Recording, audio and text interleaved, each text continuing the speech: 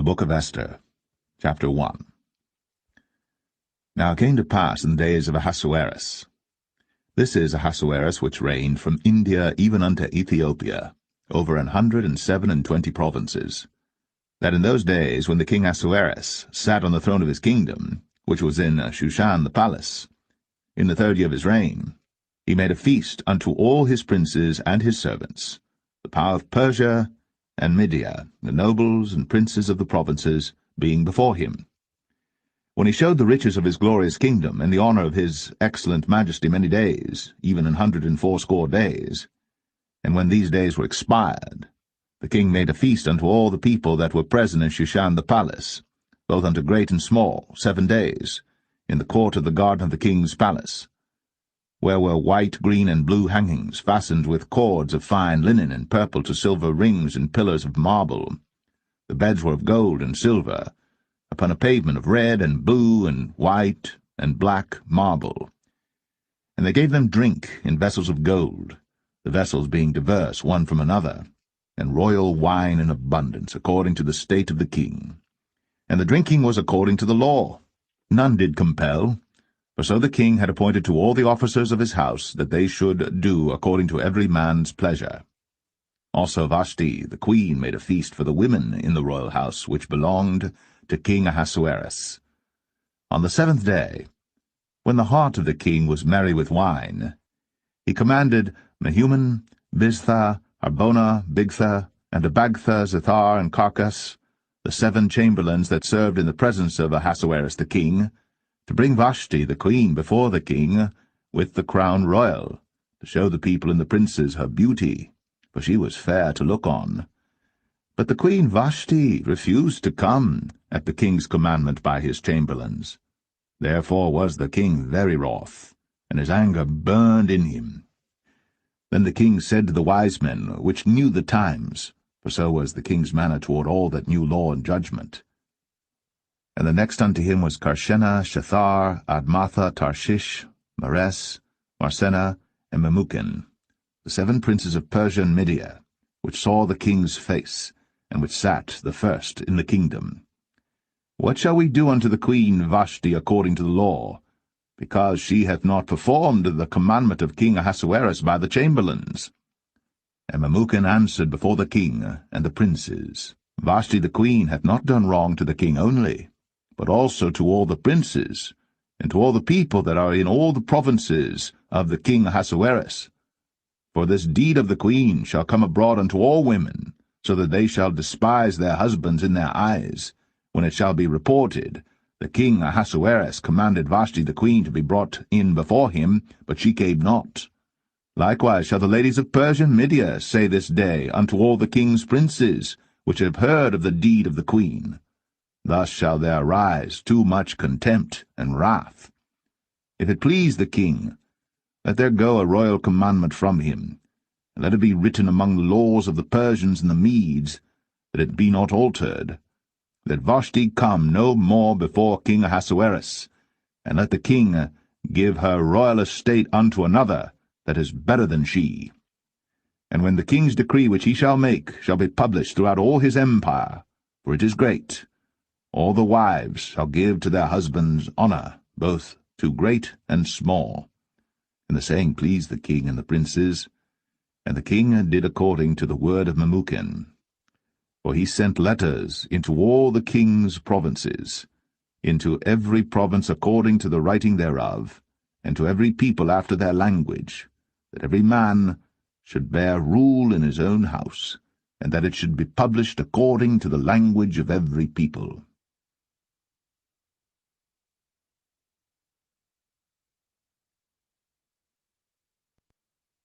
Esther 2. After these things, when the wrath of King Ahasuerus was appeased, he remembered Vashti, and what she had done, and what was decreed against her. Then said the king's servants that ministered unto him, Let there be fair young virgins sought for the king, and let the king appoint officers in all the provinces of his kingdom, that they may gather together all the fair young virgins unto Shushan the palace, to the house of the women, unto the custody of Hegai, the king's chamberlain, keeper of the women, and let their things for purification be given them. And let the maiden, which pleaseth the king, be queen instead of Vashti. And the thing pleased the king, and he did so. Now in Shushan the palace there was a certain Jew, whose name was Mordecai the son of Jair, the son of Shimei, the son of Kish, a Benjamite, who had been carried away from Jerusalem with the captivity which had been carried away with Jeconiah king of Judah, whom Nebuchadnezzar the king of Babylon had carried away. And he brought up Hadassah, that is Esther, his uncle's daughter, for she had neither father nor mother, and the maid was fair and beautiful, whom Mordecai, when her father and mother were dead, took for his own daughter.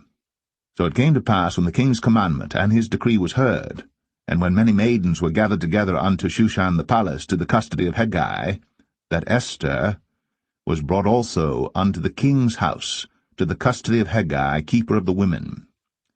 And the maiden pleased him, and she obtained kindness of him, and he speedily gave her her things for purification, with such things as belonged to her, and 7 maidens, which were meet to be given her, out of the king's house.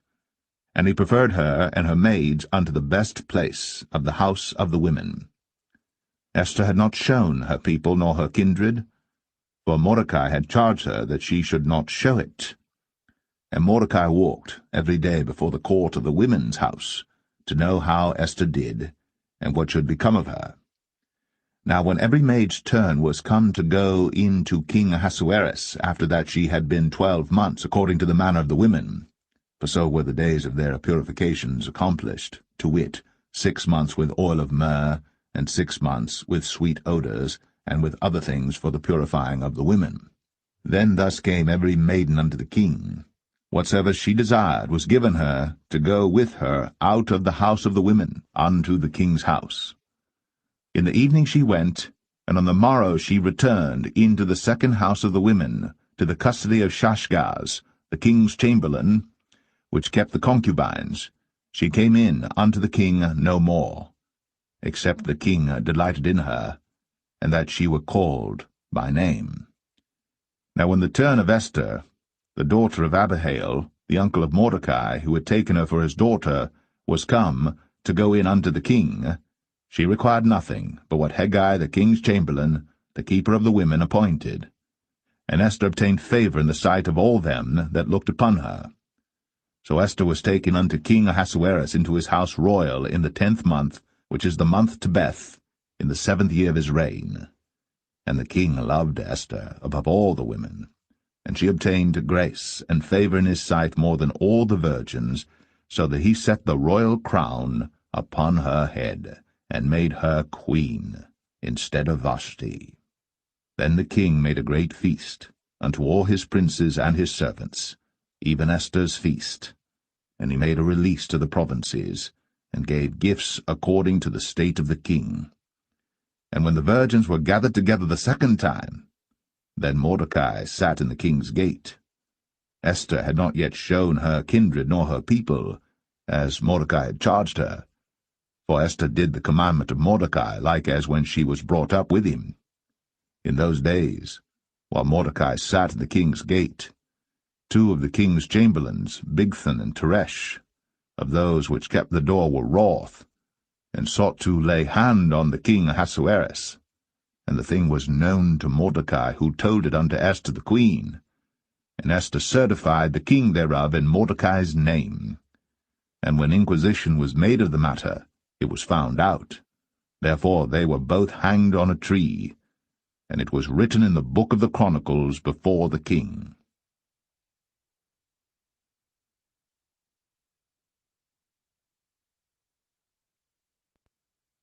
Esther 3.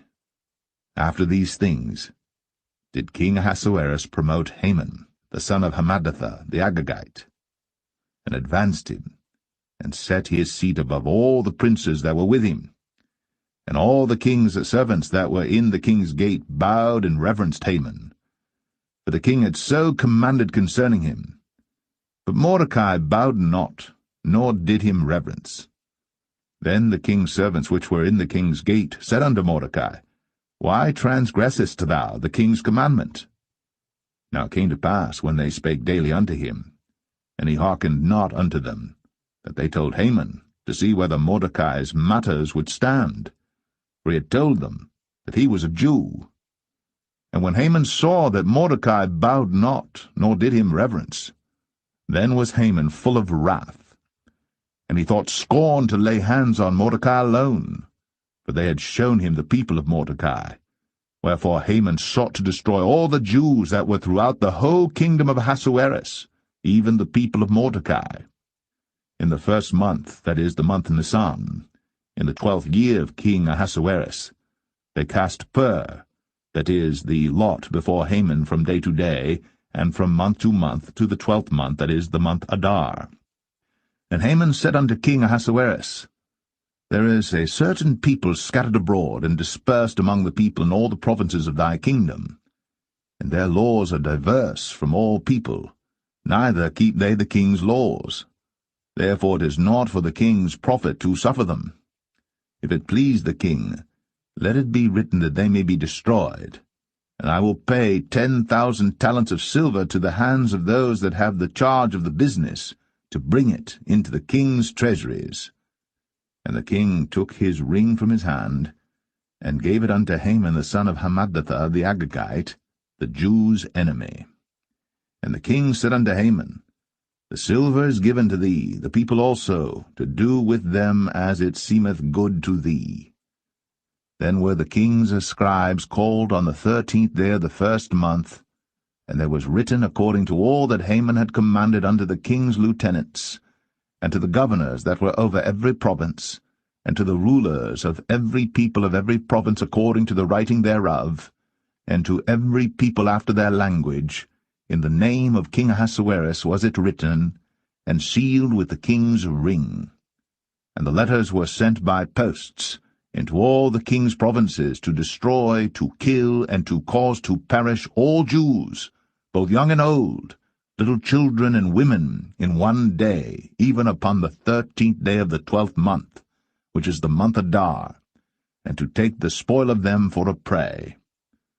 The copy of the writing for a commandment to be given in every province was published unto all people, that they should be ready against that day. The posts went out, being hastened by the king's commandment, and the decree was given in Shushan the palace, and the king and Haman sat down to drink. But the city Shushan was perplexed.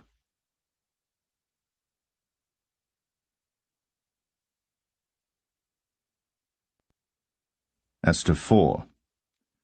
When Mordecai perceived all that was done, Mordecai rent his clothes, and put on sackcloth with ashes, and went out into the midst of the city, and cried with a loud and bitter cry, and came even before the king's gate, for none might enter into the king's gate clothed with sackcloth. And in every province, whithersoever the king's commandment and his decree came, there was great mourning among the Jews, and fasting, and weeping, and wailing, and many lay in sackcloth and ashes. So Esther's maids and her chamberlains came and told it her.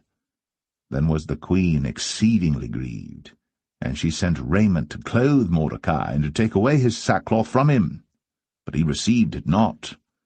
Then called Esther for Hatach, one of the king's chamberlains, whom he had appointed to attend upon her, and gave him a commandment to Mordecai, to know what it was and why it was. So Hatach went forth to Mordecai unto the street of the city which was before the king's gate. And Mordecai told him of all that had happened unto him, and of the sum of the money that Haman had promised to pay to the king's treasuries for the Jews to destroy them. Also he gave him the copy of the writing of the decree that was given at Shushan to destroy them, to show it unto Esther, and to declare it unto her, and to charge her that she should go in unto the king, to make supplication unto him, and to make request before him for her people. And Hatach came, and told Esther the words of Mordecai. Again Esther spake unto Hatach, and gave him commandment unto Mordecai. All the king's servants and all the people of the king's provinces do know that whosoever, whether man or woman, shall come unto the king into the inner court, who is not called, there is one law of his, to put him to death, except such to whom the king shall hold out the golden scepter, that he may live. but I have not been called to come in unto the king these 30 days. And they told to Mordecai Esther's words. Then Mordecai commanded to answer Esther, Think not with thyself that thou shalt escape in the king's house, more than all the Jews. For if thou altogether holdest thy peace at this time, then shall their enlargement and deliverance arise to the Jews from another place. But thou and thy father's house shall be destroyed. And who knoweth whether thou art come to the kingdom for such a time as this? Then Esther bade them return Mordecai this answer. Go, gather together all the Jews that are present in Shushan, and fast ye for me, and neither eat nor drink 3 days, night or day. I also and my maidens will fast likewise, and so will I go in unto the king, which is not according to the law.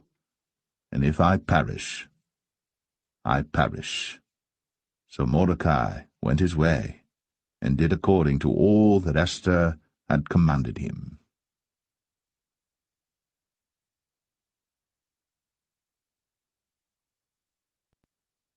Esther 5.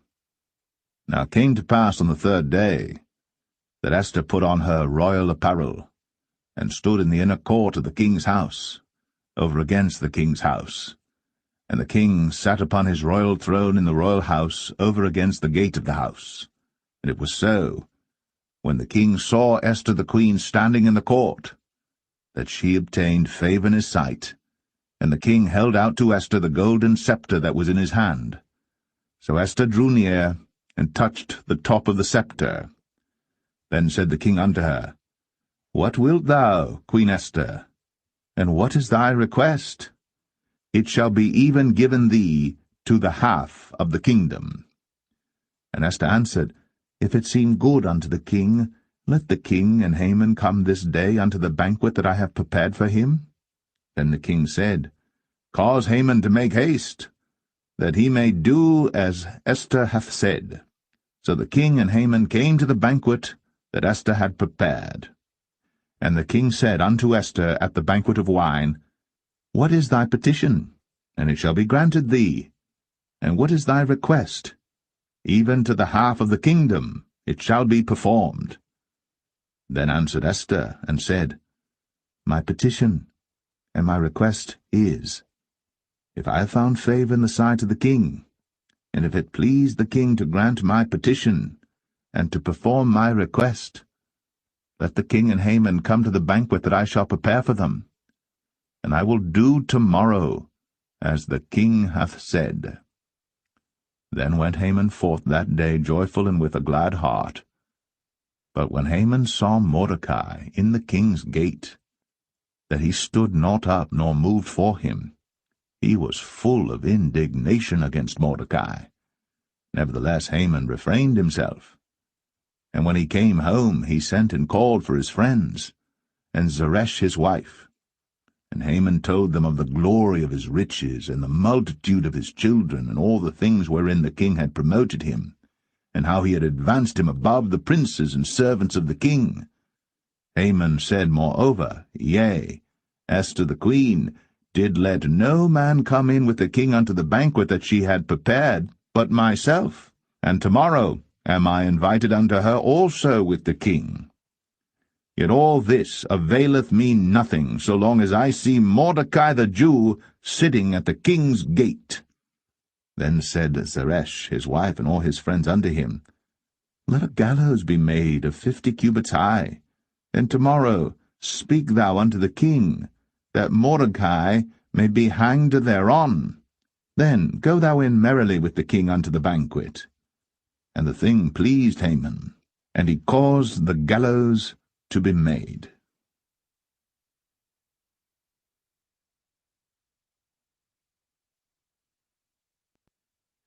Esther 6.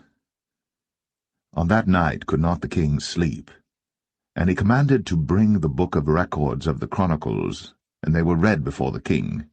And it was found written that Mordecai had told of Bigthana and Teresh, 2 of the king's chamberlains, the keepers of the door, who sought to lay hand on the king Ahasuerus. And the king said, What honor and dignity hath been done to Mordecai for this? Then said the king's servants that ministered unto him, There is nothing done for him. And the king said, Who is in the court? Now Haman was come into the outward court of the king's house, to speak unto the king, to hang Mordecai on the gallows that he had prepared for him. And the king's servants said unto him, Behold, Haman standeth in the court. And the king said, Let him come in. So Haman came in. And the king said unto him, What shall be done unto the man whom the king delighteth to honor? Now Haman thought in his heart, To whom would the king delight to honor, more than to myself? And Haman answered the king, For the man whom the king delighteth to honor. Let the royal apparel be brought which the king useth to wear, and the horse that the king rideth upon, and the crown royal which is set upon his head. And let this apparel and horse be delivered to the hand of one of the king's most noble princes, that they may array the man withal whom the king delighteth to honor, and bring him on horseback through the street of the city, and proclaim before him, Thus shall it be done to the man whom the king delighteth to honor. And the king said to Haman, Make haste, and take the apparel and the horse, as thou hast said, and do even so to Mordecai the Jew, that sitteth at the king's gate. Let nothing fail of all that thou hast spoken. Then took Haman the apparel and the horse, and arrayed Mordecai, and brought him on horseback through the street of the city, and proclaimed before him, Thus shall it be done unto the man whom the king delighteth to honor. And Mordecai came again to the king's gate. But Haman hasted to his house mourning, and having his head covered. And Haman told Zeresh his wife, and all his friends, everything that had befallen him. Then said his wise men, and Zeresh his wife unto him, If Mordecai be of the seed of the Jews, before whom thou hast begun to fall, thou shalt not prevail against him, but shalt surely fall before him. And while they were yet talking with him, came the king's chamberlains, and hasted to bring Haman unto the banquet that Esther had prepared.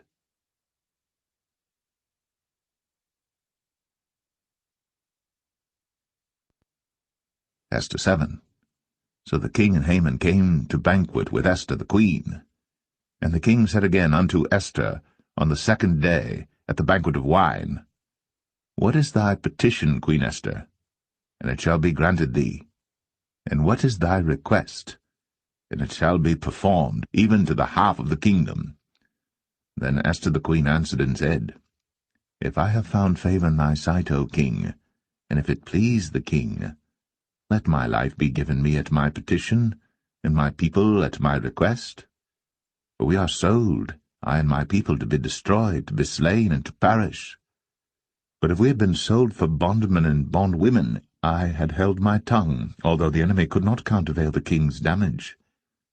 Then the king Ahasuerus answered and said unto Esther the queen, Who is he? And where is he that durst presume in his heart to do so? And Esther said, The adversary and enemy is this wicked Haman. Then Haman was afraid before the king and the queen. And the king, arising from the banquet of wine, in his wrath went into the palace garden. And Haman stood up to make request for his life to Esther the queen, for he saw that there was evil determined against him by the king. Then the king returned out of the palace garden into the place of the banquet of wine. And Haman was fallen upon the bed, whereon Esther was. Then said the king, Will he force the queen also before me in the house? As the word went out of the king's mouth, they covered Haman's face.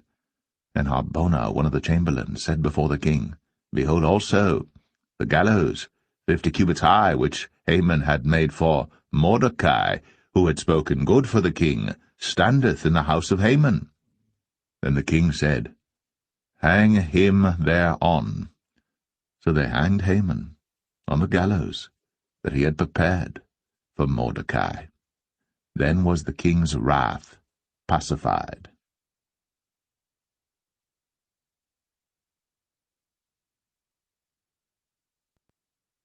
Esther 8.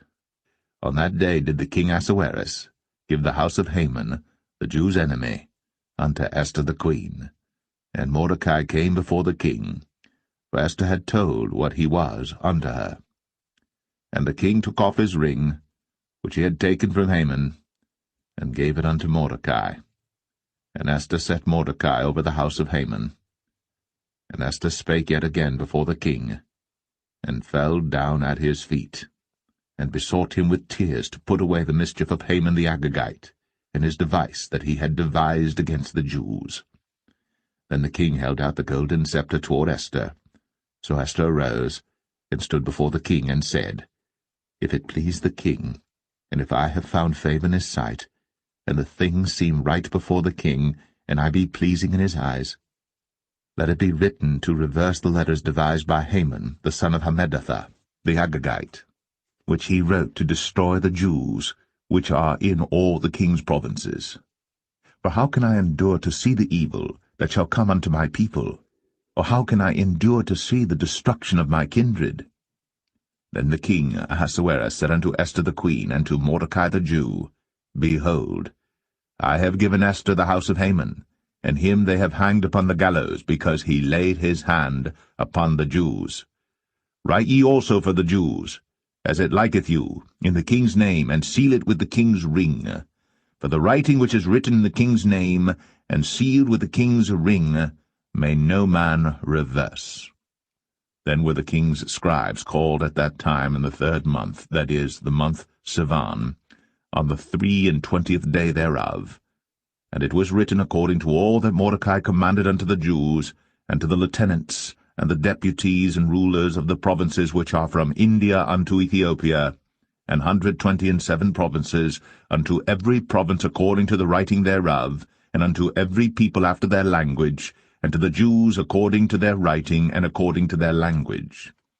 And he wrote in the king Ahasuerus' name, and sealed it with the king's ring, and sent letters by posts, on horseback, and riders on mules, camels, and young dromedaries, wherein the king granted the Jews which were in every city to gather themselves together, and to stand for their life, to destroy, to slay, and to cause to perish all the power of the people in province that would assault them, both little ones and women, and to take the spoil of them for a prey. Upon one day in all the provinces of King Ahasuerus, namely, upon the 13th day of the 12th month, which is the month Adar, the copy of the writing for a commandment to be given in every province was published unto all people, and that the Jews should be ready against that day to avenge themselves on their enemies. So the posts that rode upon mules and camels went out, being hastened and pressed on by the king's commandment. And the decree was given at Shushan the palace. And Mordecai went out from the presence of the king, in royal apparel of blue and white, and with a great crown of gold, and with a garment of fine linen and purple, and the city of Shushan rejoiced and was glad. The Jews had light, and gladness, and joy, and honor. And in every province, and in every city, whithersoever the king's commandment and his decree came, the Jews had joy and gladness, a feast and a good day. And many of the people of the land became Jews, for the fear of the Jews fell upon them.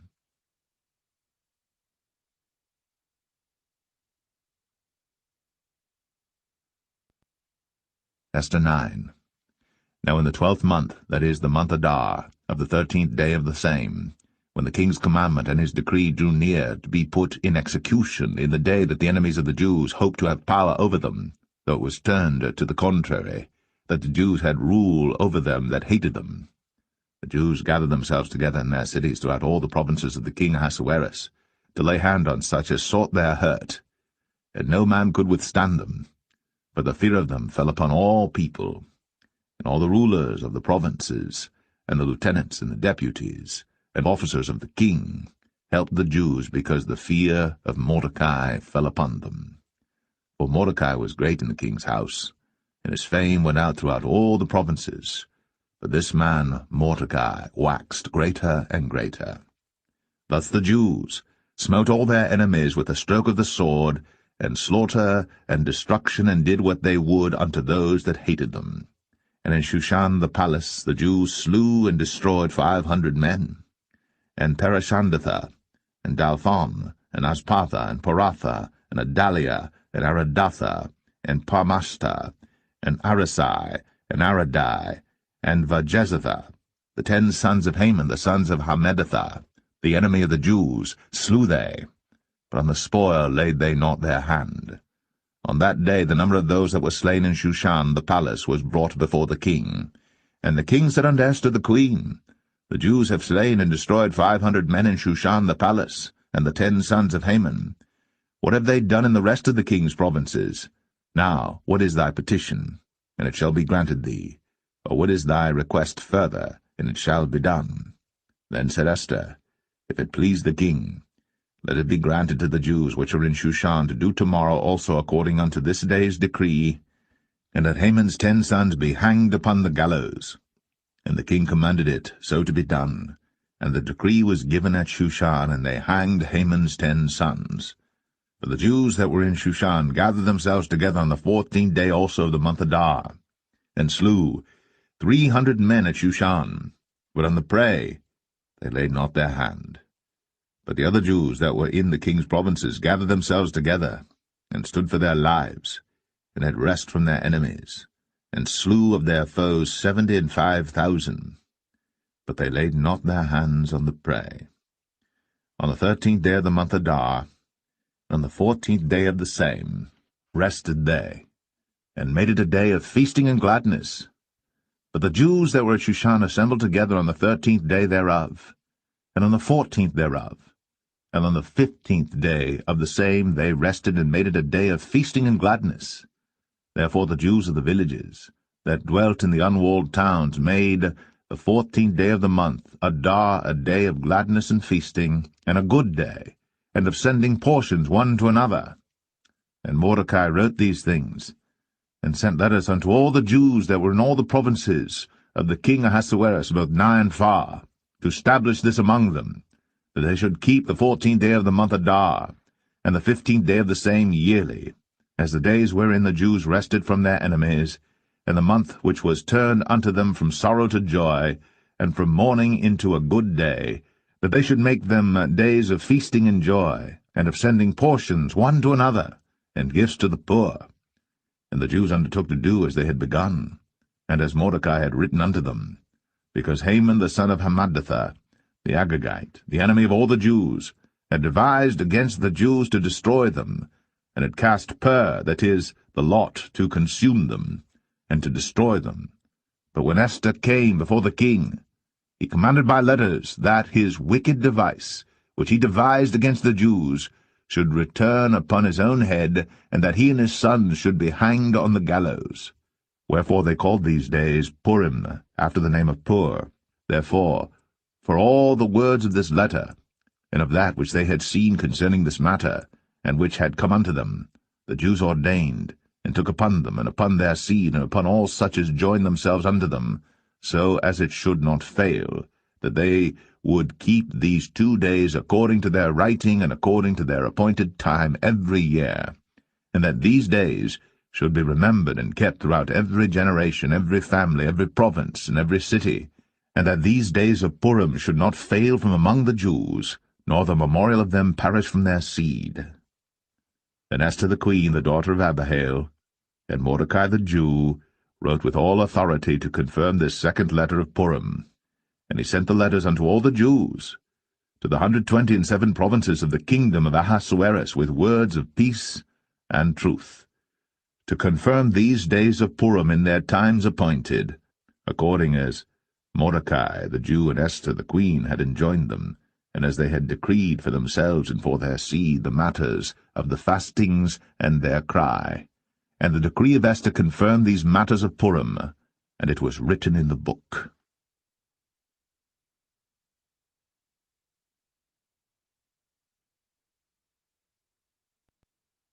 Esther 10. And the king Ahasuerus laid a tribute upon the land, and upon the isles of the sea, and all the acts of his power and of his might, and the declaration of the greatness of Mordecai whereunto the king advanced him, are they not written in the book of the chronicles of the kings of Media and Persia? For Mordecai the Jew was next unto King Ahasuerus, and great among the Jews, and accepted of the multitude of his brethren, seeking the wealth of his people, and speaking peace to all his seed.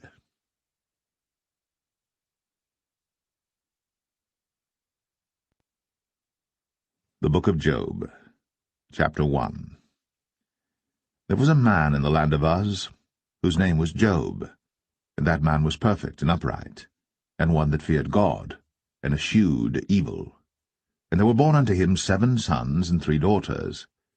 His substance also was 7,000 sheep, and 3,000 camels, and 500 yoke of oxen, and 500 she-asses, and a very great household, so that this man was the greatest of all the men of the East.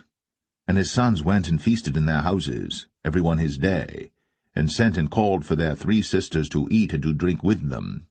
And it was so, when the days of their feasting were gone about, that Job sent and sanctified them, and rose up early in the morning, and offered burnt offerings according to the number of them all. For Job said, It may be that my sons have sinned, and cursed God in their hearts. Thus did Job continually. Now there was a day when the sons of God came to present themselves before the Lord, and Satan came also among them. And the Lord said unto Satan, Whence comest thou? Then Satan answered the Lord, and said, From going to and fro in the earth, and from walking up and down in it. And the Lord said unto Satan, Hast thou considered my servant Job, that there is none like him in the earth, a perfect and an upright man, one that feareth God, and escheweth evil? Then Satan answered the Lord, and said, Doth Job fear God for naught? Hast not thou made an hedge about him, and about his house, and about all that he hath on every side? Thou hast blessed the work of his hands, and his substance is increased in the land. But put forth thine hand now, and touch all that he hath, and he will curse thee to thy face. And the Lord said unto Satan, Behold, all that he hath is in thy power. Only upon himself put not forth thine hand. So Satan went forth from the presence of the Lord. And there was a day when his sons and his daughters were eating and drinking wine in their eldest brother's house. And there came a messenger unto Job, and said, The oxen were plowing, and the asses feeding beside them. And the Sabaeans fell upon them, and took them away. Yea, they have slain the servants with the edge of the sword. And I only am escaped alone to tell thee. While he was yet speaking, there came also another, and said, The fire of God is fallen from heaven, and hath burned up the sheep and the servants, and consumed them, and I only am escaped alone to tell thee. While he was yet speaking, there came also another, and said, The Chaldeans made out 3 bands, and fell upon the camels, and have carried them away, yea, and slain the servants with the edge of the sword, and I only have escaped alone to tell thee. While he was yet speaking, there came also another, and said, Thy sons and thy daughters were eating and drinking wine in their eldest brother's house, and behold, there came a great wind from the wilderness, and smote the 4 corners of the house, and it fell upon the young men, and they are dead. And I only am escaped alone to tell thee. Then Job arose, and rent his mantle, and shaved his head, and fell down upon the ground, and worshipped, and said, Naked came I out of my mother's womb, and naked shall I return thither. The Lord gave, and the Lord hath taken away. Blessed be the name of the Lord. In all this Job sinned not, nor charged God foolishly.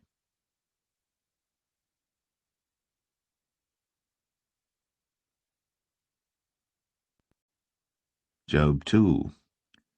Again there was a day when the sons of God came to present themselves before the Lord. And Satan came also among them to present himself before the Lord. And the Lord said unto Satan, From whence comest thou? And Satan answered the Lord, and said, From going to and fro in the earth, and from walking up and down in it. And the Lord said unto Satan, Hast thou considered my servant Job, that there is none like him in the earth, a perfect and an upright man, one that feareth God and escheweth evil? And still he holdeth fast his integrity, although thou movest me against him to destroy him without cause. And Satan answered the Lord and said, Skin for skin, yea, all that a man hath will he give for his life. But put forth thy hand now, and touch his bone and his flesh, and he will curse thee to thy face. And the Lord said unto Satan, Behold, he is in thine hand, but save his life.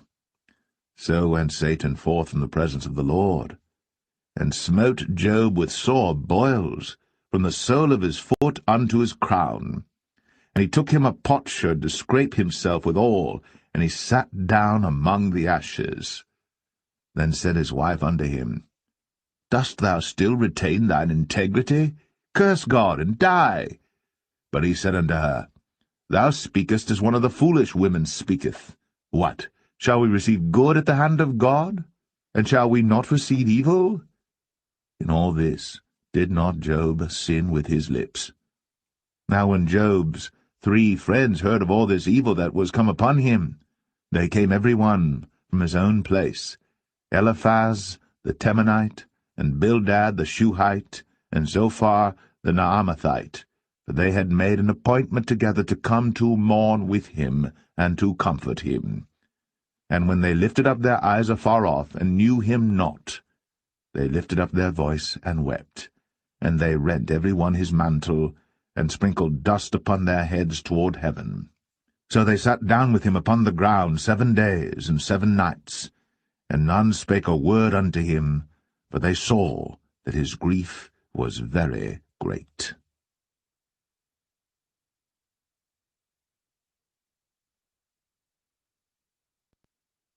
Job 3. After this opened Job his mouth, and cursed his day. And Job spake and said, Let the day perish wherein I was born, and the night in which it was said, There is a man-child conceived. Let that day be darkness, let not God regard it from above, neither let the light shine upon it. Let darkness and the shadow of death stain it. Let a cloud dwell upon it, let the blackness of the day terrify it. As for that night, let darkness seize upon it. Let it not be joined unto the days of the year, let it not come into the number of the months. Lo, let that night be solitary, let no joyful voice come therein. Let them curse it that curse the day, who are ready to raise up their mourning. Let the stars of the twilight thereof be dark. Let it look for light, but have none, neither let it see the dawning of the day. Because it shut not up the doors of my mother's womb, nor hid sorrow from mine eyes. Why died I not from the womb? Why did I not give up the ghost when I came out of the belly? Why did the knees prevent me? Or why the breast, that I should suck? For now should I have lain still and been quiet, I should have slept, then had I been at rest. With kings and counsellors of the earth, which built desolate places for themselves, or with princes that had gold, who filled their houses with silver, or as an hidden untimely birth I had not been, as infants which never saw light. There the wicked cease from troubling, and there the weary be at rest. There the prisoners rest together, they hear not the voice of the oppressor. The small and great are there, and the servant is free from his master. Wherefore is light given to him that is in misery, and life unto the bitter in soul, which long for death, but it cometh not, and dig for it more than for hid treasures, which rejoice exceedingly, and are glad, when they can find the grave. Why is light given to a man whose way is hid, and whom God hath hedged in? For my sighing cometh before I eat, and my roarings are poured out like the waters. For the thing which I greatly feared is come upon me, and that which I was afraid of is come unto me. I was not in safety, neither had I rest, neither was I quiet, yet trouble came.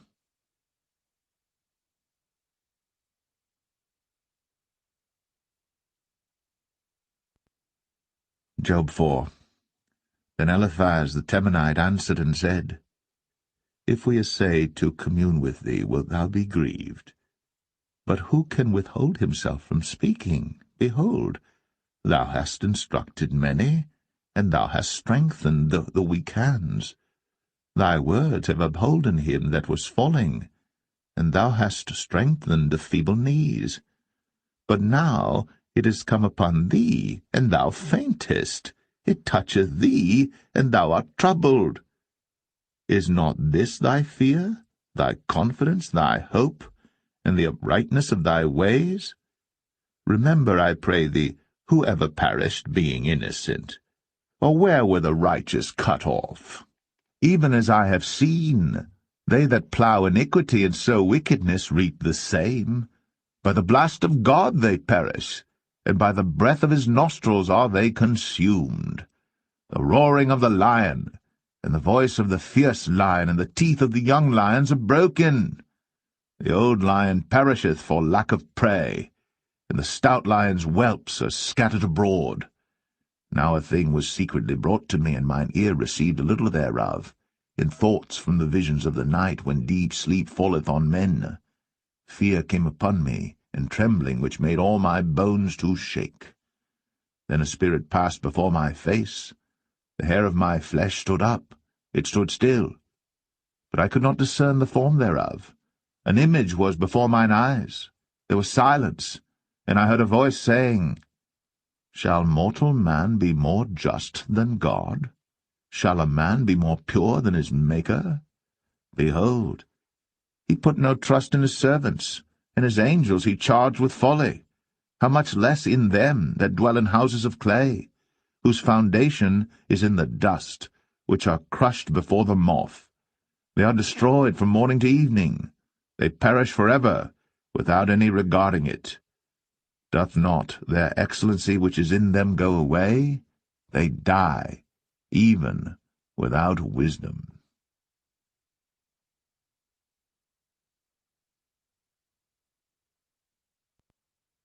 Job 5. Call now if there be any that will answer thee, and to which of the saints wilt thou turn? For wrath killeth the foolish man, and envy slayeth the silly one. I have seen the foolish taking root, but suddenly I cursed his habitation. His children are far from safety, and they are crushed in the gate, neither is there any to deliver them. Whose harvest the hungry eateth up, and taketh it, even out of the thorns, and the robber swalloweth up their substance. Although affliction cometh not forth of the dust, neither doth trouble spring out of the ground.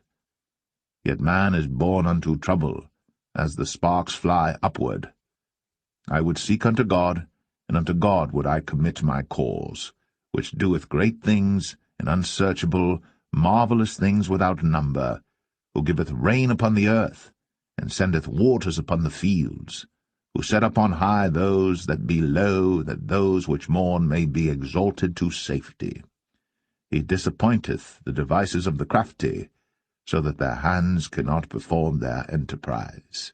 He taketh the wise in their own craftiness, and the counsel of the froward is carried headlong. They meet with darkness in the daytime, and grope in the noonday as in the night. But he saveth the poor from the sword, from their mouth, and from the hand of the mighty. So the poor hath hope, and iniquity stoppeth her mouth. Behold, happy is the man whom God correcteth. Therefore despise not thou the chastening of the Almighty. For he maketh sore, and bindeth up. He woundeth, and his hands make whole. He shall deliver thee in 6 troubles, yea, in 7 there shall no evil touch thee. In famine he shall redeem thee from death, and in war from the power of the sword. Thou shalt be hid from the scourge of the tongue, neither shalt thou be afraid of destruction when it cometh. At destruction and famine thou shalt laugh, neither shalt thou be afraid of the beast of the earth. For thou shalt be in league with the stones of the field, and the beast of the field shall be at peace with thee. And thou shalt know that thy tabernacle shall be in peace, and thou shalt visit thy habitation, and shalt not sin. Thou shalt know also that thy seed shall be great, and thine offspring as the grass of the earth. Thou shalt come to thy grave in a full age, like as a shock of corn cometh in his season. Lo, this, we have searched it, so it is, hear it, and know thou it for thy good.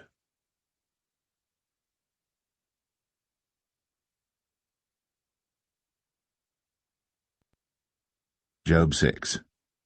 But Job answered and said, Oh, that my grief were thoroughly weighed, and my calamity laid in the balances together.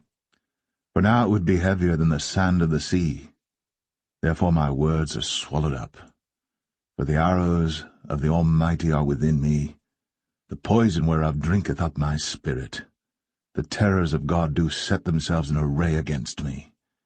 Doth the wild ass bray when he hath grass, or loweth the ox over his fodder?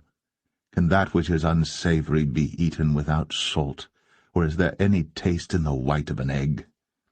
The things that my soul refused to touch are as my sorrowful meat. Oh, that I might have my request, and that God would grant me the thing that I long for. Even that it would please God to destroy me, that he would let loose his hand and cut me off. Then should I yet have comfort, yea, I would harden myself in sorrow. Let him not spare, for I have not concealed the words of the Holy One. What is my strength that I should hope, and what is mine end that I should prolong my life? Is my strength the strength of stones, or is my flesh of brass? Is not my help in me, and is wisdom driven quite from me? To him that is afflicted pity should be shown from his friend. But he forsaketh the fear of the Almighty. My brethren have dealt deceitfully as a brook, and as the stream of brooks they pass away, which are blackish by reason of the ice, and wherein the snow is hid. What time they wax warm, they vanish. When it is hot, they are consumed out of their place. The paths of their way are turned aside. They go to nothing and perish. The troops of Tema looked. The companies of Sheba waited for them. They were confounded because they had hoped. They came thither and were ashamed. For now ye are nothing. Ye see my casting down and are afraid. Did I say, Bring unto me, or give a reward for me of your substance, or deliver me from the enemy's hand, or redeem me from the hand of the mighty? Teach me, and I will hold my tongue, and cause me to understand wherein I have erred. How forcible are right words! But what doth your arguing reprove? Do ye imagine to reprove words, and the speeches of one that is desperate, which are as wind? Yea, ye overwhelm the fatherless, and ye dig a pit for your friend. Now therefore be content, look upon me, for it is evident unto you if I lie. Return, I pray you, let it not be iniquity. Yea, return again, my righteousness is in it. Is there iniquity in my tongue? Cannot my taste discern perverse things?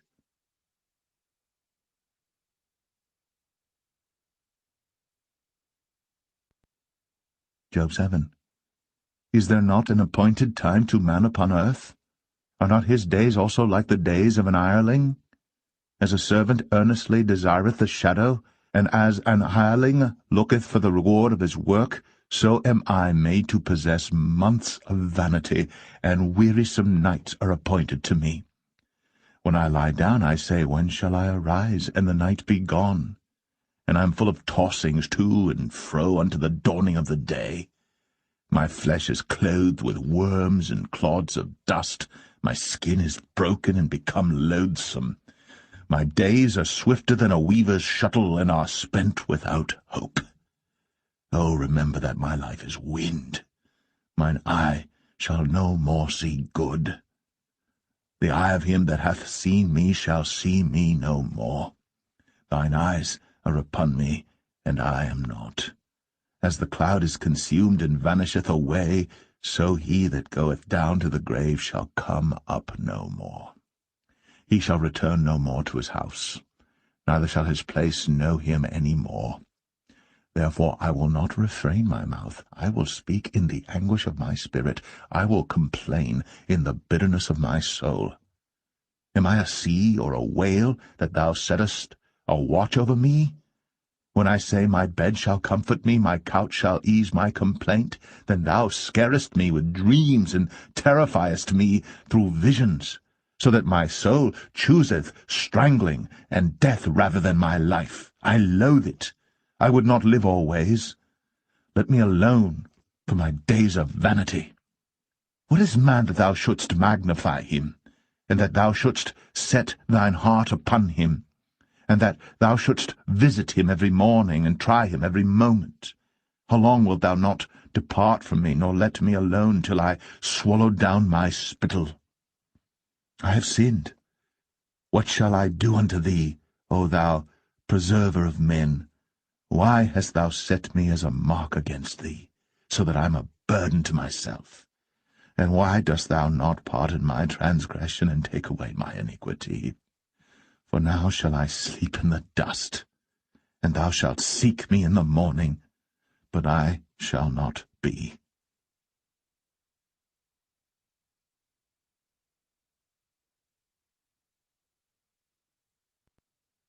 Job 8. Then answered Bildad the Shuhite, and said, How long wilt thou speak these things? And how long shall the words of thy mouth be like a strong wind? Doth God pervert judgment, or doth the Almighty pervert justice? If thy children have sinned against him, and he have cast them away for their transgression, if thou wouldst seek unto God betimes, and make thy supplication to the Almighty, if thou wert pure and upright, surely now he would awake for thee, and make the habitation of thy righteousness prosperous. Though thy beginning was small, yet thy latter end should greatly increase.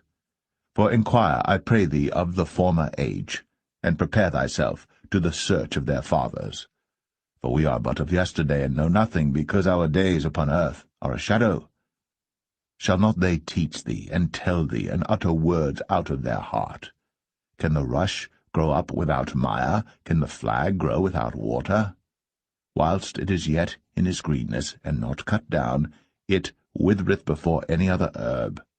So are the paths of all that forget God, and the hypocrite's hope shall perish. Whose hope shall be cut off, and whose trust shall be a spider's web? He shall lean upon his house, but it shall not stand. He shall hold it fast, but it shall not endure. He is green before the sun, and his branch shooteth forth in his garden. His roots are wrapped about the heap, and seeth the place of stones. If he destroy him from his place, then it shall deny him, saying, I have not seen thee. Behold, this is the joy of his way, and out of the earth shall others grow. Behold, God will not cast away a perfect man, neither will he help the evildoers, till he fill thy mouth with laughing, and thy lips with rejoicing. They that hate thee shall be clothed with shame, and the dwelling place of the wicked shall come to naught.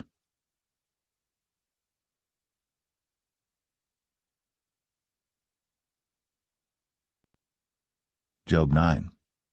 Then Job answered and said, I know it is so of a truth. But how should man be just with God? If he will contend with him, he cannot answer him 1 of 1,000. He is wise in heart, and mighty in strength. Who hath hardened himself against him, and hath prospered? Which removeth the mountains, and they know not? Which overturneth them in his anger? Which shaketh the earth out of her place, and the pillars thereof tremble? Which commandeth the sun, and it riseth not, and sealeth up the stars? Which alone spreadeth out the heavens, and treadeth upon the waves of the sea? Which maketh Arcturus, Orion, and Pleiades, and the chambers of the south?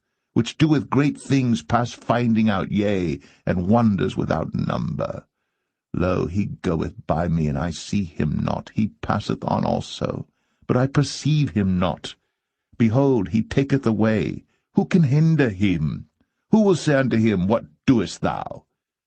If God will not withdraw his anger, the proud helpers do stoop under him.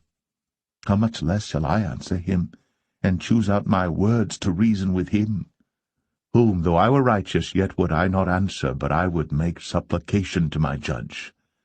If I had called, and he had answered me, yet would I not believe that he had hearkened unto my voice. For he breaketh me with a tempest, and multiplieth my wounds without cause. He will not suffer me to take my breath, but filleth me with bitterness. If I speak of strength, lo, he is strong. And if of judgment, who shall set me a time to plead? If I justify myself, mine own mouth shall condemn me. If I say I am perfect, it shall also prove me perverse. Though I were perfect, yet would I not know my soul. I would despise my life. This is one thing, therefore I said it. He destroyeth the perfect and the wicked. If the scourge slay suddenly, he will laugh at the trial of the innocent. The earth is given into the hand of the wicked. He covereth the faces of the judges thereof. If not, where and who is he? Now my days are swifter than a post. They flee away. They see no good. They are passed away as the swift ships, as the eagle that hasteth to the prey. If I say, I will forget my complaint, I will leave off my heaviness, and comfort myself. I am afraid of all my sorrows. I know that thou wilt not hold me innocent. If I be wicked, why then labour I in vain?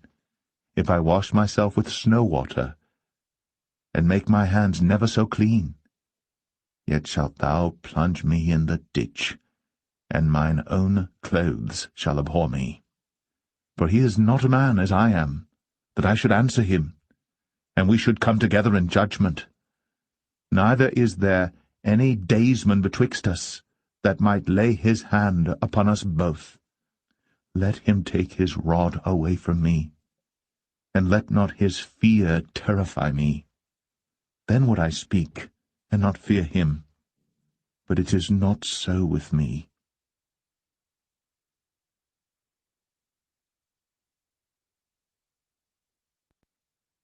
Job 10.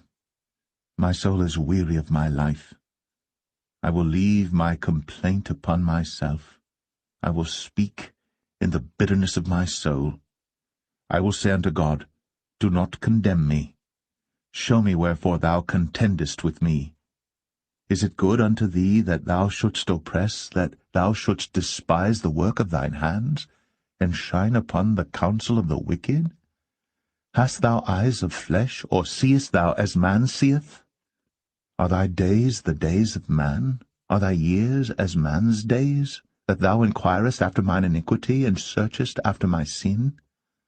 Thou knowest that I am not wicked, and there is none that can deliver out of thine hand. Thine hands have made me and fashioned me together round about, yet thou dost destroy me. Remember, I beseech thee, that thou hast made me as the clay, and wilt thou bring me into dust again? Hast thou not poured me out as milk, and curdled me like cheese? Thou hast clothed me with skin and flesh, and hast fenced me with bones and sinews. Thou hast granted me life and favour, and thy visitation hath preserved my spirit. And these things hast thou hid in thine heart. I know that this is with thee. If I sin, then thou markest me, and thou wilt not acquit me from mine iniquity. If I be wicked, woe unto me. And if I be righteous, yet will I not lift up my head. I am full of confusion, therefore see thou mine affliction, for it increaseth. Thou huntest me as a fierce lion, and again thou showest thyself marvellous upon me. Thou renewest thy witnesses against me, and increasest thine indignation upon me. Changes and war are against me. Wherefore then hast thou brought me forth out of the womb? Oh, that I had given up the ghost, and no eye had seen me. I should have been as though I had not been. I should have been carried from the womb to the grave. Are not my days few?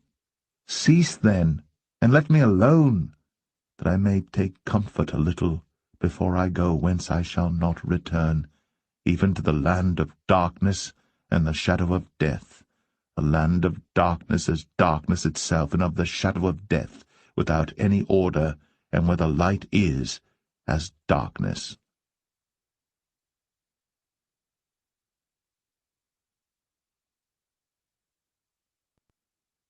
Job 11. Then answered Zophar the Naamathite, and said, Should not the multitude of words be answered? And should a man full of talk be justified? Should thy lies make men hold their peace? And when thou mockest, shall no man make thee ashamed? For thou hast said, My doctrine is pure, and I am clean in thine eyes. But oh, that God would speak and open his lips against thee, and that he would show thee the secrets of wisdom, that they are double to that which is. Know therefore that God exacteth of thee less than thine iniquity deserveth. Canst thou by searching find out God? Canst thou find out the Almighty unto perfection? It is as high as heaven. What canst thou do? Deeper than hell. What canst thou know? The measure thereof is longer than the earth, and broader than the sea. If he cut off, and shut up, or gather together, then who can hinder him? For he knoweth vain men, he seeth wickedness also. Will he not then consider it? For vain man would be wise, though man be born like a wild ass's coat. If thou prepare thine heart, and stretch out thine hands toward him, if iniquity be in thine hand, put it far away, and let not wickedness dwell in thy tabernacles.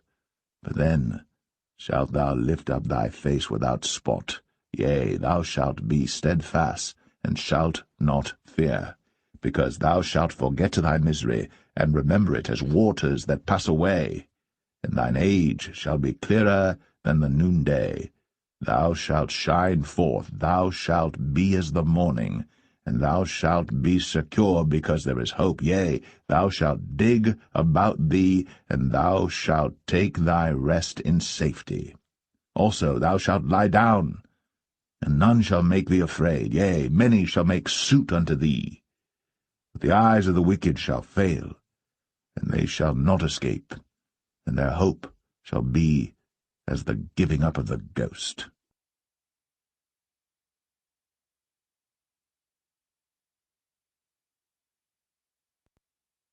Job 12. And Job answered and said, No doubt, but ye are the people, and wisdom shall die with you. But I have understanding as well as you. I am not inferior to you, yea, who knoweth not such things as these? I am as one mocked of his neighbor, who calleth upon God, and he answereth him. The just upright man is laughed to scorn. He that is ready to slip with his feet is as a lamp despised in the thought of him that is at ease. The tabernacles of robbers prosper, and they that provoke God are secure, into whose hand God bringeth abundantly. But ask now the beasts, and they shall teach thee, and the fowls of the air, and they shall tell thee, or speak to the earth, and it shall teach thee, and the fishes of the sea shall declare unto thee. Who knoweth not in all these that the hand of the Lord hath wrought this, in whose hand is the soul of every living thing, and the breath of all mankind? Doth not the ear try words, and the mouth taste his meat? With the ancient is wisdom, and in length of days understanding. With him is wisdom and strength. He hath counsel and understanding. Behold, he breaketh down, and it cannot be built again. He shutteth up a man, and there can be no opening. Behold, he withholdeth the waters, and they dry up. Also he sendeth them out, and they overturn the earth. With him is strength and wisdom. The deceived and the deceiver are his. He leadeth counselors away spoiled, and maketh the judges fools. He looseth the bond of kings, and girdeth their loins with a girdle. He leadeth princes away spoiled, and overthroweth the mighty. He removeth away the speech of the trusty, and taketh away the understanding of the aged. He poureth contempt upon princes, and weakeneth the strength of the mighty. He discovereth deep things out of darkness, and bringeth out to light the shadow of death. He increaseth the nations, and destroyeth them. He enlargeth the nations, and straighteneth them again. He taketh away the heart of the chief of the people of the earth, and causeth them to wander in a wilderness where there is no way. They grope in the dark without light, and he maketh them to stagger like a drunken man.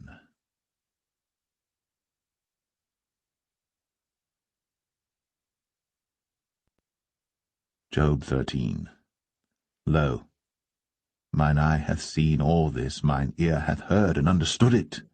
What ye know, the same do I know also. I am not inferior unto you. Surely I would speak to the Almighty, and I desire to reason with God. For ye are forgers of lies, ye are all physicians of no value. Oh, that ye would altogether hold your peace, and it should be your wisdom. Hear now my reasoning, and hearken to the pleadings of my lips. Will ye speak wickedly for God, and talk deceitfully for him? Will ye accept his person? Will ye contend for God? Is it good that he should search you out? Or as one man mocketh another, do ye so mock him? He will surely reprove you if ye do secretly accept persons. Shall not his excellency make you afraid, and his dread fall upon you? Your remembrances are like unto ashes, your bodies to bodies of clay. Hold your peace, let me alone, that I may speak, and let come on me what will. Wherefore do I take my flesh in my teeth, and put my life in mine hand? Though he slay me, yet will I trust in him. But I will maintain mine own ways before him. He also shall be my salvation. For an hypocrite shall not come before him. Hear diligently my speech, and my declaration with your ears. Behold now, I have ordered my cause. I know that I shall be justified. Who is he that will plead with me? For now, if I hold my tongue, I shall give up the ghost. Only do not two things unto me. Then will I not hide myself from thee. Withdraw thine hand far from me, and let not thy dread make me afraid. Then call thou, and I will answer. Or let me speak, and answer thou me. How many are mine iniquities and sins? Make me to know my transgression and my sin. Wherefore hidest thou thy face, and holdest me for thine enemy? Wilt thou break a leaf driven to and fro? And wilt thou pursue the dry stubble? For thou writest bitter things against me, and makest me to possess the iniquities of my youth. Thou puttest my feet also in the stocks, and lookest narrowly unto all my paths. Thou settest a print upon the heels of my feet, and he, as a rotten thing, consumeth, as a garment that is moth-eaten.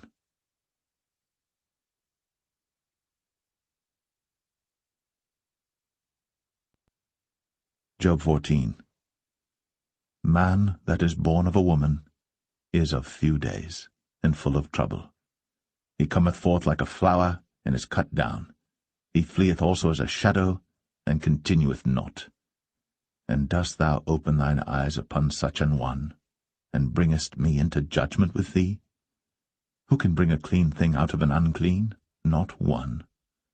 Seeing his days are determined, the number of his months are with thee. Thou hast appointed his bounds that he cannot pass.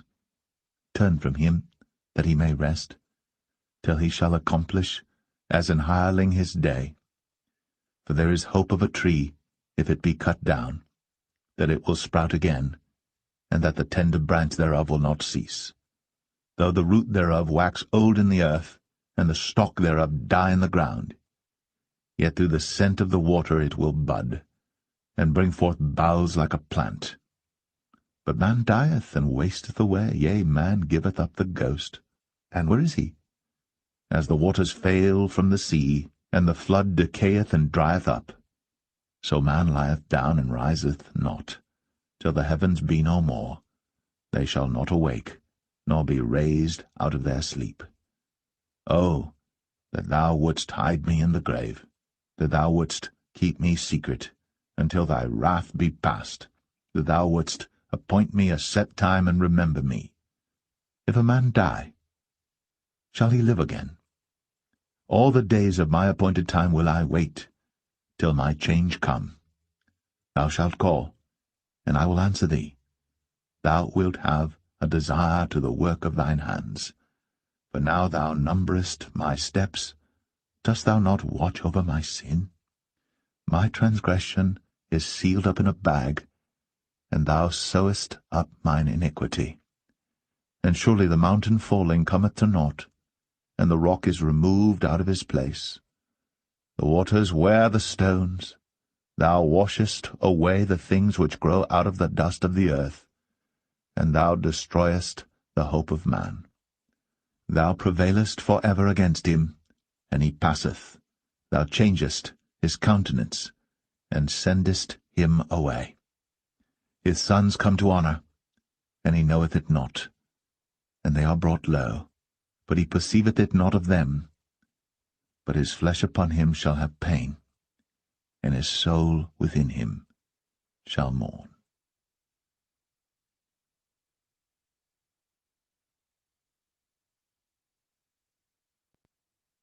Job 15. Then answered Eliphaz the Temanite, and said, Should a wise man utter vain knowledge, and fill his belly with the east wind? Should he reason with unprofitable talk, or with speeches wherewith he can do no good? Yea, thou castest off fear, and restrainest prayer before God. For thy mouth uttereth thine iniquity, and thou choosest the tongue of the crafty. Thine own mouth condemneth thee, and not I. Yea, thine own lips testify against thee. Art thou the first man that was born, or wast thou made before the hills? Hast thou heard the secret of God, and dost thou restrain wisdom to thyself? What knowest thou that we know not? What understandest thou which is not in us? With us are both the grey-headed and very aged men, much elder than thy father. Are the consolations of God small with thee? Is there any secret thing with thee?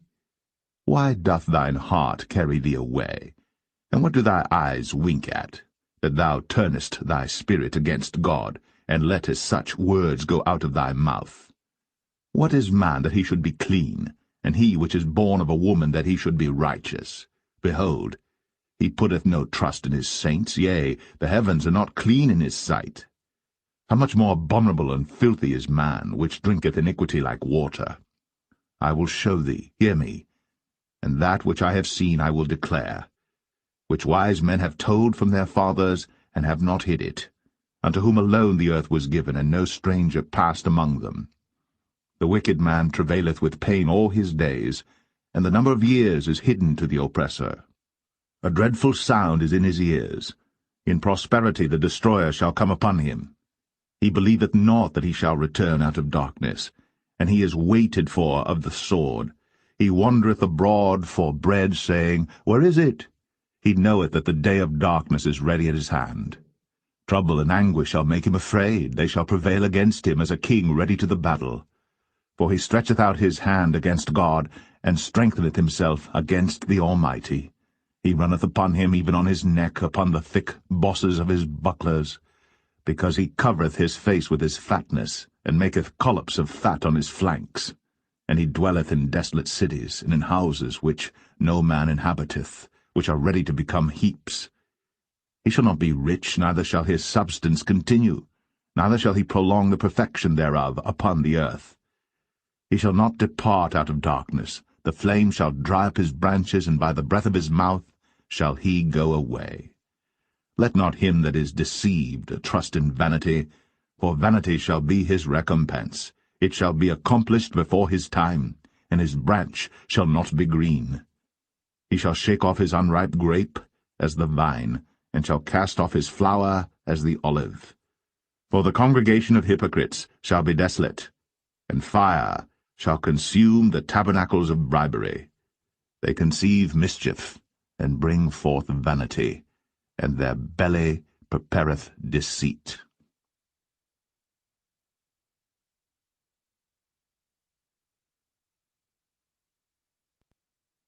Job 16. Then Job answered and said, I have heard many such things. Miserable comforters are ye all. Shall vain words have an end, or what emboldeneth thee that thou answerest? I also could speak as ye do. If your soul were in my soul's stead, I could heap up words against you, and shake mine head at you. But I would strengthen you with my mouth, and the moving of my lips should assuage your grief. Though I speak, my grief is not assuaged, and though I forbear, what am I eased? But now he hath made me weary. Thou hast made desolate all my company, and thou hast filled me with wrinkles, which is a witness against me, and my leanness rising up in me beareth witness to my face. He teareth me in his wrath, who hateth me. He gnasheth upon me with his teeth. Mine enemy sharpeneth his eyes upon me. They have gaped upon me with their mouth. They have smitten me upon the cheek reproachfully. They have gathered themselves together against me. God hath delivered me to the ungodly, and turned me over into the hands of the wicked. I was at ease, but he hath broken me asunder. He hath also taken me by my neck, and shaken me to pieces, and set me up for his mark. His archers compass me round about. He cleaveth my reins asunder, and doth not spare. He poureth out my gall upon the ground. He breaketh me with breach upon breach. He runneth upon me like a giant. I have sewed sackcloth upon my skin, and defiled my horn in the dust. My face is foul with weeping, and on my eyelids is the shadow of death. Not for any injustice in mine hands, also my prayer is pure. O earth, cover not thou my blood, and let my cry have no place. Also now, behold, my witness is in heaven, and my record is on high. My friends scorn me, but mine eye poureth out tears unto God. Oh, that one might plead for a man with God as a man pleadeth for his neighbor. When a few years are come, then I shall go the way whence I shall not return.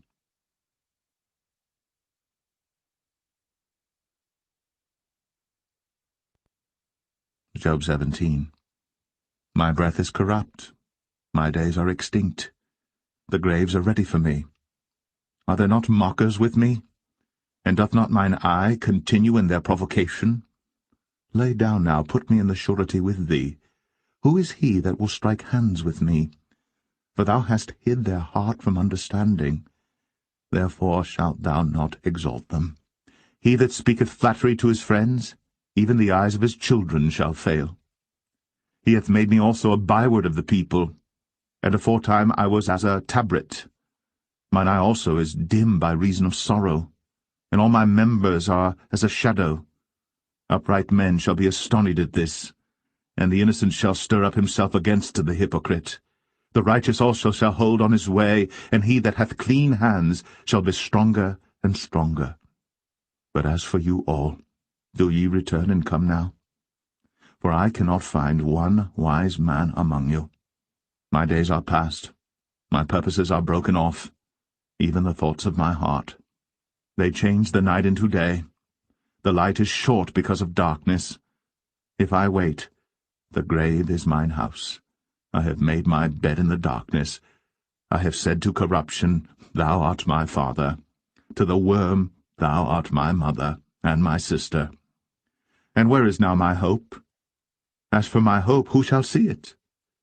They shall go down to the bars of the pit, when our rest together is in the dust.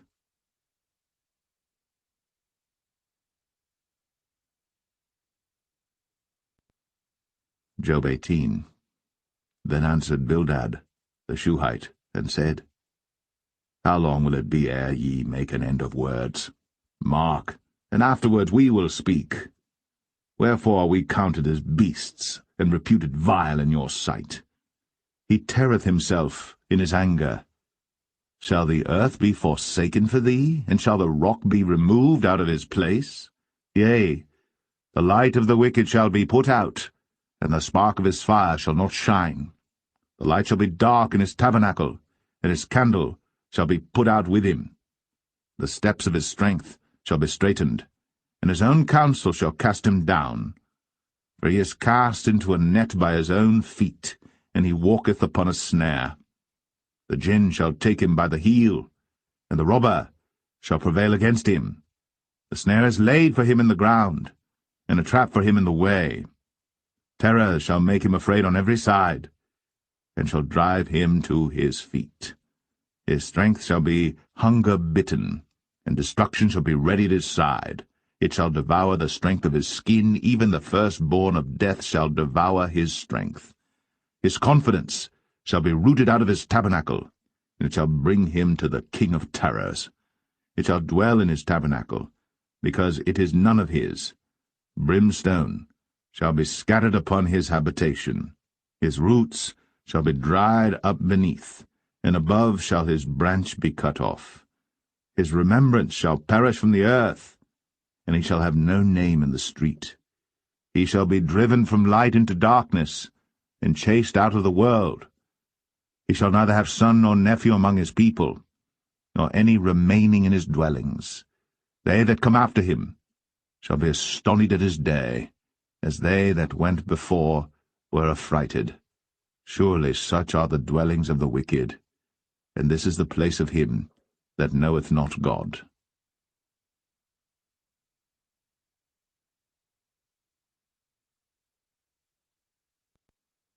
Job 19. Then Job answered and said, How long will ye vex my soul, and break me in pieces with words? These 10 times have ye reproached me. Ye are not ashamed that ye make yourselves strange to me? And be it indeed that I have erred, mine error remaineth with myself. If indeed ye will magnify yourselves against me, and plead against me my reproach, know now that God hath overthrown me, and hath compassed me with his net. Behold, I cry out of wrong, but I am not heard. I cry aloud, but there is no judgment. He hath fenced up my way that I cannot pass, and he hath set darkness in my paths. He hath stripped me of my glory, and taken the crown from my head. He hath destroyed me on every side, and I am gone, and mine hope hath he removed like a tree. He hath also kindled his wrath against me, and he counteth me unto him as one of his enemies. His troops come together, and raise up their way against me, and encamp round about my tabernacle. He hath put my brethren far from me, and mine acquaintance are verily estranged from me. My kinsfolk have failed, and my familiar friends have forgotten me. They that dwell in mine house and my maids count me for a stranger. I am an alien in their sight. I called my servant, and he gave me no answer. I entreated him with my mouth. My breath is strange to my wife, though I entreated for the children's sake of mine own body. Yea, young children despised me. I arose, and they spake against me. All my inward friends abhorred me, and they whom I loved are turned against me. My bone cleaveth to my skin and to my flesh, and I am escaped with the skin of my teeth. Have pity upon me, have pity upon me, O ye my friends, for the hand of God hath touched me. Why do ye persecute me as God, and are not satisfied with my flesh? Oh, that my words were now written, oh, that they were printed in a book, that they were graven with an iron pen and lead in the rock forever. For I know that my Redeemer liveth, and that he shall stand at the latter day upon the earth. And though after my skin worms destroy this body, yet in my flesh shall I see God, whom I shall see for myself, and mine eyes shall behold, and not another, though my reins be consumed within me. But ye should say, Why persecute we him, seeing the root of the matter is found in me? Be ye afraid of the sword, for wrath bringeth the punishment of the sword, that ye may know there is a judgment.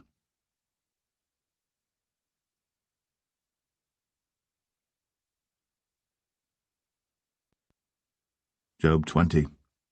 Then answered Zophar the Naamathite, and said, Therefore do my thoughts cause me to answer, and for this I make haste. I have heard the check of my reproach, and the spirit of my understanding causeth me to answer. Knowest thou not this of old, since man was placed upon earth, that the triumphing of the wicked is short, and the joy of the hypocrite but for a moment? Though his excellency mount up to the heavens, and his head reach unto the clouds, yet he shall perish for ever like his own dung. They which have seen him shall say, Where is he? He shall fly away as a dream, and shall not be found. Yea, he shall be chased away as a vision of the night. The eye also which saw him shall see him no more, neither shall his place any more behold him. His children shall seek to please the poor, and his hands shall restore their goods. His bones are full of the sin of his youth, which shall lie down with him in the dust. Though wickedness be sweet in his mouth, though he hide it under his tongue, though he spare it, and forsake it not, but keep it still within his mouth, yet his meat in his bowels is turned. It is the gall of asps within him. He hath swallowed down riches, and he shall vomit them up again. God shall cast them out of his belly. He shall suck the poison of asps. The viper's tongue shall slay him. He shall not see the rivers, the floods, the brooks of honey and butter. That which he laboured for shall he restore, and shall not swallow it down. According to his substance shall the restitution be, and he shall not rejoice therein. Because he hath oppressed, and hath forsaken the poor, because he hath violently taken away an house which he builded not. Surely he shall not feel quietness in his belly. He shall not save of that which he desired. There shall none of his meat be left. Therefore shall no man look for his goods. In the fullness of his sufficiency he shall be in straits. Every hand of the wicked shall come upon him. When he is about to fill his belly, God shall cast the fury of his wrath upon him, and shall rain it upon him while he is eating. He shall flee from the iron weapon, and the bow of steel shall strike him through. It is drawn, and cometh out of the body, yea, the glittering sword cometh out of his gall. Terrors are upon him. All darkness shall be hid in his secret places. A fire not blown shall consume him. It shall go ill with him that is left in his tabernacle. The heaven shall reveal his iniquity, and the earth shall rise up against him. The increase of his house shall depart, and his goods shall flow away in the day of his wrath.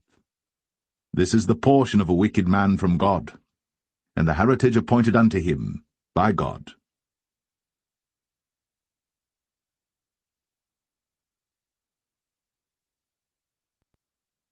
Job 21.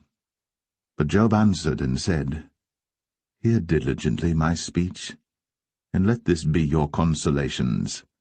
Suffer me that I may speak, and after that I have spoken, mock on. As for me, is my complaint to man? And if it were so, why should not my spirit be troubled? Mock me, and be astonished, and lay your hand upon your mouth. Even when I remember, I am afraid, and trembling taketh hold on my flesh. Wherefore do the wicked live, become old, yea, are mighty in power? Their seed is established in their sight with them, and their offspring before their eyes.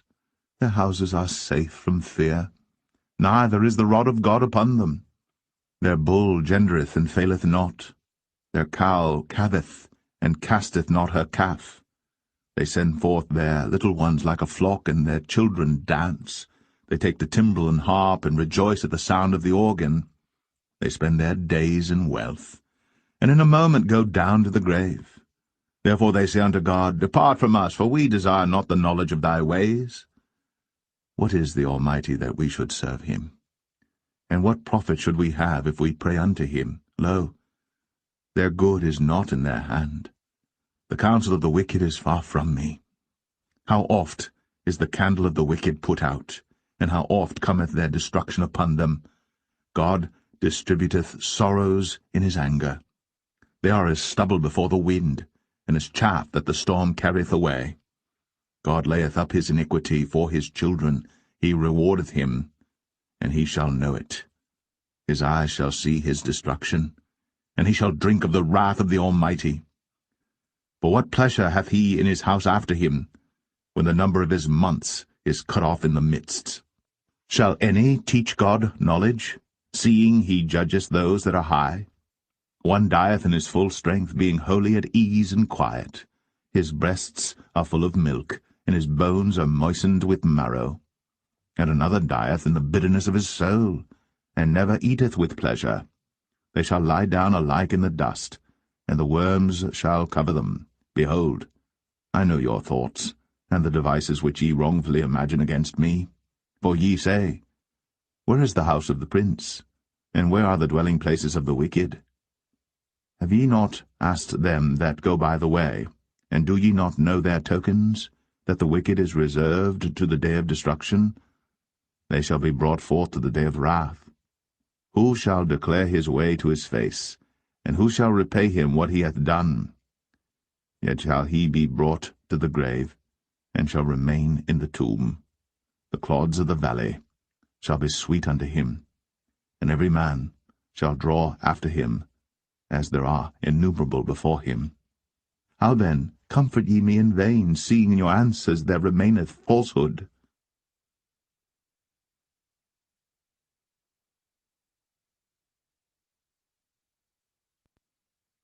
Job 22. Then Eliphaz the Temanite answered and said, Can a man be profitable unto God, as he that is wise may be profitable unto himself? Is it any pleasure to the Almighty that thou art righteous, or is it gain to him that thou makest thy ways perfect? Will he reprove thee for fear of thee? Will he enter with thee into judgment?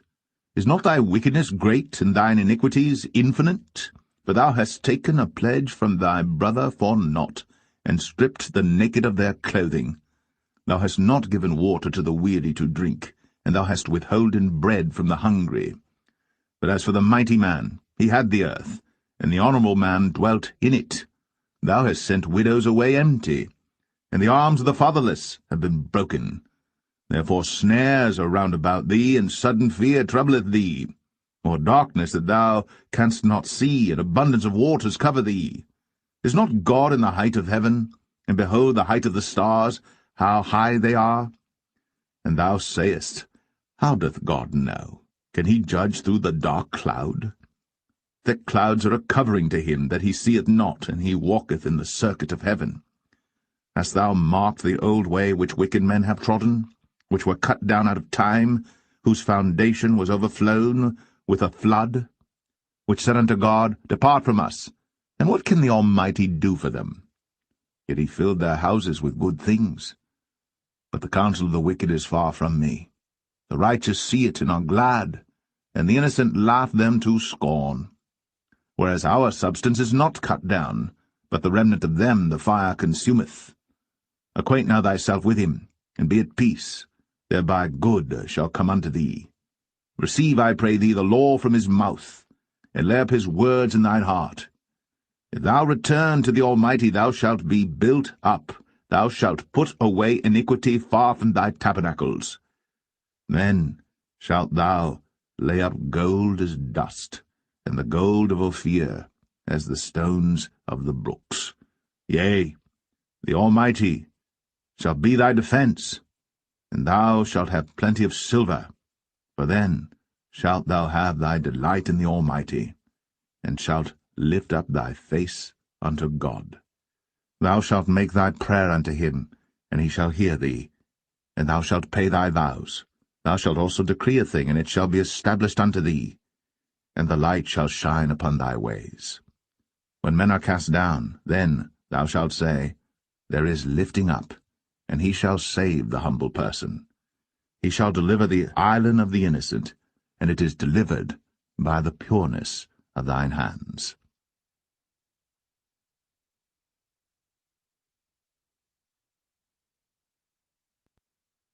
Job 23. Then Job answered and said, Even today is my complaint bitter. My stroke is heavier than my groaning. Oh, that I knew where I might find him, that I might come even to his seat. I would order my cause before him, and fill my mouth with arguments. I would know the words which he would answer me, and understand what he would say unto me. Will he plead against me with his great power? No, but he would put strength in me. There the righteous might dispute with him, so I should be delivered for ever from my judge. Behold, I go forward, but he is not there, and backward, but I cannot perceive him, on the left hand where he doth work, but I cannot behold him. He hideth himself on the right hand, that I cannot see him, but he knoweth the way that I take. When he hath tried me, I shall come forth as gold. My foot hath held his steps. His way have I kept, and not declined. Neither have I gone back from the commandment of his lips. I have esteemed the words of his mouth more than my necessary food. But he is in one mind, and who can turn him? And what his soul desireth, even that he doeth. For he performeth the thing that is appointed for me, and many such things are with him. Therefore am I troubled at his presence. When I consider, I am afraid of him. For God maketh my heart soft. He troubleth me, because I was not cut off before the darkness, neither hath he covered the darkness from my face.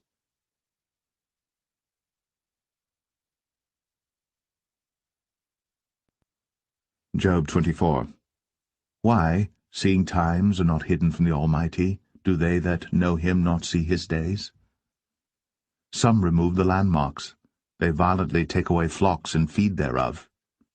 They drive away the ass of the fatherless. They take the widow's ox for a pledge. They turn the needy out of the way. The poor of the earth hide themselves together.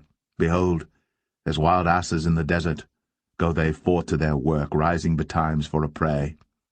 The wilderness yieldeth food for them, and for their children. They reap every one his corn in the field, and they gather the vintage of the wicked. They cause the naked to lodge without clothing, that they have no covering in the cold. They are wet with the showers of the mountains, and embrace the rock for want of a shelter.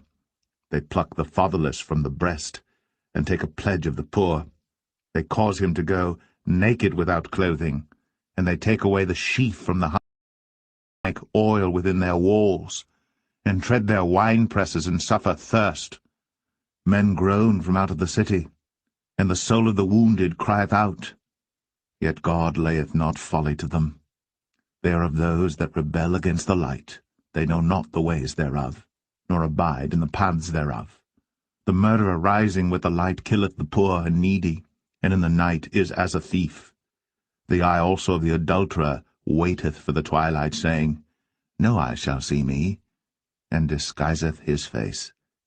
In the dark they dig through houses which they had marked for themselves in the daytime. They know not the light, for the morning is to them even as the shadow of death. If one know them, they are in the terrors of the shadow of death.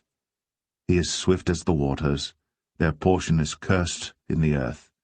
He beholdeth not the way of the vineyards. Drought and heat consume the snow waters, so doth the grave those which have sinned. The womb shall forget him, the worm shall feed sweetly on him. He shall be no more remembered, and wickedness shall be broken as a tree. He evil entreateth the barren that beareth not, and doeth not good to the widow. He draweth also the mighty with his power. He riseth up, and no man is sure of life. Though it be given him to be in safety whereon he resteth, yet his eyes are upon their ways. They are exalted for a little while, but are gone and brought low. They are taken out of the way as all other, and cut off as the tops of the ears of corn. And if it be not so now, who will make me a liar, and make my speech nothing worth?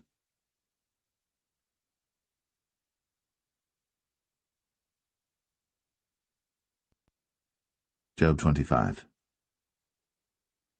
Then answered Bildad the Shuhite and said, Dominion and fear are with him. He maketh peace in his high places. Is there any number of his armies? And upon whom doth not his light arise? How then can man be justified with God? Or how can he be clean that is born of a woman? Behold, even to the moon, and it shineth not. Yea, the stars are not pure in his sight. How much less man that is a worm, and the Son of Man, which is a worm.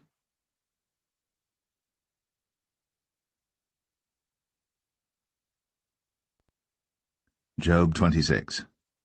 But Job answered and said, How hast thou helped him that is without power? How savest thou the arm that hath no strength? How hast thou counselled him that hath no wisdom? And how hast thou plentifully declared the thing as it is? To whom hast thou uttered words, and whose spirit came from thee? Dead things are formed from under the waters, and the inhabitants thereof. Hell is naked before him, and destruction hath no covering.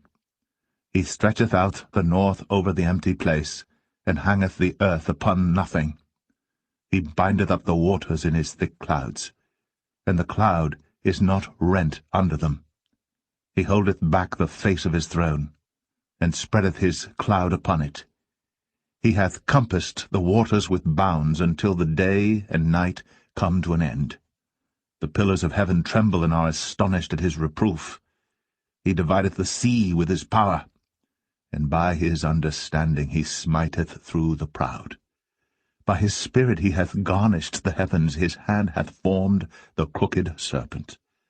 Lo, these are parts of his ways, but how little a portion is heard of him. But the thunder of his power, who can understand?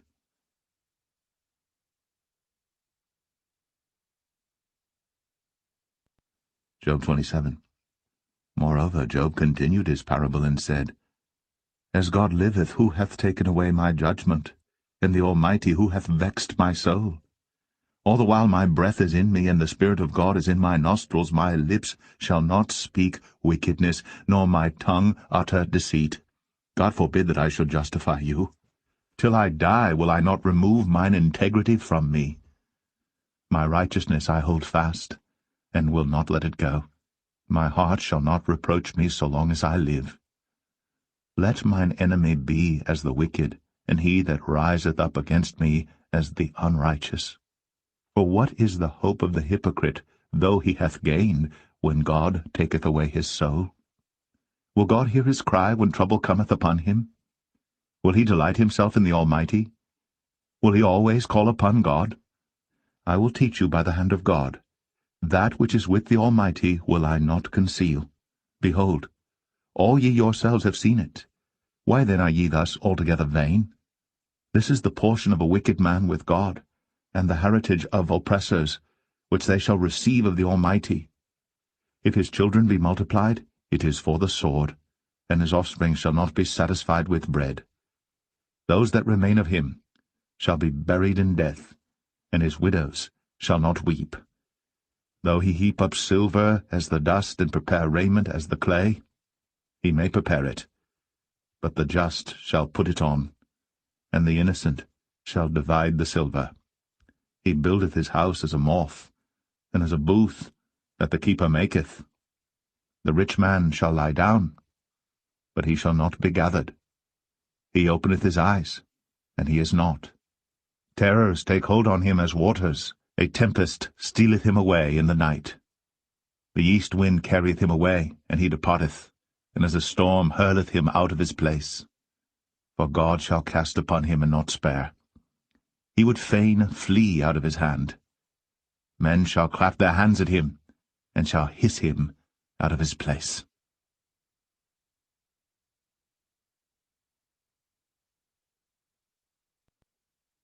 Job 28. Surely there is a vein for the silver, and a place for gold where they refine it. Iron is taken out of the earth, and brass is molten out of the stone. He setteth an end to darkness, and searcheth out all perfection. The stones of darkness, and the shadow of death, the flood, breaketh out from the inhabitant, even the waters forgotten of the foot. They are dried up, they are gone away from men. As for the earth, out of it cometh bread, and under it is turned up as it were fire.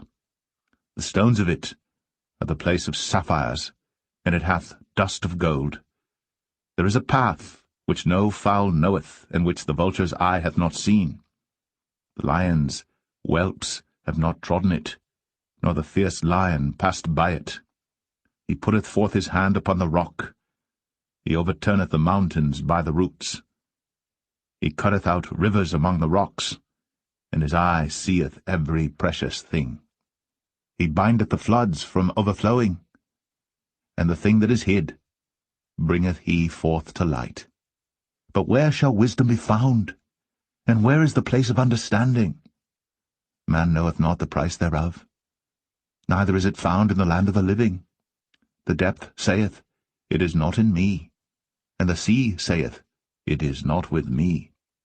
It cannot be gotten for gold, neither shall silver be weighed for the price thereof. It cannot be valued with the gold of Ophir, with the precious onyx or the sapphire. The gold and the crystal cannot equal it, and the exchange of it shall not be for jewels of fine gold. No mention shall be made of coral or of pearls, for the price of wisdom is above rubies. The topaz of Ethiopia shall not equal it, neither shall it be valued with pure gold. Whence then cometh wisdom? And where is the place of understanding? Seeing it is hid from the eyes of all living, and kept close from the fowls of the air. Destruction and death say, We have heard the fame thereof with our ears. God understandeth the way thereof, and he knoweth the place thereof. For he looketh to the ends of the earth, and seeth under the whole heaven, to make the weight for the winds, and he weigheth the waters by measure. When he made a decree for the rain, and a way for the lightning of the thunder, then did he see it, and declare it. He prepared it, yea, and searched it out. And unto man he said, Behold, the fear of the Lord, that is wisdom, and to depart from evil is understanding.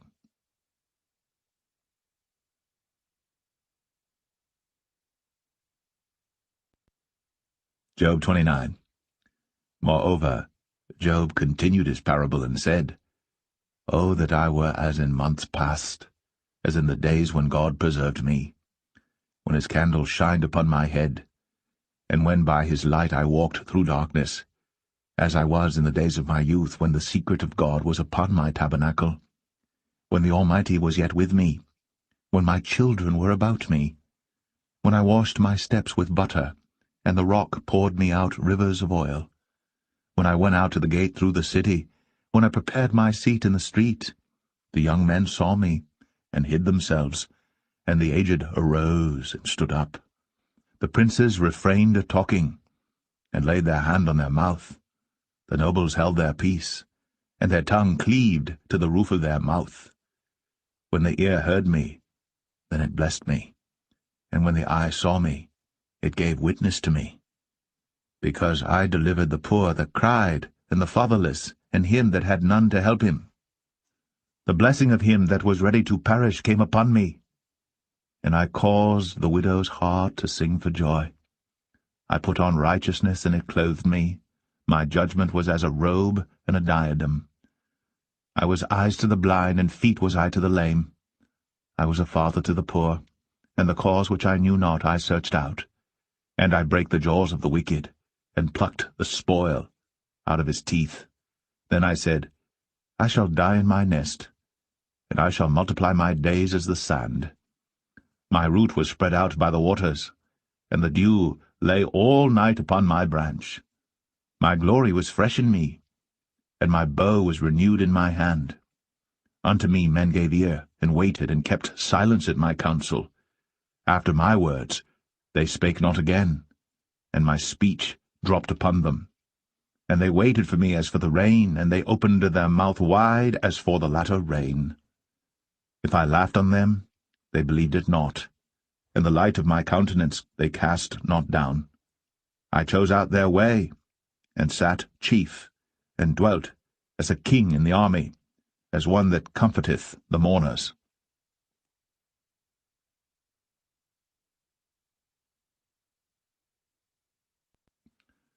Job 30. But now they that are younger than I have me in derision, whose fathers I would have disdained to have set with the dogs of my flock. Yea, whereto might the strength of their hands profit me, in whom old age was perished? For want and famine they were solitary, fleeing into the wilderness, in former time desolate and waste, who cut up mallows by the bushes and juniper roots for their meat. They were driven forth from among men, they cried after them as after a thief, to dwell in the cliffs of the valleys, in caves of the earth, and in the rocks. Among the bushes they brayed, under the nettles they were gathered together. They were children of fools, yea, children of base men, they were viler than the earth. And now am I their song, yea, I am their byword. They abhor me, they flee far from me, and spare not to spit in my face, because he hath loosed my cord, and afflicted me. They've also let loose the bridle before me. Upon my right hand rise the youth, they push away my feet, and they raise up against me the ways of their destruction. They mar my path, they set forward my calamity, they have no helper.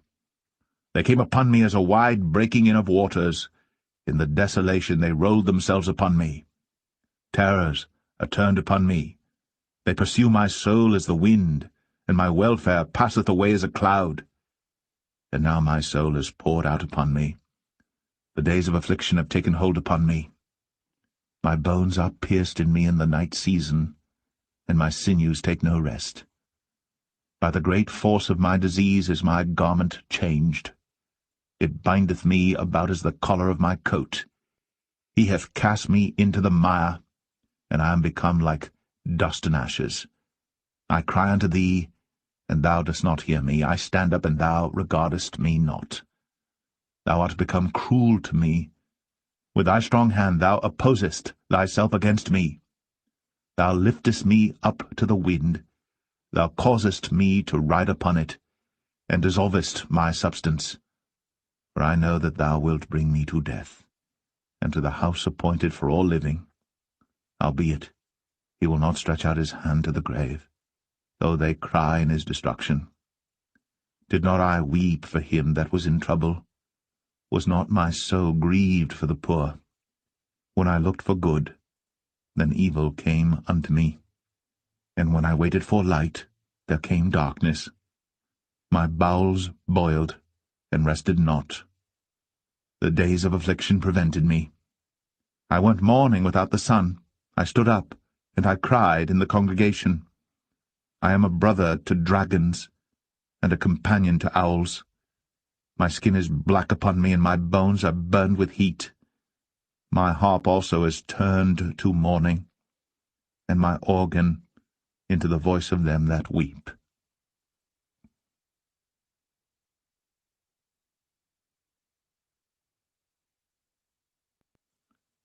Job 31. I made a covenant with mine eyes. Why then should I think upon a maid? For what portion of God is there from above, and what inheritance of the Almighty from on high? Is not destruction to the wicked, and a strange punishment to the workers of iniquity? Doth not he see my ways, and count all my steps? If I have walked with vanity, or if my foot hath hasted to deceit, let me be weighed in an even balance, that God may know mine integrity. If my step hath turned out of the way, and mine heart walked after mine eyes, and if any blot hath cleaved to mine hands, then let me sow, and let another eat, yea, let my offspring be rooted out. If mine heart have been deceived by a woman, or if I have laid wait at my neighbour's door, then let my wife grind unto another, and let others bow down upon her. For this is an heinous crime, yea, it is an iniquity to be punished by the judges. For it is a fire that consumeth to destruction, and would root out all mine increase. If I did despise the cause of my manservant or of my maidservant when they contended with me, what then shall I do when God riseth up, and when he visiteth? What shall I answer him? Did not he that made me in the womb make him? And did not one fashion us in the womb? If I have withheld the poor from their desire, or have caused the eyes of the widow to fail, or have eaten my morsel myself alone, and the fatherless hath not eaten thereof. For from my youth he was brought up with me, as with a father, and I have guided her from my mother's womb. If I have seen any perish for want of clothing, or any poor without covering, if his loins have not blessed me, and if he were not warmed with the fleece of my sheep, if I have lifted up my hand against the fatherless, when I saw my help in the gate, then let mine arm fall from my shoulder blade, and mine arm be broken from the bone. For destruction from God was a terror to me, and by reason of his highness I could not endure. If I have made gold my hope, or have said to the fine gold, Thou art my confidence, if I rejoiced because my wealth was great, and because mine hand had gotten much, if I beheld the sun when it shined, or the moon walking in brightness, and my heart hath been secretly enticed, or my mouth hath kissed my hand, this also were an iniquity to be punished by the judge, for I should have denied the God that is above. If I rejoiced at the destruction of him that hated me, or lifted up myself when evil found him, neither have I suffered my mouth to sin by wishing a curse to his soul. If the men of my tabernacle said not, Oh, that we had of his flesh, we cannot be satisfied.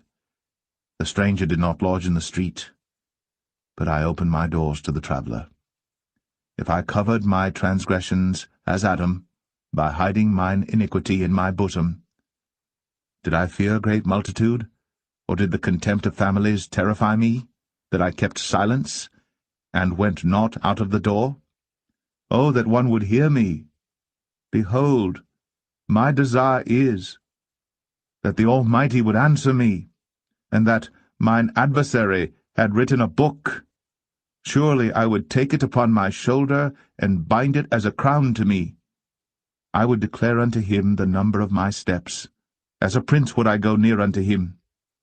If my land cry against me, or that the furrows likewise thereof complain, if I have eaten the fruits thereof without money, or have caused the owners thereof to lose their life, let thistles grow instead of wheat, and cockle instead of barley.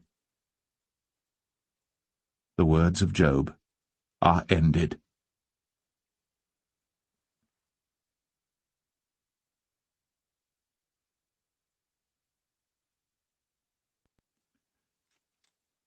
Job 32. So these 3 men ceased to answer Job, because he was righteous in his own eyes. Then was kindled the wrath of Elihu the son of Barachel the Buzite, of the kindred of Ram. Against Job was his wrath kindled, because he justified himself rather than God. Also against his 3 friends was his wrath kindled, because they had found no answer, and yet had condemned Job. Now Elihu had waited till Job had spoken, because they were elder than he. When Elihu saw that there was no answer in the mouth of these 3 men, then his wrath was kindled. And Elihu the son of Barachel the Buzite answered and said, I am young, and ye are very old. Wherefore I was afraid, and durst not show you mine opinion. I said, Days should speak, and multitude of years should teach wisdom. But there is a spirit in man, and the inspiration of the Almighty giveth them understanding. Great men are not always wise, neither do the aged understand judgment. Therefore I said, Hearken to me, I also will show mine opinion. Behold, I waited for your words. I gave ear to your reasons, whilst ye searched out what to say. Yea, I attended unto you, and behold, there was none of you that convinced Job, or that answered his words. Lest ye should say, We have found out wisdom, God thrusteth him down, not man. Now he hath not directed his words against me, neither will I answer him with your speeches. They were amazed. They answered no more. They left off speaking. When I had waited, for they spake not, but stood still, and answered no more. I said, I will answer also my part. I also will show mine opinion. For I am full of matter, the spirit within me constraineth me. Behold, my belly is as wine, which hath no vent. It is ready to burst like new bottles. I will speak, that I may be refreshed. I will open my lips and answer. Let me not, I pray you, accept any man's person, neither let me give flattering titles unto man. For I know not to give flattering titles, in so doing my Maker would soon take me away.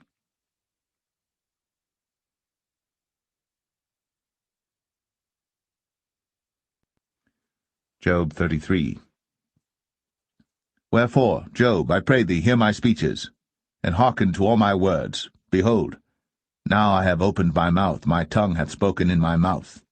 My words shall be of the uprightness of my heart, and my lips shall utter knowledge clearly. The Spirit of God hath made me, and the breath of the Almighty hath given me life. If thou canst answer me, set thy words in order before me, stand up. Behold, I am according to thy wish in God's stead. I also am formed out of the clay. Behold, my terror shall not make thee afraid, neither shall my hand be heavy upon thee. Surely thou hast spoken in mine hearing, and I have heard the voice of thy word, saying, I am clean without transgression, I am innocent, neither is there iniquity in me. Behold, he findeth occasions against me. He counteth me for his enemy. He putteth my feet in the stocks, he marketh all my paths. Behold, in this thou art not just. I will answer thee, that God is greater than man. Why dost thou strive against him? For he giveth not account of any of his matters. For God speaketh once, yea, twice, yet man perceiveth it not. In a dream, in a vision of the night, when deep sleep falleth upon men, in slumberings upon the bed, then he openeth the ears of men, and sealeth their instruction, that he may withdraw man from his purpose, and hide pride from man.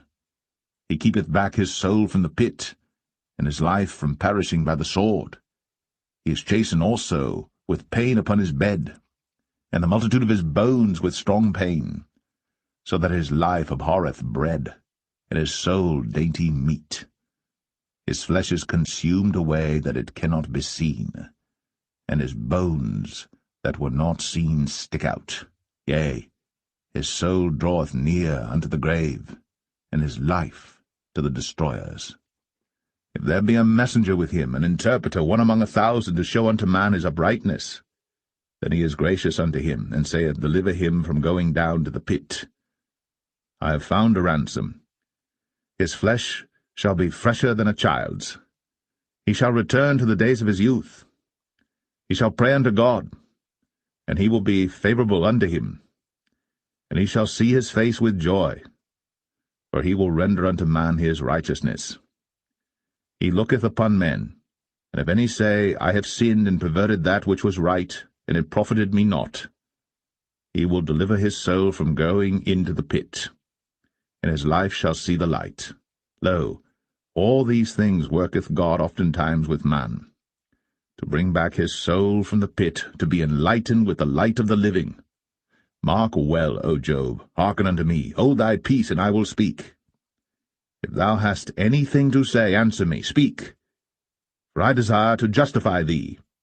If not, hearken unto me, hold thy peace, and I shall teach thee wisdom.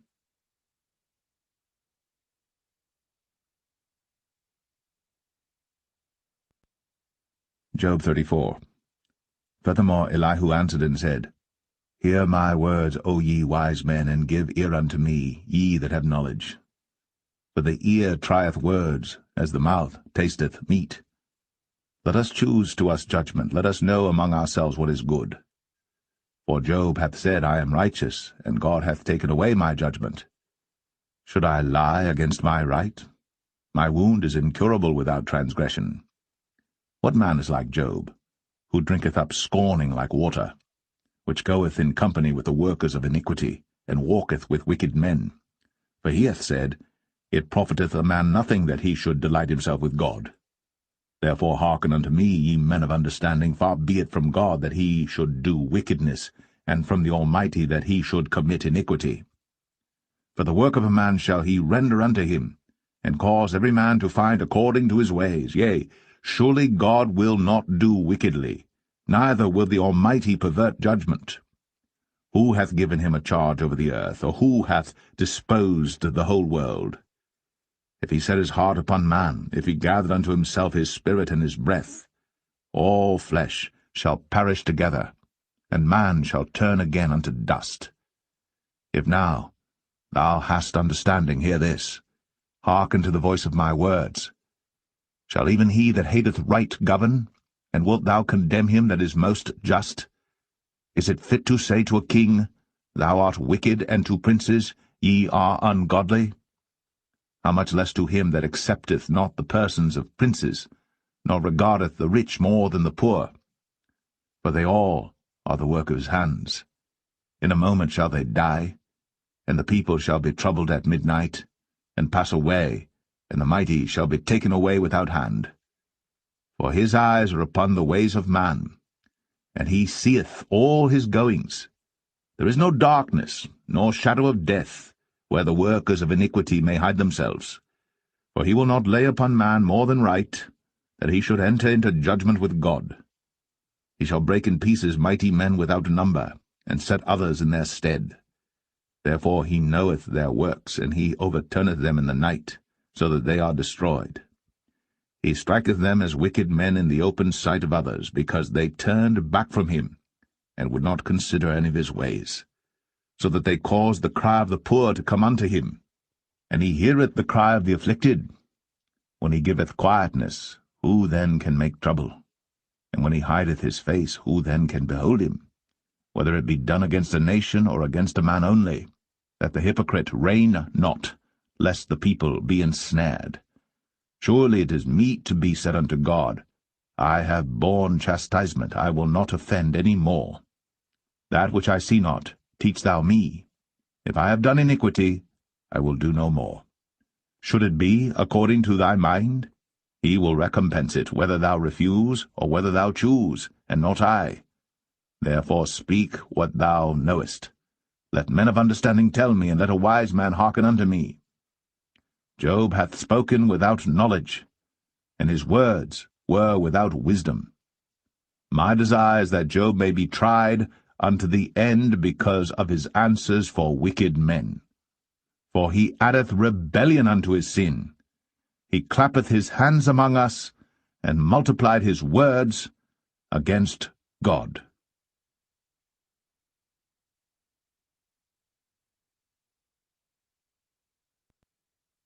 Job 35. Elihu spake moreover and said, Thinkest thou this to be right, that thou saidst, My righteousness is more than God's? For thou saidst, What advantage will it be unto thee? And what profit shall I have, if I be cleansed from my sin? I will answer thee, and thy companions with thee. Look unto the heavens, and see, and behold the clouds which are higher than thou. If thou sinnest, what doest thou against him? Or if thy transgressions be multiplied, what doest thou unto him?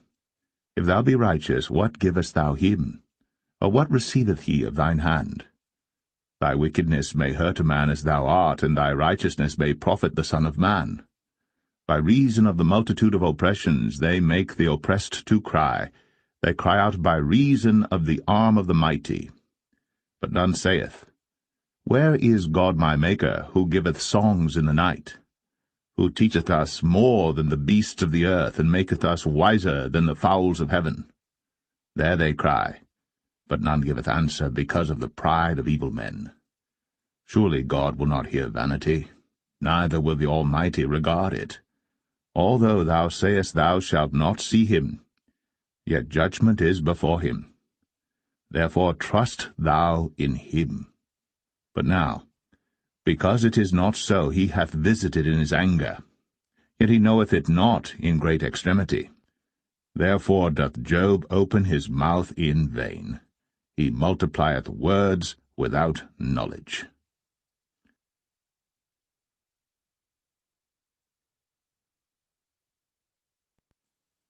Job 36. Elihu also proceeded and said, Suffer me a little, and I will show thee that I have yet to speak on God's behalf.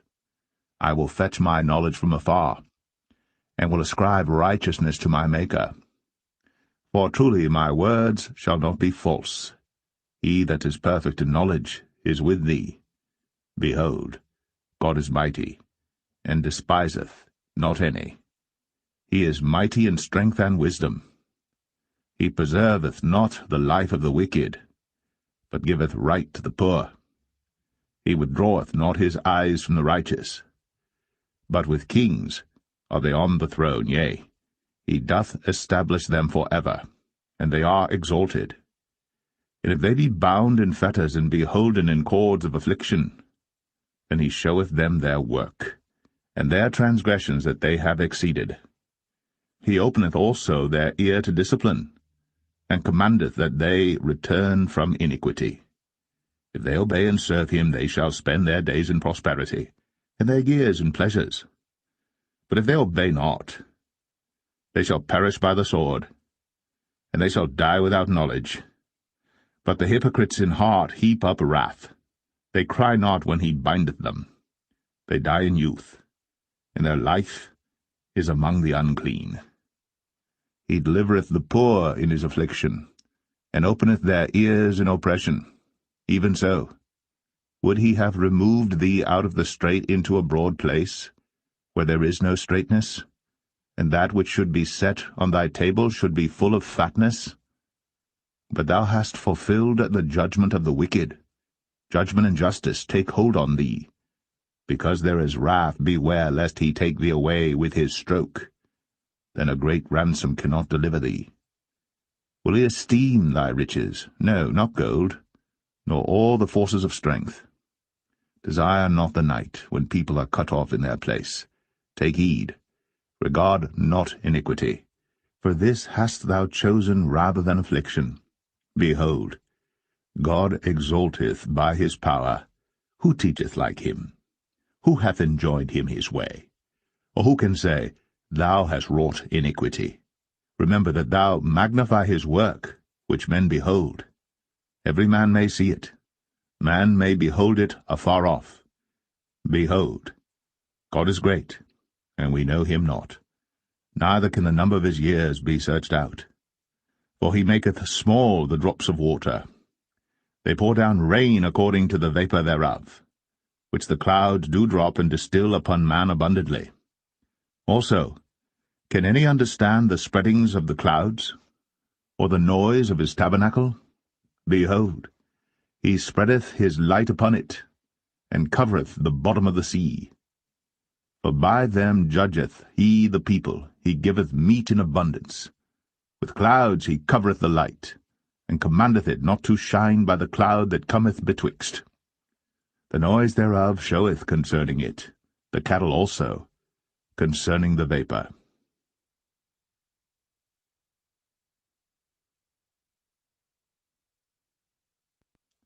Job 37. At this also my heart trembleth, and is moved out of his place. Hear attentively the noise out of his mouth. He directeth it under the whole heaven, and is lightning unto the ends of the earth. After it a voice roareth. He thundereth with the voice of his excellency, and he will not stay them when his voice is heard. God thundereth marvellously with his voice.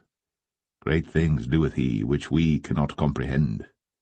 For he saith to the snow, Be thou on the earth, likewise to the small rain, and to the great rain of his strength. He sealeth up the hand of every man, that all men may know his work. Then the beasts go into dens, and remain in their places. Out of the south cometh the whirlwind, and cold out of the north. By the breath of God frost is given, and the breath of the waters is straitened. Also by watering he wearieth the thick cloud, he scattereth his bright cloud. And it is turned round about by his counsels, that they may do whatsoever he commandeth them upon the face of the world in the earth. He causeth it to come, whether for correction, or for his land, or for mercy. Hearken unto this, O Job. Stand still and consider the wondrous works of God.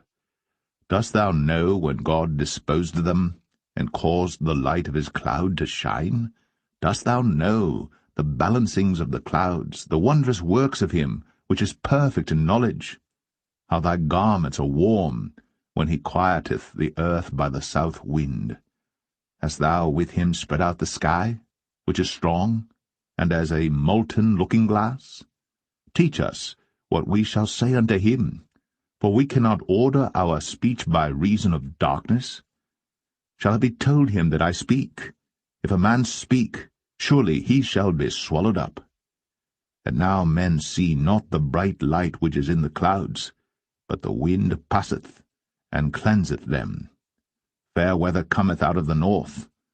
With God is terrible majesty. Touching the Almighty, we cannot find him out. He is excellent in power, and in judgment, and in plenty of justice he will not afflict. Men do therefore fear him. He respecteth not any that are wise of heart.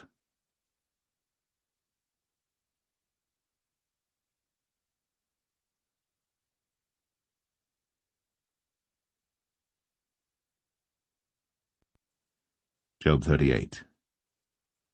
Then the Lord answered Job out of the whirlwind, and said, Who is this that darkeneth counsel by words without knowledge?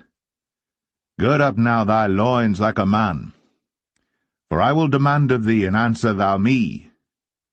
Where wast thou when I laid the foundations of the earth? Declare, if thou hast understanding. Who hath laid the measures thereof, if thou knowest?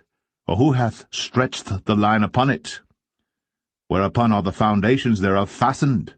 Or who laid the cornerstone thereof? When the morning stars sang together, and all the sons of God shouted for joy? Or who shut up the sea with doors when it brake forth, as if it had issued out of the womb? When I made the cloud the garment thereof, and thick darkness a swaddling band for it, and brake up for it my decreed place, and set bars and doors, and said, Hitherto shalt thou come, but no further, and here shall thy proud waves be stayed. Hast thou commanded the morning since thy days, and caused the dayspring to know his place, that it might take hold of the ends of the earth, that the wicked might be shaken out of it? It is turned as clay to the seal, and they stand as a garment. And from the wicked their light is withholden, and the high arm shall be broken. Hast thou entered into the springs of the sea? Or hast thou walked in the search of the depth? Have the gates of death been opened unto thee? Or hast thou seen the doors of the shadow of death? Hast thou perceived the breadth of the earth? Declare, if thou knowest it all. Where is the way where light dwelleth? And as for darkness, where is the place thereof? That thou shouldst take it to the bound thereof, and that thou shouldst know the paths to the house thereof. Knowest thou it because thou wast then born, or because the number of thy days is great? Hast thou entered into the treasures of the snow? Or hast thou seen the treasures of the hail which I have reserved against the time of trouble, against the day of battle and war? By what way is the light parted, which scattereth the east wind upon the earth? Who hath divided a water course for the overflowing of waters, or a way for the lightning of thunder, to cause it to rain on the earth, where no man is, on the wilderness, wherein there is no man, to satisfy the desolate and waste ground, and to cause the bud of the tender herb to spring forth? Hath the rain a father? Or who hath begotten the drops of dew? Out of whose womb came the ice, and the hoary frost of heaven, who hath gendered it? The waters are hid as with a stone, and the face of the deep is frozen. Canst thou bind the sweet influences of Pleiades, or loose the bands of Orion? Canst thou bring forth Mazzaroth in his season, or canst thou guide Arcturus with his sons? Knowest thou the ordinances of heaven? Canst thou set the dominion thereof in the earth? Canst thou lift up thy voice to the clouds, that abundance of waters may cover thee? Canst thou send lightnings, that they may go, and say unto thee, Here we are? Who hath put wisdom in the inward parts, or who hath given understanding to the heart? Who can number the clouds in wisdom, or who can stay the bottles of heaven, when the dust groweth into hardness, and the clods cleave fast together? Wilt thou hunt the prey for the lion, or fill the appetite of the young lions when they couch in their dens and abide in the covert to lie in wait? Who provideth for the raven his food, when his young ones cry unto God? They wander for lack of meat.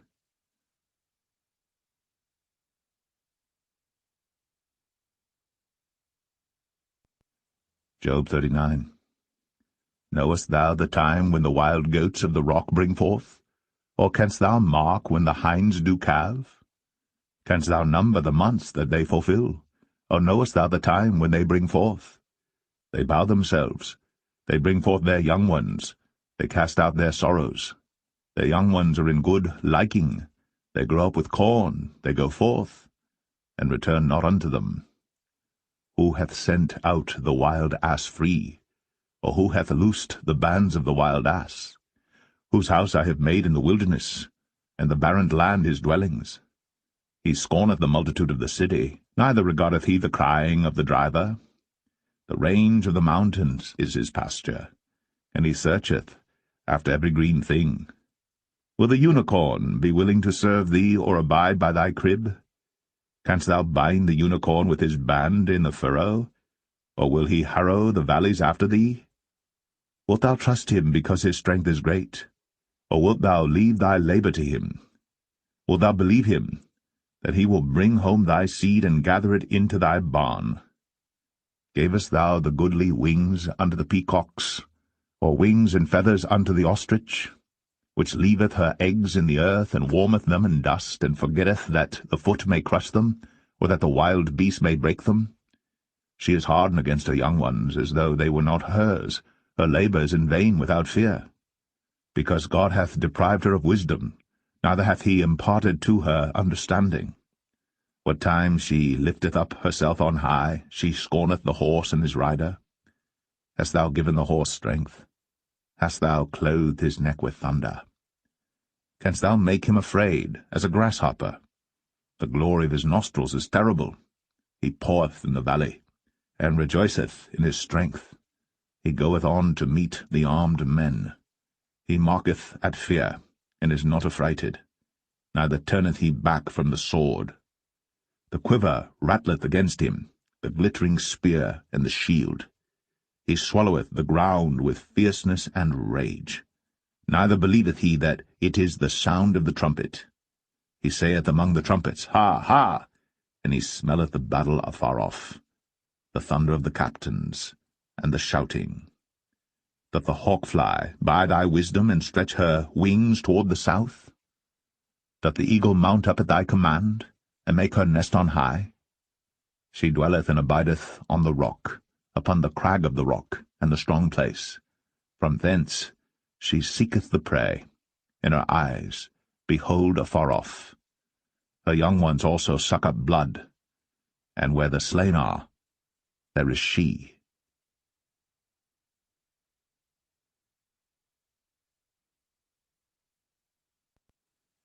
Job 40.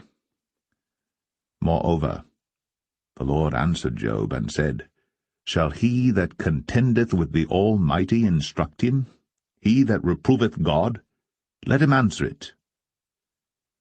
Then Job answered the Lord, and said, Behold, I am vile. What shall I answer thee? I will lay mine hand upon my mouth. Once have I spoken, but I will not answer, yea, twice, but I will proceed no further. Then answered the Lord unto Job out of the whirlwind, and said, Gird up thy loins now like a man. I will demand of thee, and declare thou unto me. Wilt thou also disannul my judgment? Wilt thou condemn me that thou mayest be righteous? Hast thou an arm like God? Or canst thou thunder with a voice like him? Deck thyself now with majesty and excellency, and array thyself with glory and beauty. Cast abroad the rage of thy wrath, and behold every one that is proud, and abase him. Look on every one that is proud, and bring him low. and tread down the wicked in their place. Hide them in the dust together, and bind their faces in secret. Then will I also confess unto thee that thine own right hand can save thee. Behold now Behemoth, which I made with thee. He eateth grass as an ox, lo now, his strength is in his loins, and his force is in the navel of his belly. He moveth his tail like a cedar, the sinews of his stones are wrapped together. His bones are as strong pieces of brass, his bones are like bars of iron. He is the chief of the ways of God. He that made him can make his sword to approach unto him. Surely the mountains bring him forth food, where all the beasts of the field play. He lieth under the shady trees in the covert of the reed and fens. The shady trees cover him with their shadow. The willows of the brook compass him about. Behold, he drinketh up a river, and hasteth not. He trusteth that he can draw up Jordan into his mouth. He taketh it with his eyes. His nose pierceth through snares.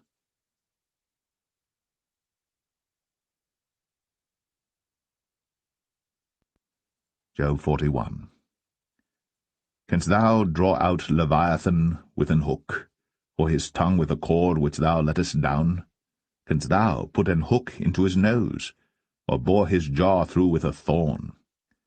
Will he make many supplications unto thee? Will he speak soft words unto thee? Will he make a covenant with thee? Wilt thou take him for a servant for ever?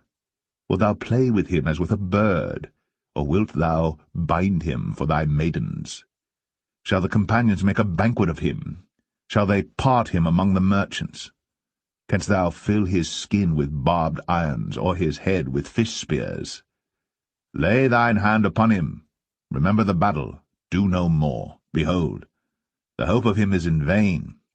Shall not one be cast down even at the sight of him? None is so fierce that dare stir him up. Who then is able to stand before me? Who hath prevented me that I should repay him? Whatsoever is under the whole heaven is mine. I will not conceal his parts, nor his power, nor his comely proportion. Who can discover the face of his garment, or who can come to him with his double bridle? Who can open the doors of his face? His teeth are terrible round about. His scales are his pride, shut up together as with a close seal. One is so near to another that no air can come between them. They are joined one to another. They stick together, that they cannot be sundered. By his sneezings a light doth shine, and his eyes are like the eyelids of the morning. Out of his mouth go burning lamps, and sparks of fire leap out. Out of his nostrils goeth smoke, as out of a seething pot or cauldron. His breath kindleth coals, and a flame goeth out of his mouth. In his neck remaineth strength, and sorrow is turned into joy before him. The flakes of his flesh are joined together. They are firm in themselves. They cannot be moved. His heart is as firm as a stone, yea, as hard as a piece of the nether millstone. When he raiseth up himself, the mighty are afraid. By reason of breakings they purify themselves. The sword of him that layeth at him cannot hold, the spear, the dart, nor the habergeon.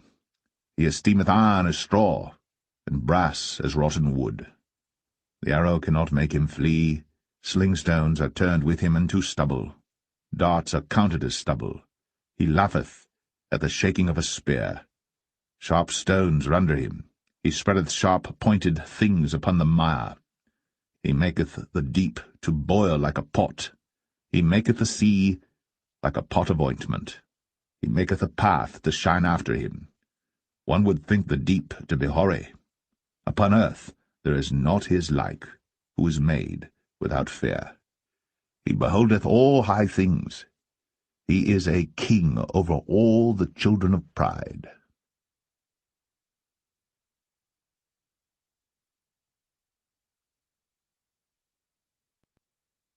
Job 42.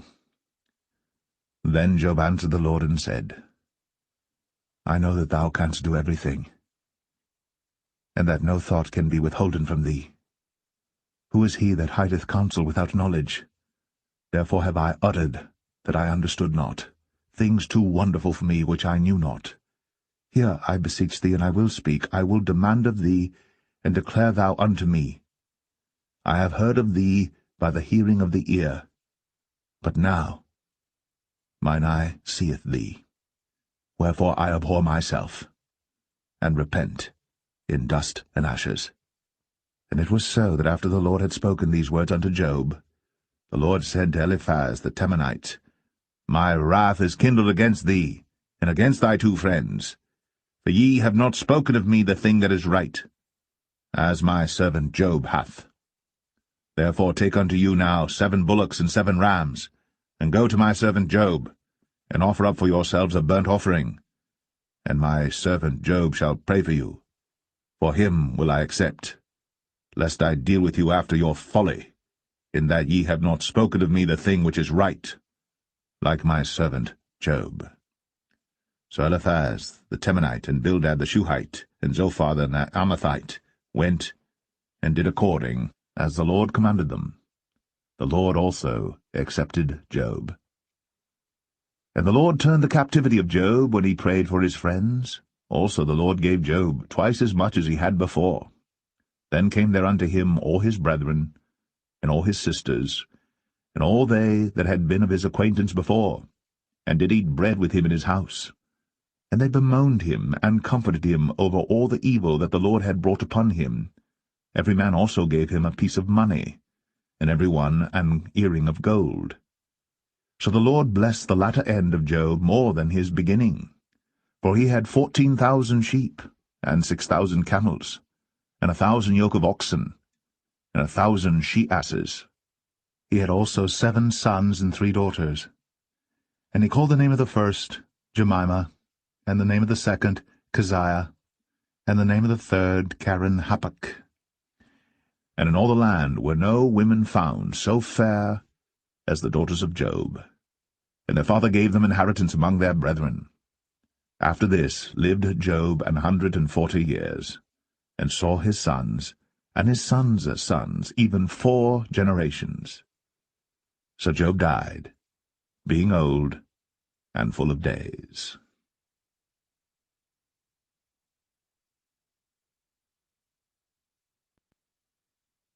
The Book of Psalms. Psalm 1. Blessed is the man that walketh not in the counsel of the ungodly, nor standeth in the way of sinners, nor sitteth in the seat of the scornful. But his delight is in the law of the Lord, and in his law doth he meditate day and night.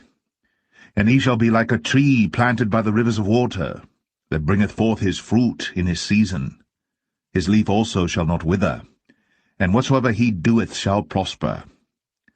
The ungodly are not so, but are like the chaff which the wind driveth away. Therefore the ungodly shall not stand in the judgment, nor sinners in the congregation of the righteous. For the Lord knoweth the way of the righteous, but the way of the ungodly shall perish.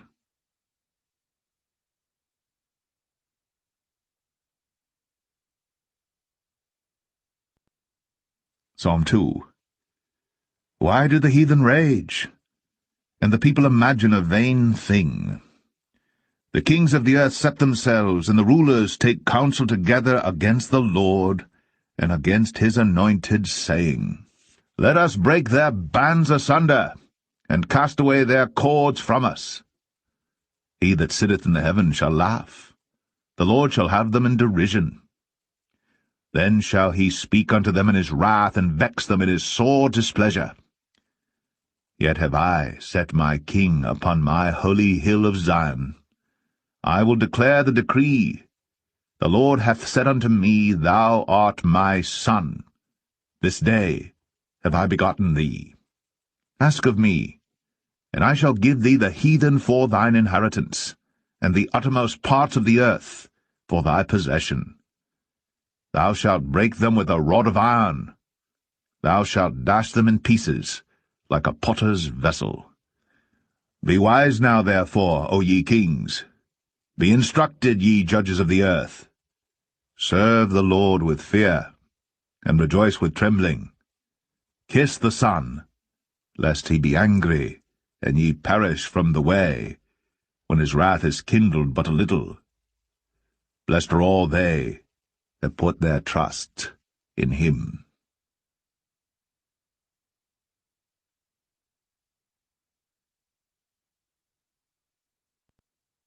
Psalm 3. Lord, how are they increased that trouble me? Many are they that rise up against me. Many there be which say of my soul, There is no help for him in God, Selah. But thou, O Lord, art a shield for me, my glory, and the lifter up of mine head. I cried unto the Lord with my voice, and he heard me out of his holy hill, Selah. I laid me down and slept. I awaked, for the Lord sustained me. I will not be afraid of 10,000s of people that have set themselves against me round about. Arise, O Lord, save me, O my God. For thou hast smitten all mine enemies upon the cheekbone. Thou hast broken the teeth of the ungodly. Salvation belongeth unto the Lord. Thy blessing is upon thy people, Selah.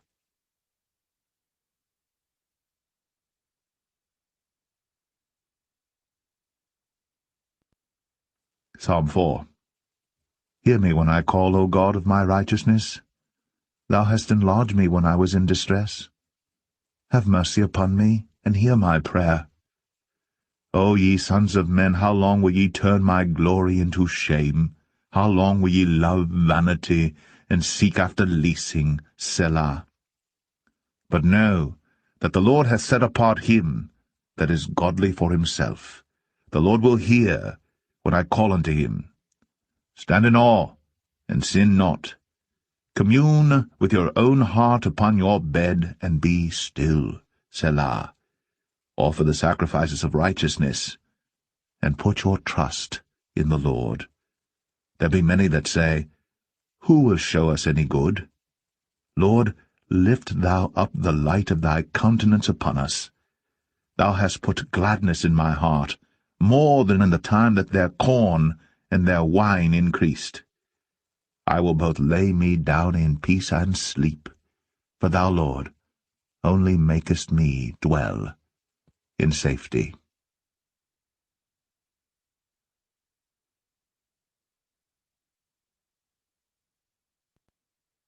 Psalm 5.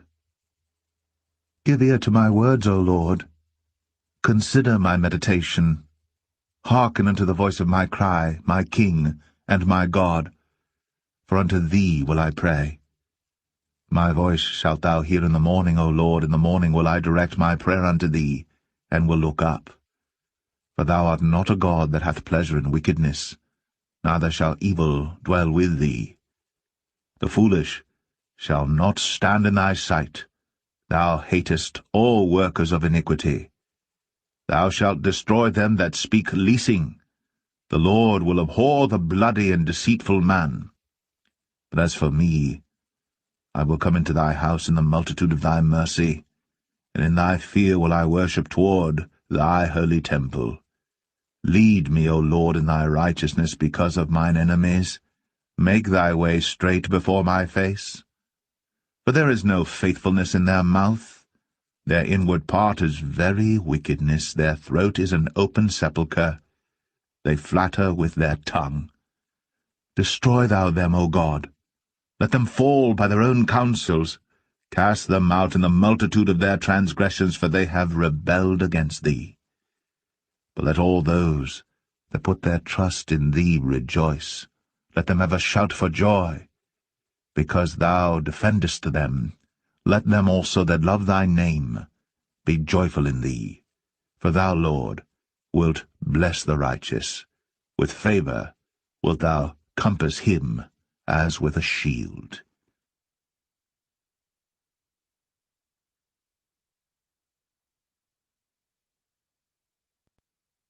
Psalm 6. O Lord, rebuke me not in thine anger, neither chasten me in thy hot displeasure. Have mercy upon me, O Lord, for I am weak. O Lord, heal me, for my bones are vexed. My soul is also sore vexed. But thou, O Lord, how long? Return, O Lord, deliver my soul. O save me, for thy mercy's sake. For in death there is no remembrance of thee. In the grave who shall give thee thanks? I am weary with my groaning. All the night make I my bed to swim. I water my couch with my tears. Mine eye is consumed because of grief. It waxeth old because of all mine enemies. Depart from me, all ye workers of iniquity, for the Lord hath heard the voice of my weeping. The Lord hath heard my supplication. The Lord will receive my prayer. Let all mine enemies be ashamed and sore vexed. Let them return, and be ashamed suddenly.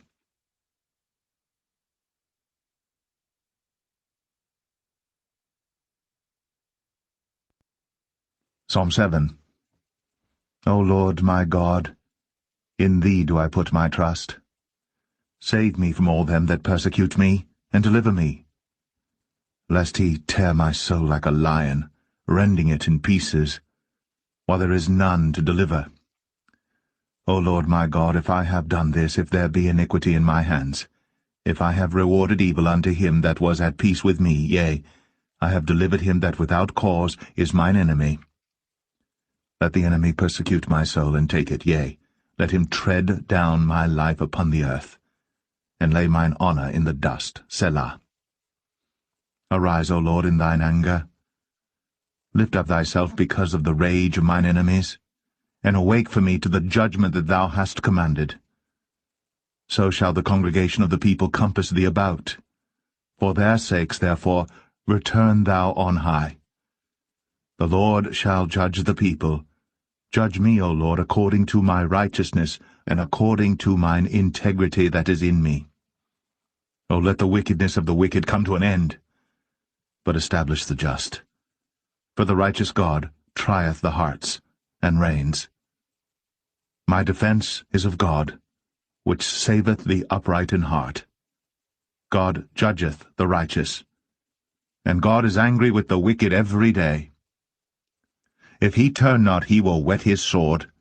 He hath bent his bow, and made it ready. He hath also prepared for him the instruments of death. He ordaineth his arrows against the persecutors. Behold, he travaileth with iniquity, and hath conceived mischief, and brought forth falsehood. He made a pit, and digged it, and is fallen into the ditch which he made. His mischief shall return upon his own head, and his violent dealing shall come down upon his own pate. I will praise the Lord according to his righteousness, and will sing praise to the name of the Lord Most High.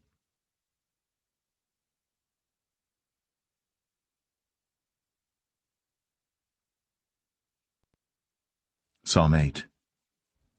O Lord, our Lord, how excellent is thy name in all the earth! Who has set thy glory above the heavens? Out of the mouth of babes and sucklings hast thou ordained strength because of thine enemies, that thou mightest still the enemy and the avenger. When I consider thy heavens, the work of thy fingers, the moon and the stars which thou hast ordained, what is man that thou art mindful of him, and the Son of Man that thou visitest him? For thou hast made him a little lower than the angels, and hast crowned him with glory and honour. Thou madest him to have dominion over the works of thy hands. Thou hast put all things under his feet, all sheep and oxen, yea, and the beast of the field, the fowl of the air, and the fish of the sea, and whatsoever passeth through the paths of the seas. O Lord, our Lord, how excellent is thy name in all the earth!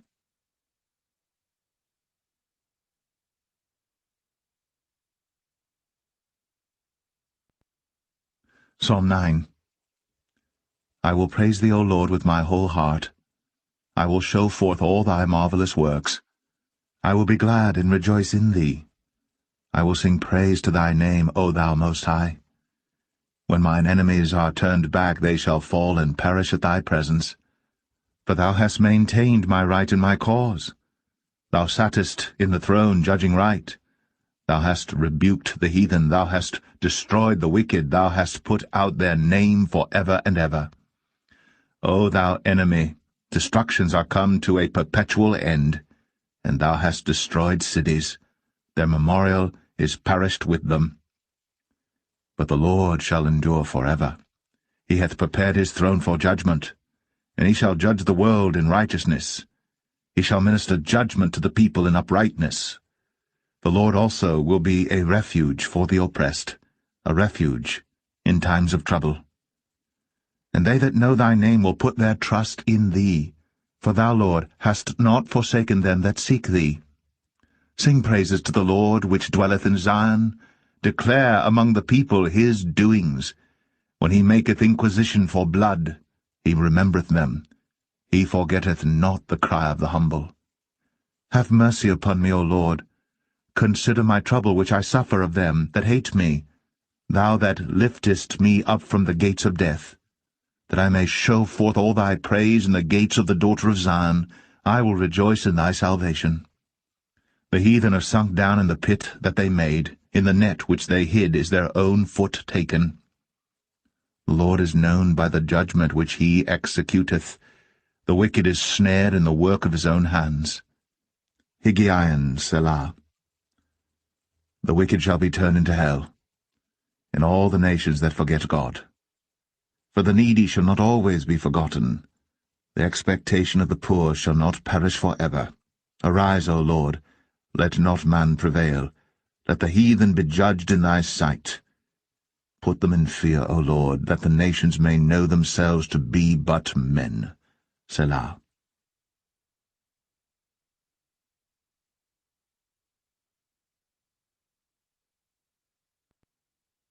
Psalm 10.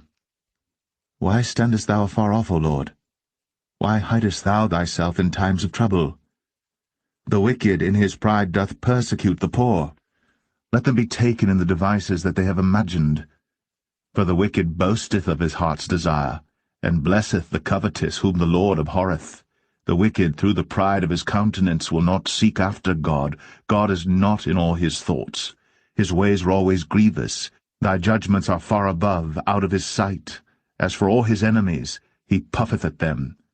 He hath said in his heart, I shall not be moved, for I shall never be in adversity. His mouth is full of cursing and deceit and fraud. Under his tongue is mischief and vanity. He sitteth in the lurking places of the villages. In the secret places doth he murder the innocent. His eyes are privily set against the poor. He lieth in wait secretly as a lion in his den. He lieth in wait to catch the poor. He doth catch the poor when he draweth him into his net. He croucheth and humbleth himself that the poor may fall by his strong ones. He hath said in his heart, God hath forgotten. He hideth his face. He will never see it. Arise, O Lord. O God, lift up thine hand. Forget not the humble. Wherefore doth the wicked contemn God? He hath said in his heart, Thou wilt not require it.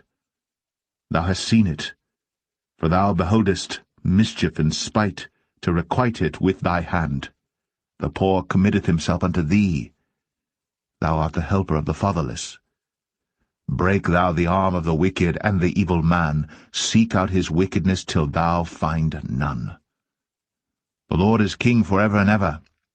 The heathen are perished out of his land. Lord, thou hast heard the desire of the humble. Thou wilt prepare their heart.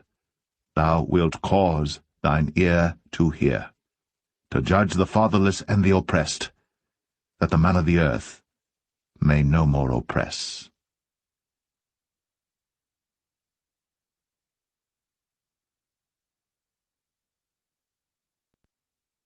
Psalm 11. In the Lord put I my trust. How say ye to my soul, Flee as a bird to your mountain? For lo, the wicked bend their bow, they make ready their arrow upon the string, that they may privily shoot at the upright in heart. If the foundations be destroyed, what can the righteous do? The Lord is in his holy temple. The Lord's throne is in heaven. His eyes behold, His eyelids try the children of men. The Lord trieth the righteous, but the wicked and him that loveth violence his soul hateth. Upon the wicked he shall rain snares, fire and brimstone, and an horrible tempest.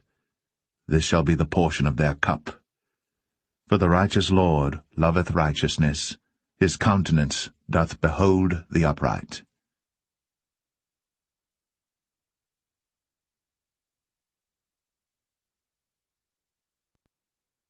Psalm 12. Help, Lord, for the godly man ceaseth, for the faithful fail from among the children of men. They speak vanity every one with his neighbor. With flattering lips and with a double heart do they speak. The Lord shall cut off all flattering lips, and the tongue that speaketh proud things. Who have said, with our tongue will we prevail, our lips are our own. Who is Lord over us? For the oppression of the poor, for the sighing of the needy. Now will I arise, saith the Lord. I will set him in safety from him that puffeth at him. The words of the Lord are pure words, as silver tried in a furnace of earth, purified 7 times. Thou shalt keep them, O Lord. Thou shalt preserve them from this generation forever. The wicked walk on every side, when the vilest men are exalted.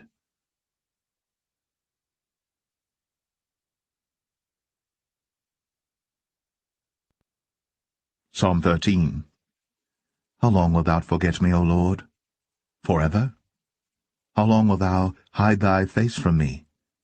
How long shall I take counsel in my soul, having sorrow in my heart daily? How long shall mine enemy be exalted over me? Consider and hear me, O Lord my God. Lighten mine eyes, lest I sleep the sleep of death.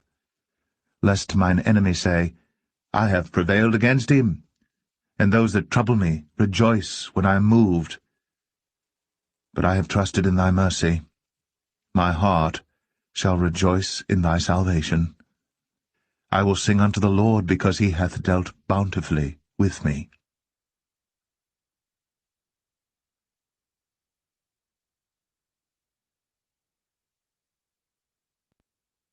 Psalm 14. The fool hath said in his heart, There is no God. They are corrupt. They have done abominable works. There is none that doeth good. The Lord looked down from heaven upon the children of men to see if there were any that did understand and seek God. They are all gone aside. They are all together become filthy. There is none that doeth good, no, not one. Have all the workers of iniquity no knowledge, who eat up my people as they eat bread and call not upon the Lord? There were they in great fear, for God is in the generation of the righteous. Ye have shamed the counsel of the poor, because the Lord is his refuge. Oh, that the salvation of Israel were come out of Zion! When the Lord bringeth back the captivity of his people, Jacob shall rejoice, and Israel shall be glad.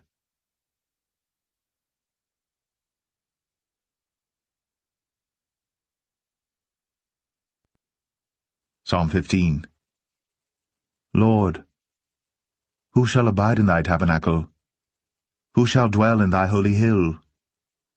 He that walketh uprightly, and worketh righteousness, and speaketh the truth in his heart. He that backbiteth not with his tongue, nor doeth evil to his neighbor, nor taketh up a reproach against his neighbor, in whose eyes a vile person is contemned, but he honoureth them that fear the Lord, he that sweareth to his own hurt, and changeth not, he that putteth not out his mouth to usury, nor taketh reward against the innocent. He that doeth these things shall never be moved.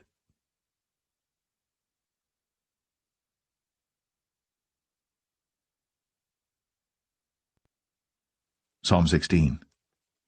Preserve me, O God, for in thee do I put my trust. O my soul, thou hast said unto the Lord, Thou art my Lord, my goodness extendeth not to thee, but to the saints that are in the earth, and to the excellent, in whom is all my delight. Their sorrows shall be multiplied that hasten after another god. Their drink offerings of blood will I not offer, nor take up their names into my lips. The Lord is the portion of mine inheritance and of my cup. Thou maintainest my lot.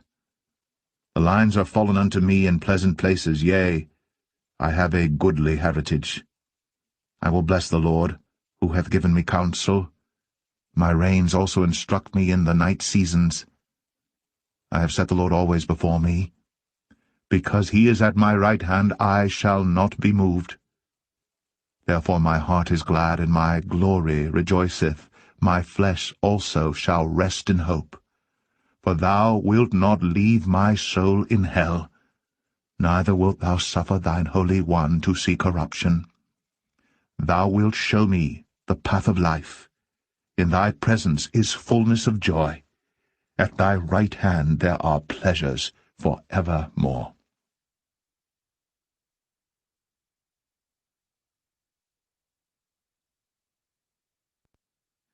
Psalm 17. Hear the right, O Lord, attend unto my cry. Give ear unto my prayer that goeth not out of feigned lips. Let my sentence come forth from thy presence. Let thine eyes behold the things that are equal. Thou hast proved mine heart, thou hast visited me in the night, thou hast tried me, and shalt find nothing. I am purposed that my mouth shall not transgress. Concerning the works of men, by the word of thy lips I have kept me from the paths of the destroyer. Hold up my goings in thy paths, that my footsteps slip not.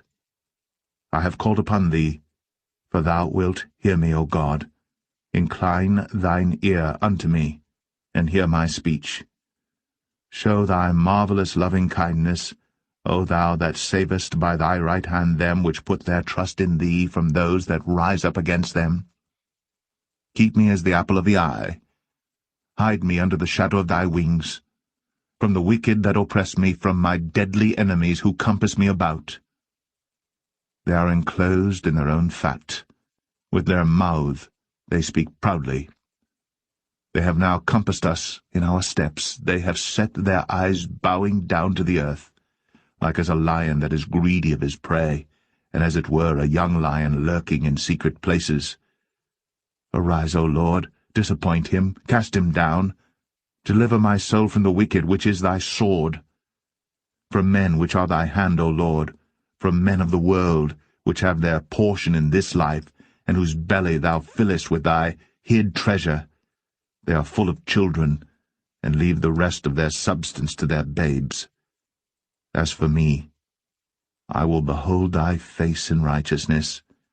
I shall be satisfied when I awake with thy likeness.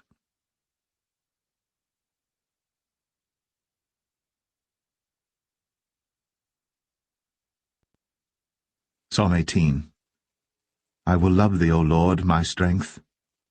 The Lord is my rock, and my fortress, and my deliverer, my God, my strength, in whom I will trust, my buckler, and the horn of my salvation, and my high tower. I will call upon the Lord, who is worthy to be praised. So shall I be saved from mine enemies. The sorrows of death compassed me, and the floods of ungodly men made me afraid. The sorrows of hell compassed me about. The snares of death prevented me. In my distress I called upon the Lord, and cried unto my God.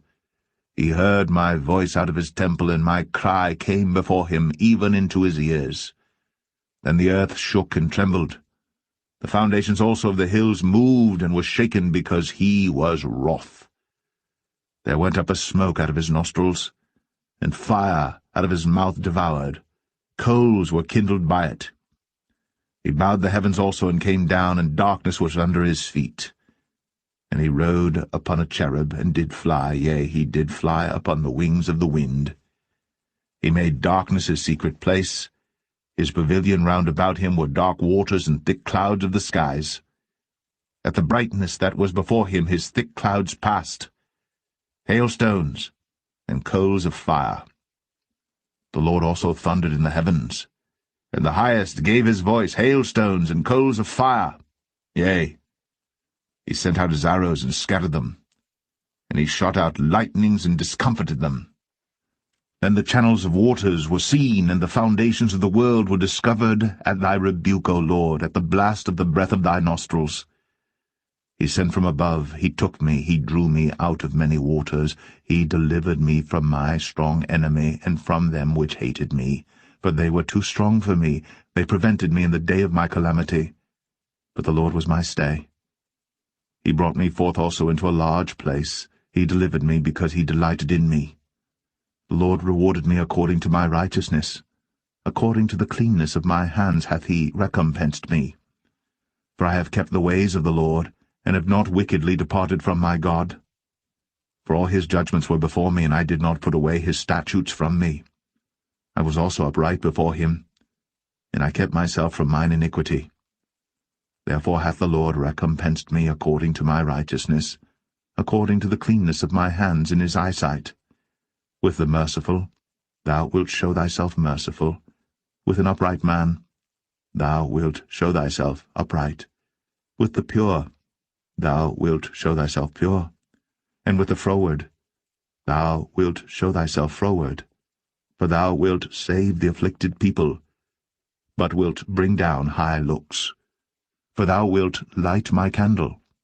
The Lord my God will enlighten my darkness. For by thee I have run through a troop, and by my God have I leaped over a wall. As for God, his way is perfect. The word of the Lord is tried. He is a buckler to all those that trust in him. For who is God save the Lord? Or who is a rock save our God? It is God that girdeth me with strength, and maketh my way perfect. He maketh my feet like hinds' feet, and setteth me upon my high places. He teacheth my hands to war, so that a bow of steel is broken by mine arms. Thou hast also given me the shield of thy salvation, and thy right hand hath holden me up, and thy gentleness hath made me great. Thou hast enlarged my steps under me, that my feet did not slip. I have pursued mine enemies and overtaken them, neither did I turn again till they were consumed. I have wounded them, that they were not able to rise. They are fallen under my feet. For thou hast girded me with strength unto the battle. Thou hast subdued unto me those that rose up against me. Thou hast also given me the necks of mine enemies, that I might destroy them that hate me. They cried, but there was none to save them, even unto the Lord, but he answered them not. Then did I beat them small as the dust before the wind. I did cast them out as the dirt in the streets. Thou hast delivered me from the strivings of the people, and thou hast made me the head of the heathen. A people whom I have not known shall serve me. As soon as they hear of me, they shall obey me. The strangers shall submit themselves unto me. The strangers shall fade away and be afraid out of their close places. The Lord liveth, and blessed be my rock, and let the God of my salvation be exalted. It is God that avengeth me, and subdueth the people unto me. He delivereth me from mine enemies, yea, thou liftest me up above those that rise up against me. Thou hast delivered me from the violent man. Therefore will I give thanks unto thee, O Lord, among the heathen, and sing praises unto thy name. Great deliverance giveth he to his king, and showeth mercy to his anointed, to David, and to his seed for evermore.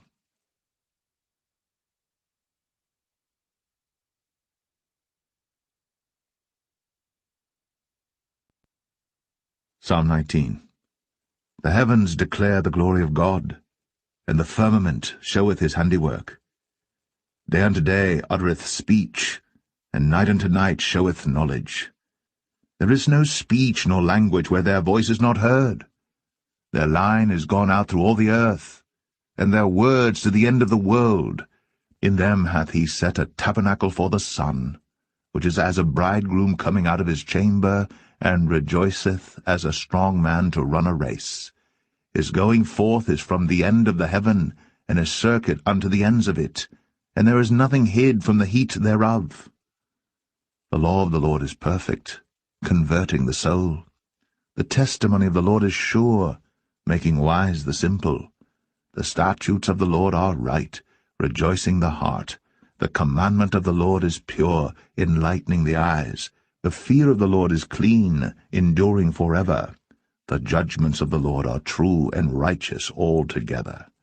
More to be desired are they than gold, yea, than much fine gold, sweeter also than honey and the honeycomb. Moreover, by them is thy servant warned, and in keeping of them there is great reward. Who can understand his errors? Cleanse thou me from secret faults. Keep back thy servant also from presumptuous sins. Let them not have dominion over me. Then shall I be upright, and I shall be innocent from the great transgression. Let the words of my mouth and the meditation of my heart be acceptable in thy sight, O Lord, my strength and my Redeemer.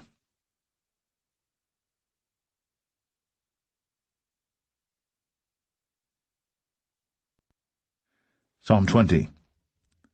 The Lord hear thee in the day of trouble. The name of the God of Jacob defend thee. Send thee help from the sanctuary, and strengthen thee out of Zion. Remember all thy offerings, and accept thy burnt sacrifice, Selah. Grant thee according to thine own heart, and fulfill all thy counsel.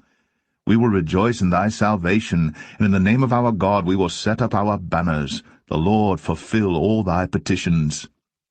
Now know I that the Lord saveth his anointed. He will hear him from his holy heaven with the saving strength of his right hand. Some trust in chariots, and some in horses. But we will remember the name of the Lord our God. They are brought down and fallen, but we are risen, and stand upright. Save, Lord. Let the King hear us when we call.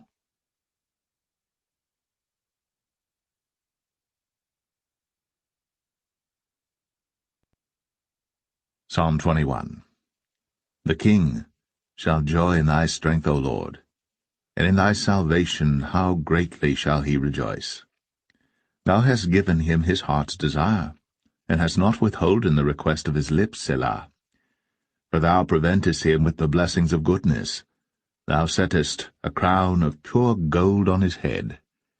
He asked life of thee, and thou gavest it him, even length of days for ever and ever. His glory is great in thy salvation. Honor and majesty hast thou laid upon him. For thou hast made him most blessed for ever. Thou hast made him exceeding glad with thy countenance. For the king trusteth in the Lord, and through the mercy of the Most High he shall not be moved. Thine hand shall find out all thine enemies. Thy right hand shall find out those that hate thee. Thou shalt make them as a fiery oven in the time of thine anger. The Lord shall swallow them up in his wrath, and the fire shall devour them. Their fruit shalt thou destroy from the earth, and their seed from among the children of men. For they intended evil against thee. They imagined a mischievous device which they are not able to perform. Therefore shalt thou make them turn their back, when thou shalt make ready thine arrows upon thy strings against the face of them. Be thou exalted, Lord, in thine own strength, so will we sing and praise thy power.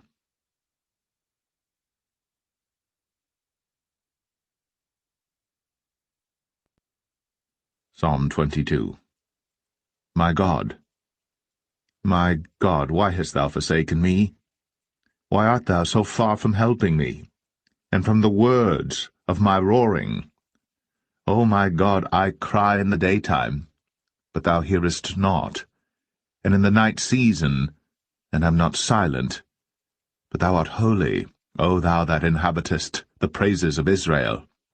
Our fathers trusted in thee, they trusted, and thou didst deliver them.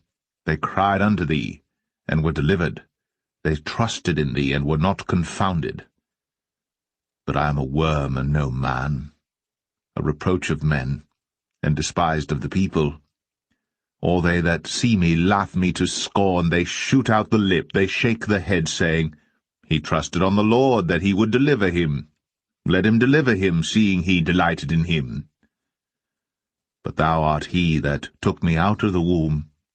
Thou didst make me hope when I was upon my mother's breasts. I was cast upon thee from the womb. Thou art my God from my mother's belly. Be not far from me, for trouble is near, for there is none to help. Many bulls have compassed me, strong bulls of Bashan have beset me round. They gaped upon me with their mouths as a ravening and a roaring lion. I am poured out like water, and all my bones are out of joint. My heart is like wax, it is melted in the midst of my bowels. My strength is dried up like a potsherd, and my tongue cleaveth to my jaws. And thou hast brought me into the dust of death. For dogs have compassed me, the assembly of the wicked have enclosed me. They pierced my hands and my feet. I may tell all my bones, they look and stare upon me. They part my garments among them, and cast lots upon my vesture. But be not thou far from me, O Lord, O my strength. Haste thee to help me. Deliver my soul from the sword, my darling from the power of the dog. Save me from the lion's mouth, for thou hast heard me from the horns of the unicorns. I will declare thy name unto my brethren. In the midst of the congregation will I praise thee. Ye that fear the Lord, praise him. All ye, the seed of Jacob, glorify him, and fear him, all ye, the seed of Israel. For he hath not despised, nor abhorred the affliction of the afflicted, neither hath he hid his face from him. But when he cried unto him, he heard. My praise shall be of thee in the great congregation. I will pay my vows before them that fear him. The meek shall eat and be satisfied. They shall praise the Lord that seek him. Your heart shall live for ever. All the ends of the world shall remember and turn unto the Lord, and all the kindreds of the nations shall worship before thee. For the kingdom is the Lord's, and he is the governor among the nations. All they that be fat upon earth shall eat and worship. All they that go down to the dust shall bow before him, and none can keep alive his own soul. A seed shall serve him. It shall be accounted to the Lord for a generation. They shall come, and shall declare his righteousness unto a people that shall be born, that he hath done this.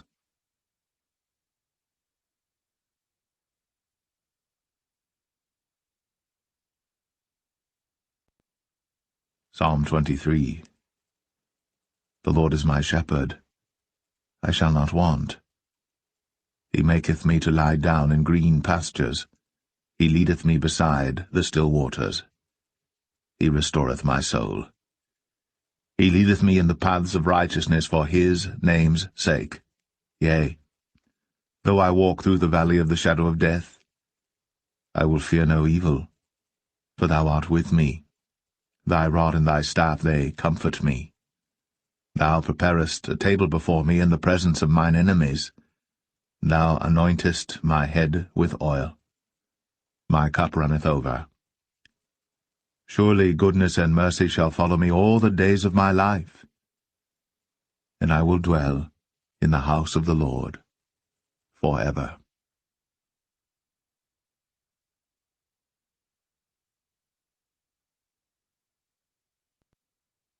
Psalm 24. The earth is the Lord's, and the fullness thereof, the world, and they that dwell therein. For he hath founded it upon the seas, and established it upon the floods. Who shall ascend into the hill of the Lord, or who shall stand in his holy place? He that hath clean hands and a pure heart, who hath not lifted up his soul unto vanity, nor sworn deceitfully. He shall receive the blessing from the Lord, and righteousness from the God of his salvation. This is the generation of them that seek him, that seek thy face, O Jacob. Selah. Lift up your heads, O ye gates, and be ye lift up, ye everlasting doors, and the King of glory shall come in. Who is this King of glory? The Lord strong and mighty, the Lord mighty in battle. Lift up your heads, O ye gates, even lift them up, ye everlasting doors, and the King of glory shall come in. Who is this King of glory?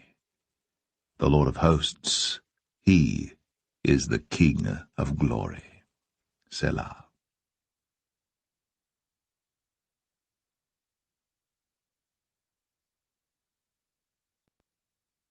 Psalm 25.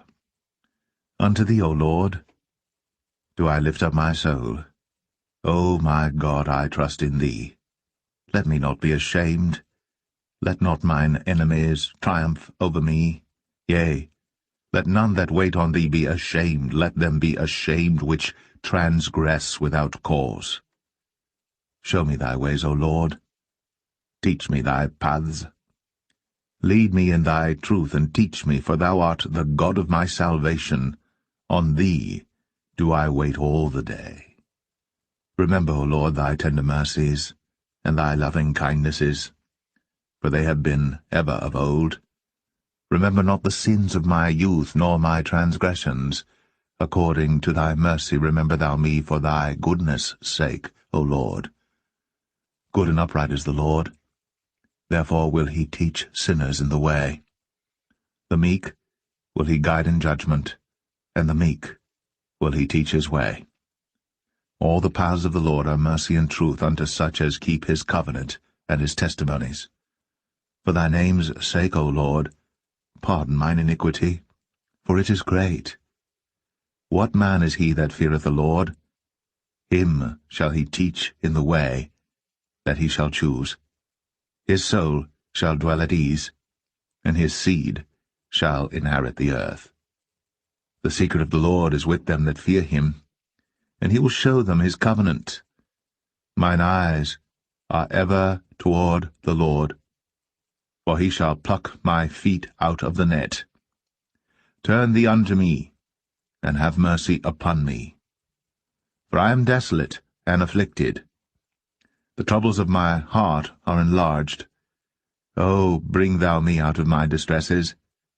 Look upon mine affliction and my pain, and forgive all my sins.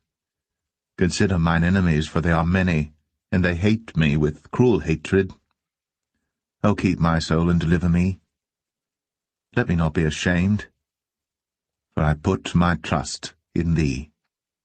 Let integrity and uprightness preserve me, for I wait on thee. Redeem Israel, O God, out of all his troubles.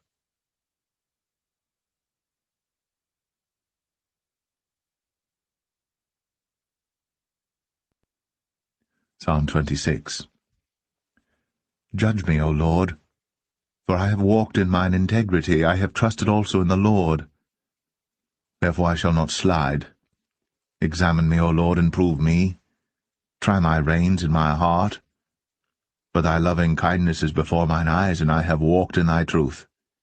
I have not sat with vain persons, neither will I go in with dissemblers.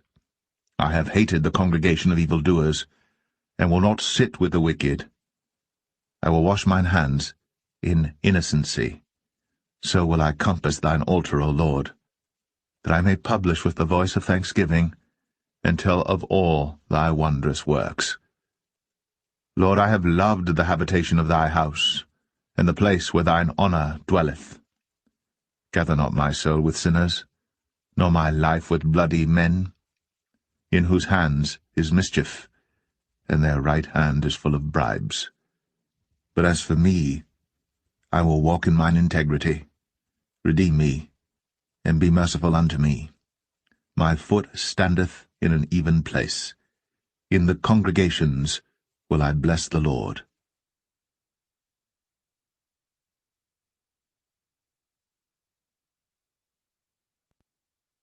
Psalm 27. The Lord is my light and my salvation.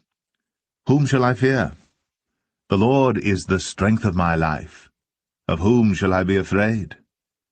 When the wicked, even mine enemies and my foes, came upon me to eat up my flesh, they stumbled and fell.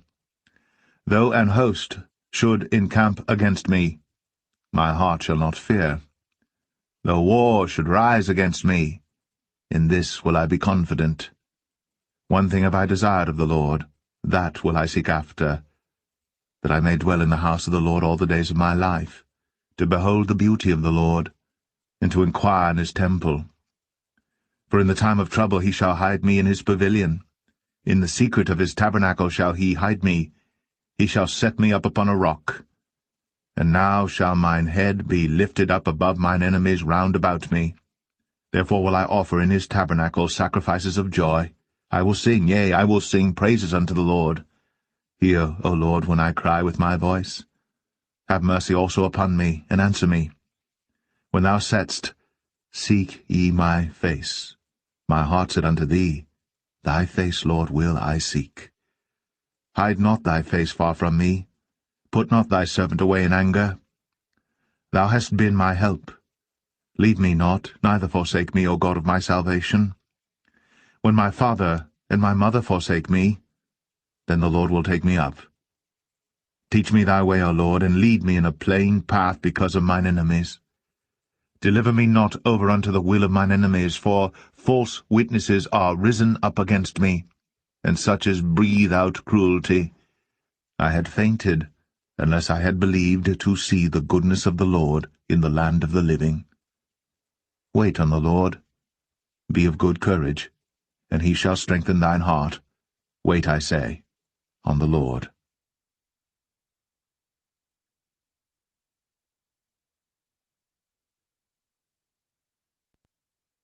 Psalm 28. Unto thee will I cry, O Lord, my rock. Be not silent to me, lest if thou be silent to me, I become like them that go down into the pit. Hear the voice of my supplications when I cry unto thee, when I lift up my hands toward thy holy oracle. Draw me not away with the wicked and with the workers of iniquity, which speak peace to their neighbors, but mischief is in their hearts. Give them according to their deeds, and according to the wickedness of their endeavors give them after the work of their hands. Render to them their desert. Because they regard not the works of the Lord, nor the operation of his hands, he shall destroy them, and not build them up. Blessed be the Lord, because he hath heard the voice of my supplications. The Lord is my strength and my shield. My heart trusted in him, and I am helped. Therefore my heart will I praise him. The Lord is their strength, and he is the saving strength of his anointed. Save thy people, and bless thine inheritance. Feed them also, and lift them up forever.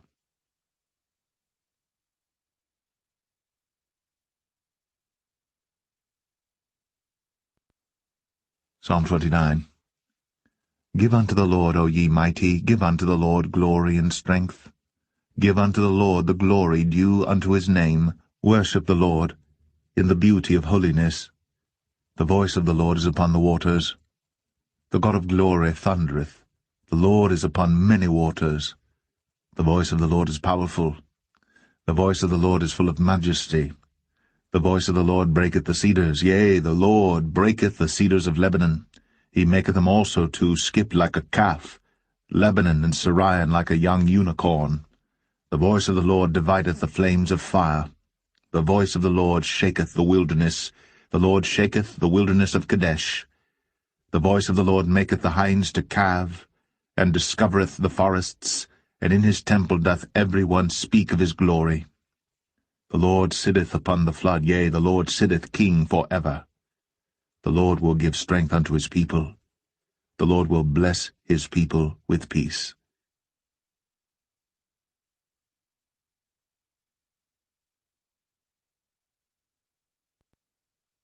Psalm 30.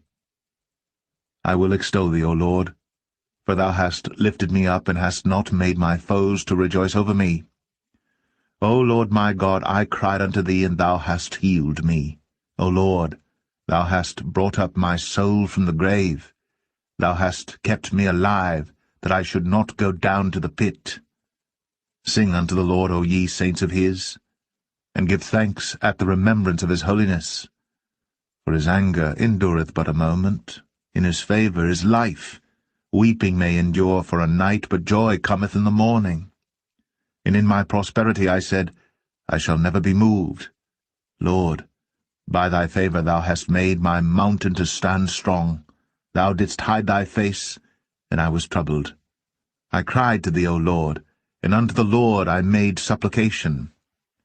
What profit is there in my blood when I go down to the pit? Shall the dust praise thee? Shall it declare thy truth? Hear, O Lord, and have mercy upon me. Lord, be thou my helper. Thou hast turned for me my mourning into dancing. Thou hast put off my sackcloth and girded me with gladness, to the end that my glory may sing praise to thee, and not be silent. O Lord my God, I will give thanks unto thee forever.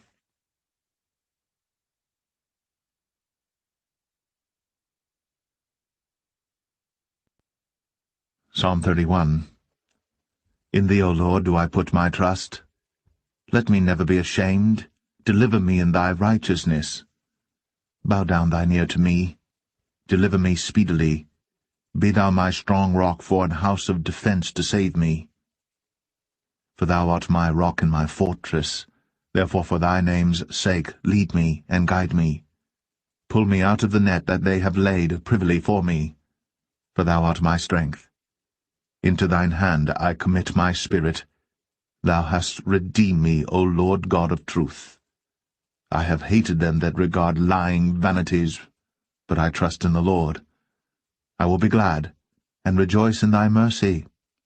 For thou hast considered my trouble, thou hast known my soul in adversities, and hast not shut me up into the hand of the enemy.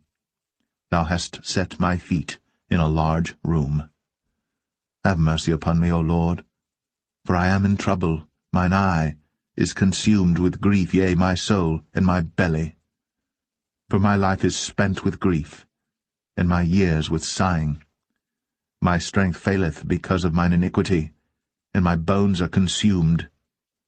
I was a reproach among all mine enemies, but especially among my neighbours, and a fear to mine acquaintance. They that did see me without fled from me. I am forgotten as a dead man out of mind. I am like a broken vessel. For I have heard the slander of many.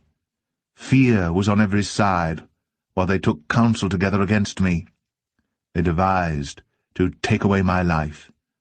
But I trusted in thee, O Lord. I said, Thou art my God. My times are in thy hand. Deliver me from the hand of mine enemies, and from them that persecute me. Make thy face to shine upon thy servant. Save me for thy mercy's sake. Let me not be ashamed, O Lord, for I have called upon thee. Let the wicked be ashamed, and let them be silent in the grave. Let the lying lips be put to silence, which speak grievous things proudly and contemptuously against the righteous. O how great is thy goodness, which thou hast laid up for them that fear thee, which thou hast wrought for them that trust in thee before the sons of men. Thou shalt hide them in the secret of thy presence from the pride of man. Thou shalt keep them secretly in a pavilion from the strife of tongues. Blessed be the Lord, for he hath shown me his marvelous kindness in a strong city. For I said in my haste, I am cut off from before thine eyes. Nevertheless thou heardest the voice of my supplications when I cried unto thee. O love the Lord, all ye his saints, for the Lord preserveth the faithful, and plentifully rewardeth the proud doer. Be of good courage, and he shall strengthen your heart, all ye that hope in the Lord.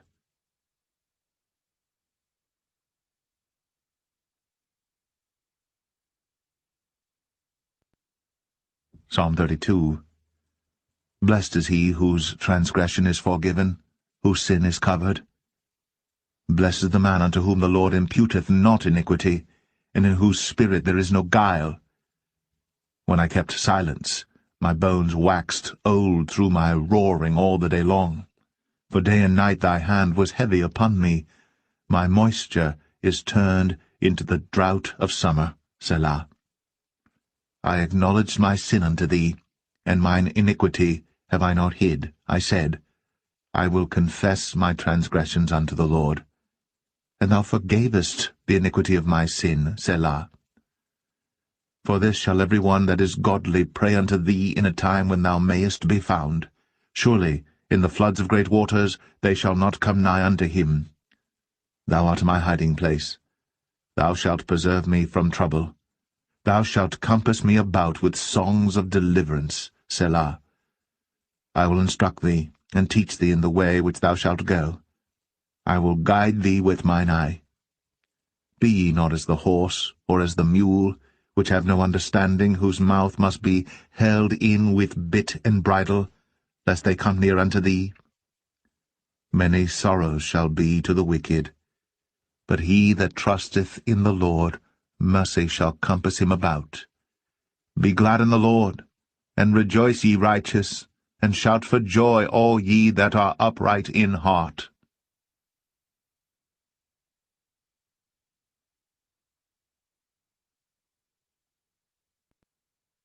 Psalm 33. Rejoice in the Lord, O ye righteous, for praise is comely for the upright. Praise the Lord with harp, sing unto him with the psaltery, and an instrument of 10 strings. Sing unto him a new song. Play skillfully with a loud noise. For the word of the Lord is right, and all his works are done in truth. He loveth righteousness and judgment. The earth is full of the goodness of the Lord. By the word of the Lord were the heavens made, and all the host of them by the breath of his mouth. He gathereth the waters of the sea together as an heap. He layeth up the depth in storehouses. Let all the earth fear the Lord. Let all the inhabitants of the world stand in awe of him. For he spake, and it was done. He commanded, and it stood fast. The Lord bringeth the counsel of the heathen to naught. He maketh the devices of the people of none effect. The counsel of the Lord standeth forever, the thoughts of his heart to all generations. Blessed is the nation whose God is the Lord, and the people whom he hath chosen for his own inheritance. The Lord looketh from heaven. He beholdeth all the sons of men. From the place of his habitation he looketh upon all the inhabitants of the earth. He fashioneth their hearts alike. He considereth all their works. There is no king saved by the multitude of an host. A mighty man is not delivered by much strength. An horse is a vain thing for safety, neither shall he deliver any by his great strength. Behold, the eye of the Lord is upon them that fear him, upon them that hope in his mercy, to deliver their soul from death, and to keep them alive in famine. Our soul waiteth for the Lord. He is our help and our shield. For our heart shall rejoice in him, because we have trusted in his holy name. Let thy mercy, O Lord, be upon us, according as we hope in thee.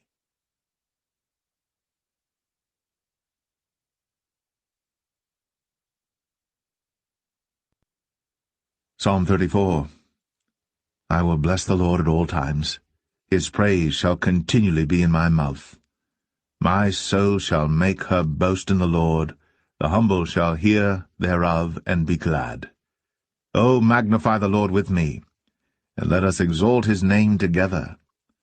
I sought the Lord, and he heard me, and delivered me from all my fears.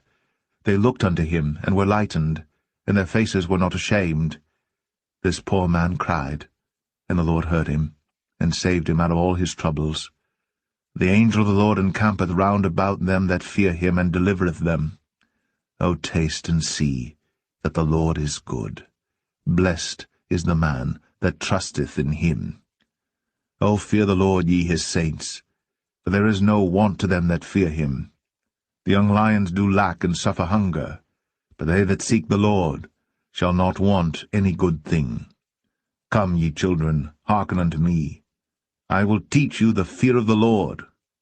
What man is he that desireth life, and loveth many days, that he may see good? Keep thy tongue from evil, and thy lips from speaking guile. Depart from evil, and do good. Seek peace, and pursue it. The eyes of the Lord are upon the righteous, and his ears are open unto their cry. The face of the Lord is against them that do evil, to cut off the remembrance of them from the earth. The righteous cry, and the Lord heareth, and delivereth them out of all their troubles.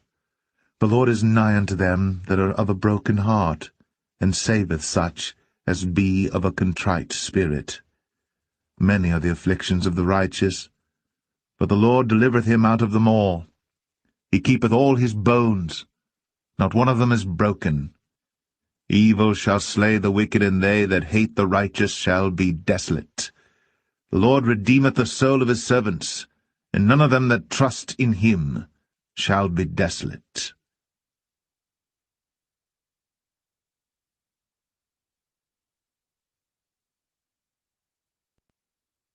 Psalm 35. Plead my cause, O Lord, with them that strive with me. Fight against them that fight against me. Take hold of shield and buckler, and stand up for mine help. Draw out also the spear, and stop the way against them that persecute me. Say unto my soul, I am thy salvation. Let them be confounded and put to shame that seek after my soul. Let them be turned back and brought to confusion that devise my hurt. Let them be as chaff before the wind, and let the angel of the Lord chase them. Let their way be dark and slippery, and let the angel of the Lord persecute them. For without cause have they hid for me their net in a pit, which without cause they have digged for my soul. Let destruction come upon him at unawares, and let his net that he hath hid catch himself. Into that very destruction let him fall. And my soul shall be joyful in the Lord. It shall rejoice in his salvation. All my bones shall say, Lord, who is like unto thee, which deliverest the poor from him that is too strong for him, yea, the poor and the needy from him that spoileth him? False witnesses did rise up. They laid to my charge things that I knew not. They rewarded me evil for good to the spoiling of my soul. But as for me, when they were sick, my clothing was sackcloth. I humbled my soul with fasting, and my prayer returned into mine own bosom. I behaved myself as though he had been my friend or brother. I bowed down heavily, as one that mourneth for his mother. But in mine adversity they rejoiced, and gathered themselves together. Yea, the abjects gathered themselves together against me, and I knew it not. They did tear me, and ceased not. With hypocritical mockers and feasts they gnashed upon me with their teeth. Lord, how long wilt thou look on? Rescue my soul from their destructions, my darling from the lions. I will give thee thanks in the great congregation. I will praise thee among much people. Let not them that are mine enemies wrongfully rejoice over me, neither let them wink with the eye that hate me without a cause. For they speak not peace, but they devise deceitful matters against them that are quiet in the land. Yea, they opened their mouth wide against me, and said, Aha, aha, our eye hath seen it. This thou hast seen, O Lord. Keep not silence. O Lord, be not far from me. Stir up thyself, and awake to my judgment, even unto my cause, my God and my Lord. Judge me, O Lord my God, according to thy righteousness, and let them not rejoice over me. Let them not say in their hearts, Ah, so would we have it. Let them not say, We have swallowed him up. Let them be ashamed and brought to confusion together that rejoice at mine hurt. Let them be clothed with shame and dishonour that magnify themselves against me. Let them shout for joy and be glad that favour my righteous cause. Yea, let them say continually, Let the Lord be magnified, which hath pleasure in the prosperity of his servant. And my tongue shall speak of thy righteousness and of thy praise all the day long.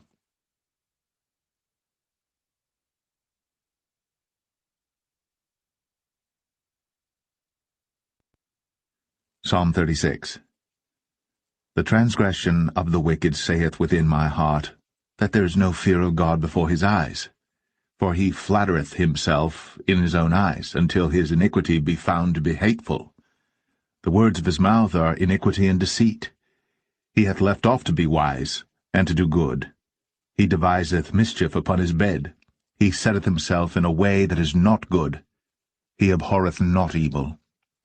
Thy mercy, O Lord, is in the heavens, and thy faithfulness reacheth unto the clouds. Thy righteousness is like the great mountains. Thy judgments are a great deep. O Lord, thou preservest man and beast. How excellent is thy loving kindness, O God! Therefore the children of men put their trust under the shadow of thy wings.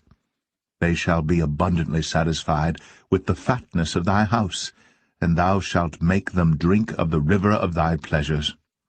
For with thee is the fountain of life. In thy light shall we see light.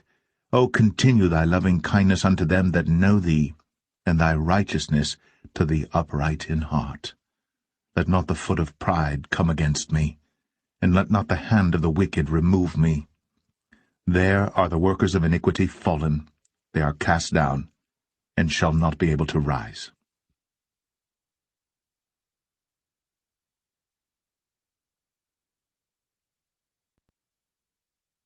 Psalm 37.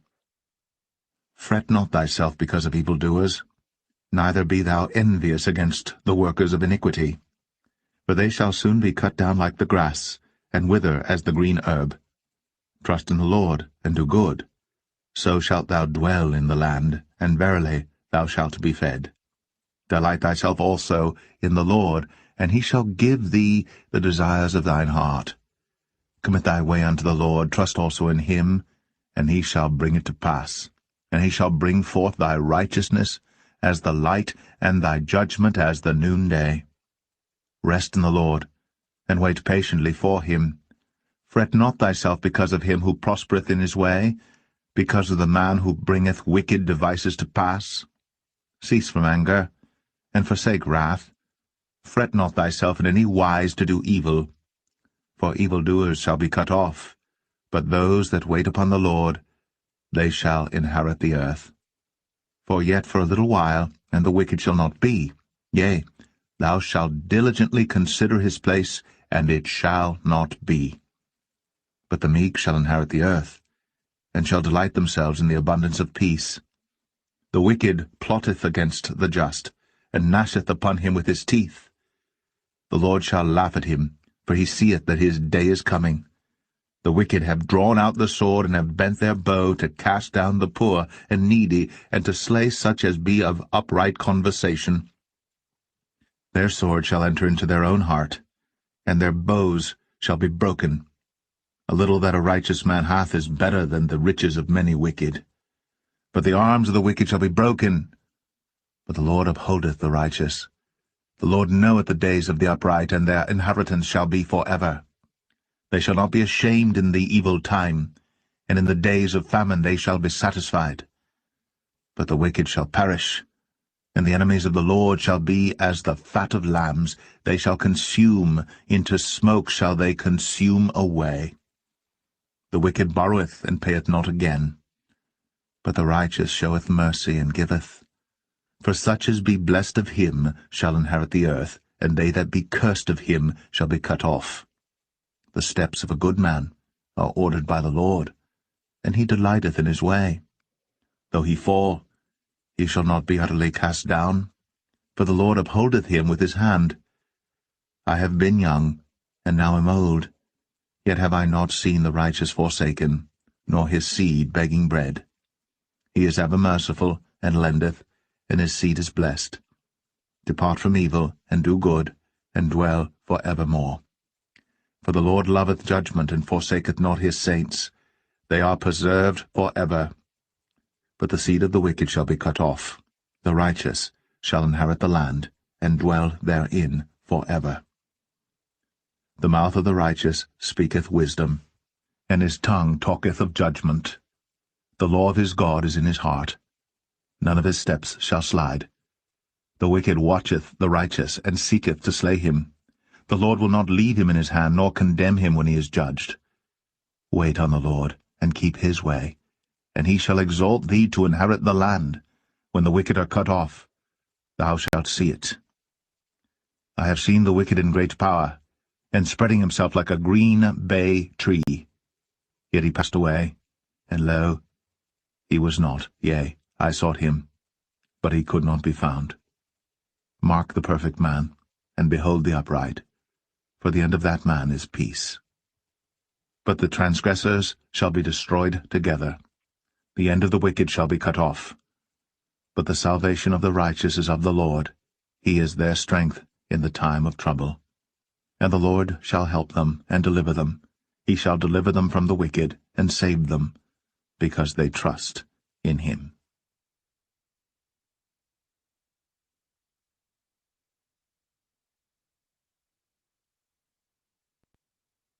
Psalm 38. O Lord, rebuke me not in thy wrath, neither chasten me in thy hot displeasure. For thine arrows stick fast in me, and thy hand presseth me sore. There is no soundness in my flesh because of thine anger, neither is there any rest in my bones because of my sin. For mine iniquities are gone over mine head, as an heavy burden they are too heavy for me. My wounds stink and are corrupt because of my foolishness. I am troubled, I am bowed down greatly, I go mourning all the day long. For my loins are filled with a loathsome disease, and there is no soundness in my flesh. I am feeble and sore broken. I have roared by reason of the disquietness of my heart. Lord, all my desires before thee, and my groaning is not hid from thee. My heart panteth, my strength faileth me. As for the light of mine eyes, it also is gone from me. My lovers and my friends stand aloof from my sore, and my kinsmen stand afar off. They also that seek after my life lay snares for me. And they that seek my hurt speak mischievous things, and imagine deceit all the day long. But I, as a deaf man, heard not, and I was as a dumb man that openeth not his mouth. Thus I was as a man that heareth not, and in whose mouth are no reproofs. For in thee, O Lord, do I hope. Thou wilt hear, O Lord my God. For I said, Hear me, lest otherwise they should rejoice over me. When my foot slippeth, they magnify themselves against me.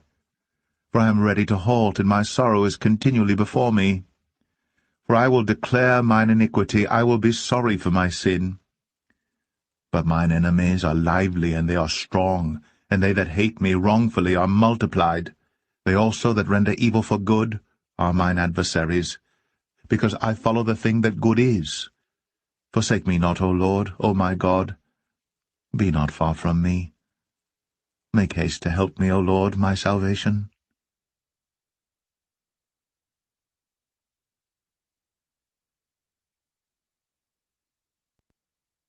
Psalm 39.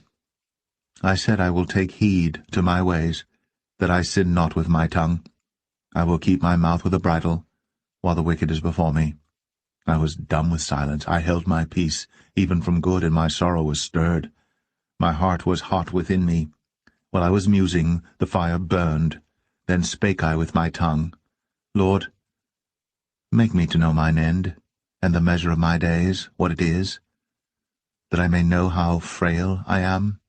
Behold, thou hast made my days as an handbreadth, and mine age is as nothing before thee. Verily, every man at his best state is altogether vanity, Selah. Surely every man walketh in a vain show. Surely they are disquieted in vain. He heapeth up riches, and knoweth not who shall gather them. And now, Lord, what wait I for? My hope is in thee. Deliver me from all my transgressions. Make me not the reproach of the foolish. I was dumb, I opened not my mouth, because thou didst it. Remove thy stroke away from me. I am consumed by the blow of thine hand. When thou with rebukes dost correct man for iniquity, thou makest his beauty to consume away like a moth. Surely every man is vanity, Selah. Hear my prayer, O Lord, and give ear unto my cry. Hold not thy peace at my tears, for I am a stranger with thee, and a sojourner, as all my fathers were. O spare me that I may recover strength, before I go hence, and be no more.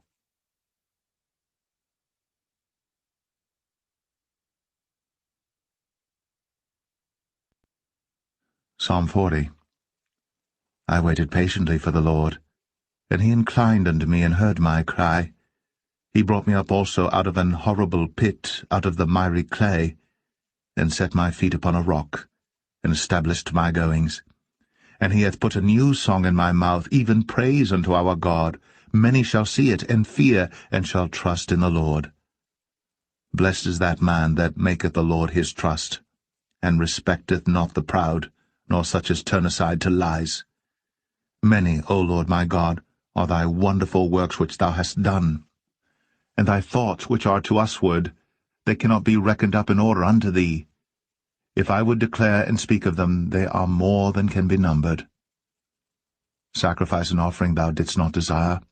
Mine ears hast thou opened. Burnt offering and sin offering hast thou not required. Then said I, Lo, I come. In the volume of the book it is written of me, I delight to do thy will, O my God, yea, thy law is within my heart. I have preached righteousness in the great congregation. Lo, I have not refrained my lips, O Lord, thou knowest. I have not hid thy righteousness within my heart. I have declared thy faithfulness and thy salvation. I have not concealed thy loving kindness and thy truth from the great congregation. Withhold not thou thy tender mercies from me, O Lord. Let thy loving kindness and thy truth continually preserve me. For innumerable evils have compassed me about. Mine iniquities have taken hold upon me, so that I am not able to look up. They are more than the hairs of mine head. Therefore my heart faileth me. Be pleased, O Lord, to deliver me. O Lord, make haste to help me. Let them be ashamed and confounded together that seek after my soul to destroy it. Let them be driven backward and put to shame that wish me evil. Let them be desolate for a reward of their shame that saith unto me, Aha, aha. Let all those that seek thee rejoice and be glad in thee. Let such as love thy salvation say continually, The Lord be magnified. But I am poor and needy, yet the Lord thinketh upon me. Thou art my help and my deliverer. Make no tarrying, O my God.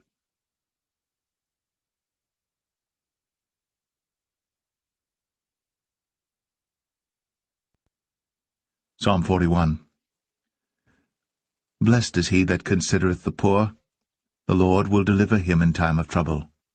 The Lord will preserve him and keep him alive, and he shall be blessed upon the earth. And thou wilt not deliver him unto the will of his enemies. The Lord will strengthen him upon the bed of languishing. Thou wilt make all his bed in his sickness. I said, Lord, be merciful unto me, heal my soul, for I have sinned against thee. Mine enemies speak evil of me. When shall he die, and his name perish? And if he come to see me, he speaketh vanity, his heart gathereth iniquity to itself. When he goeth abroad, he telleth it.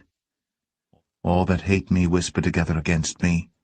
Against me do they devise my hurt.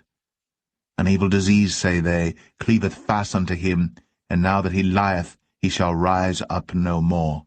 Yea, mine own familiar friend, in whom I trusted, which did eat of my bread, hath lifted up his heel against me. But thou, O Lord, be merciful unto me, and raise me up, that I may requite them. By this I know that thou favourest me, because mine enemy doth not triumph over me. And as for me, thou upholdest me in mine integrity, and settest me before thy face for ever. Blessed be the Lord God of Israel, from everlasting and to everlasting. Amen and amen.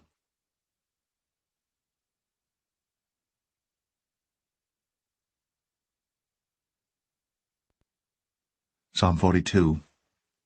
As the hart panteth after the water brooks, so panteth my soul after thee, O God. My soul thirsteth for God, for the living God. When shall I come and appear before God?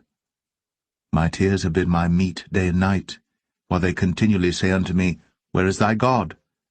When I remember these things, I pour out my soul in me. For I had gone with the multitude, I went with them to the house of God, with the voice of joy and praise, with a multitude that kept holy day. Why art thou cast down, O my soul? And why art thou disquieted in me? Hope thou in God, for I shall yet praise him for the help of his countenance.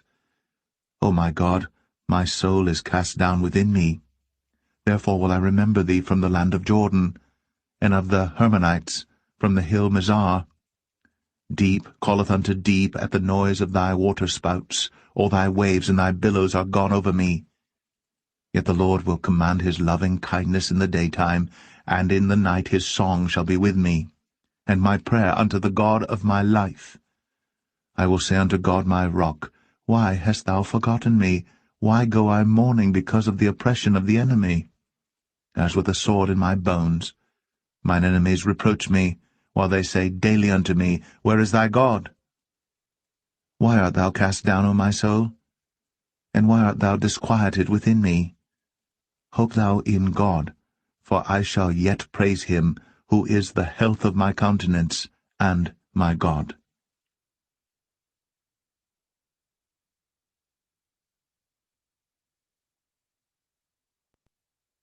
Psalm 43. Judge me, O God, and plead my cause against an ungodly nation. O deliver me from the deceitful and unjust man. For thou art the God of my strength. Why dost thou cast me off? Why go I mourning because of the oppression of the enemy? O send out thy light and thy truth. Let them lead me. Let them bring me unto thy holy hill, and to thy tabernacles. Then will I go unto the altar of God, unto God my exceeding joy. Yea, upon the harp will I praise thee, O God my God. Why art thou cast down, O my soul? And why art thou disquieted within me? Hope in God, for I shall yet praise him, who is the health of my countenance, and my God.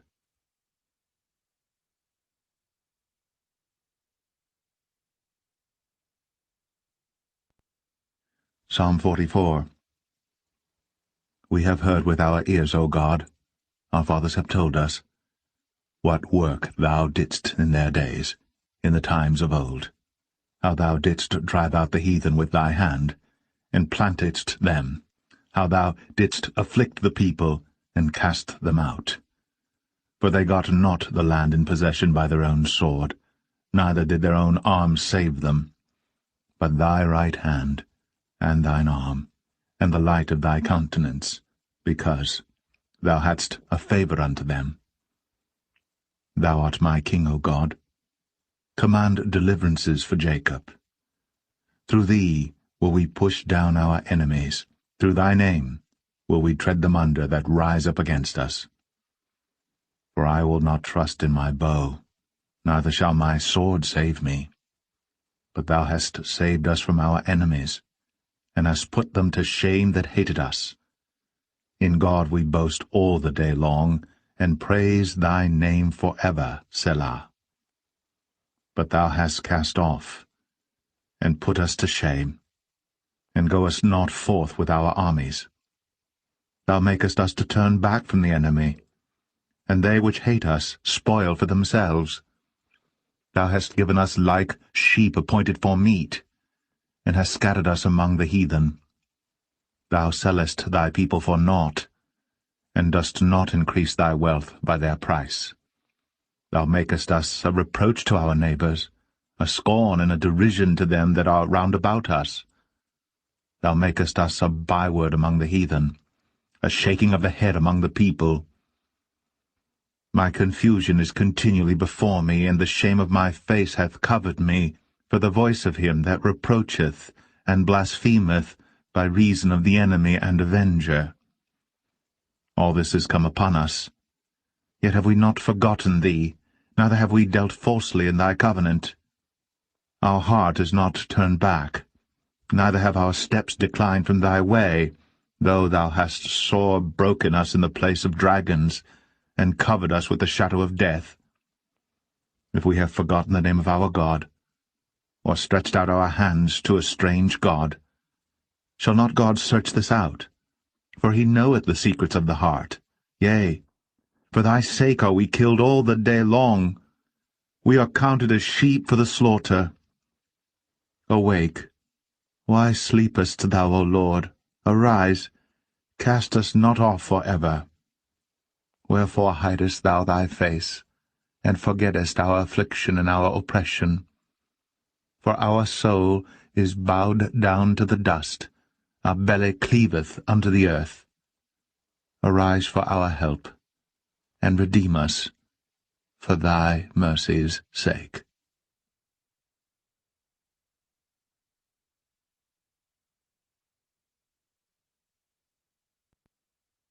Psalm 45.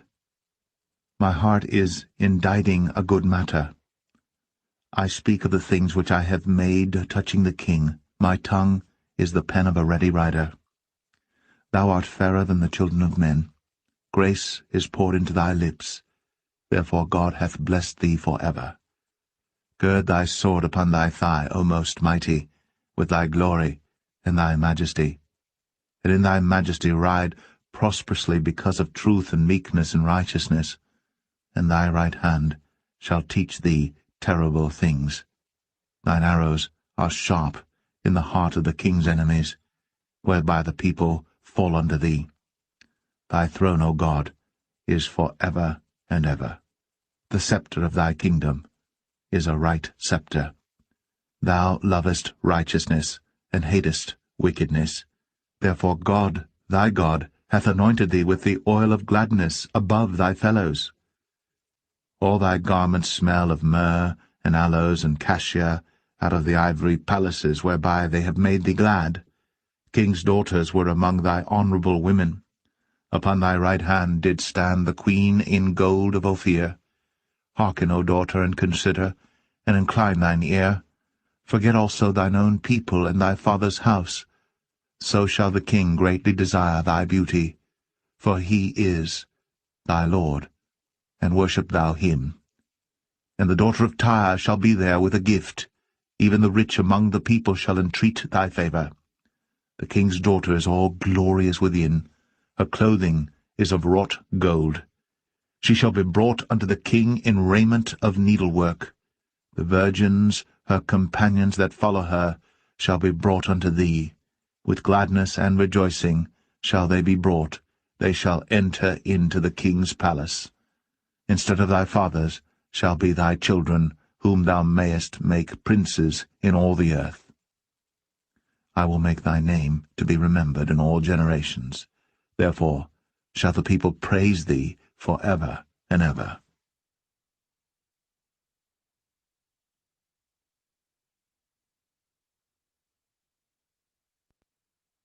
Psalm 46. God is our refuge and strength, a very present help in trouble. Therefore will not we fear, though the earth be removed, and though the mountains be carried into the midst of the sea, though the waters thereof roar and be troubled, though the mountains shake with the swelling thereof, Selah. There is a river, the streams whereof shall make glad the city of God, the holy place of the tabernacles of the Most High. God is in the midst of her. She shall not be moved. God shall help her, and that right early. The heathen raged, the kingdoms were moved. He uttered his voice, the earth melted. The Lord of hosts is with us. The God of Jacob is our refuge, Selah. Come, behold the works of the Lord. What desolations he hath made in the earth! He maketh wars to cease unto the end of the earth.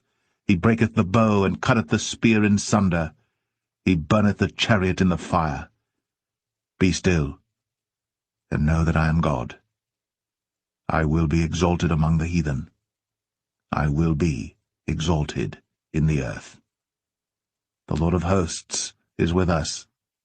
The God of Jacob is our refuge. Selah.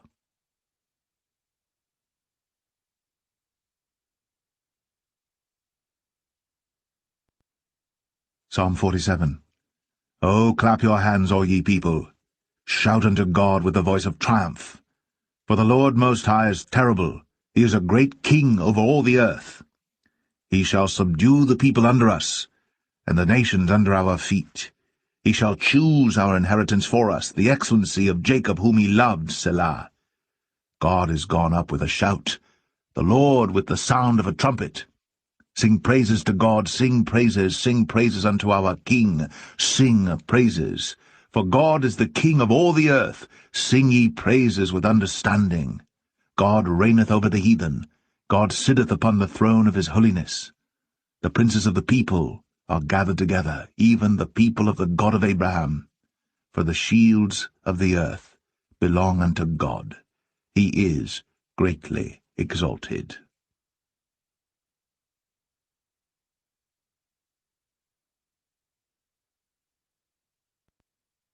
Psalm 48. Great is the Lord, and greatly to be praised in the city of our God, in the mountain of his holiness. Beautiful for situation, the joy of the whole earth is Mount Zion, on the sides of the north, the city of the great King. God is known in her palaces for a refuge. For lo, the kings were assembled, they passed by together, they saw it, and so they marveled, they were troubled, and hasted away. Fear took hold upon them there, and pain, as of a woman in travail. Thou breakest the ships of Tarshish with an east wind. As we have heard, so have we seen in the city of the Lord of hosts, in the city of our God. God will establish it for ever, Selah. We have thought of thy loving kindness, O God, in the midst of thy temple. According to thy name, O God, so is thy praise unto the ends of the earth. Thy right hand is full of righteousness. Let Mount Zion rejoice, let the daughters of Judah be glad, because of thy judgments. Walk about Zion, and go round about her, tell the towers thereof, mark ye well her bulwarks, consider her palaces, that ye may tell it to the generation following. For this God is our God for ever and ever. He will be our guide, even unto death.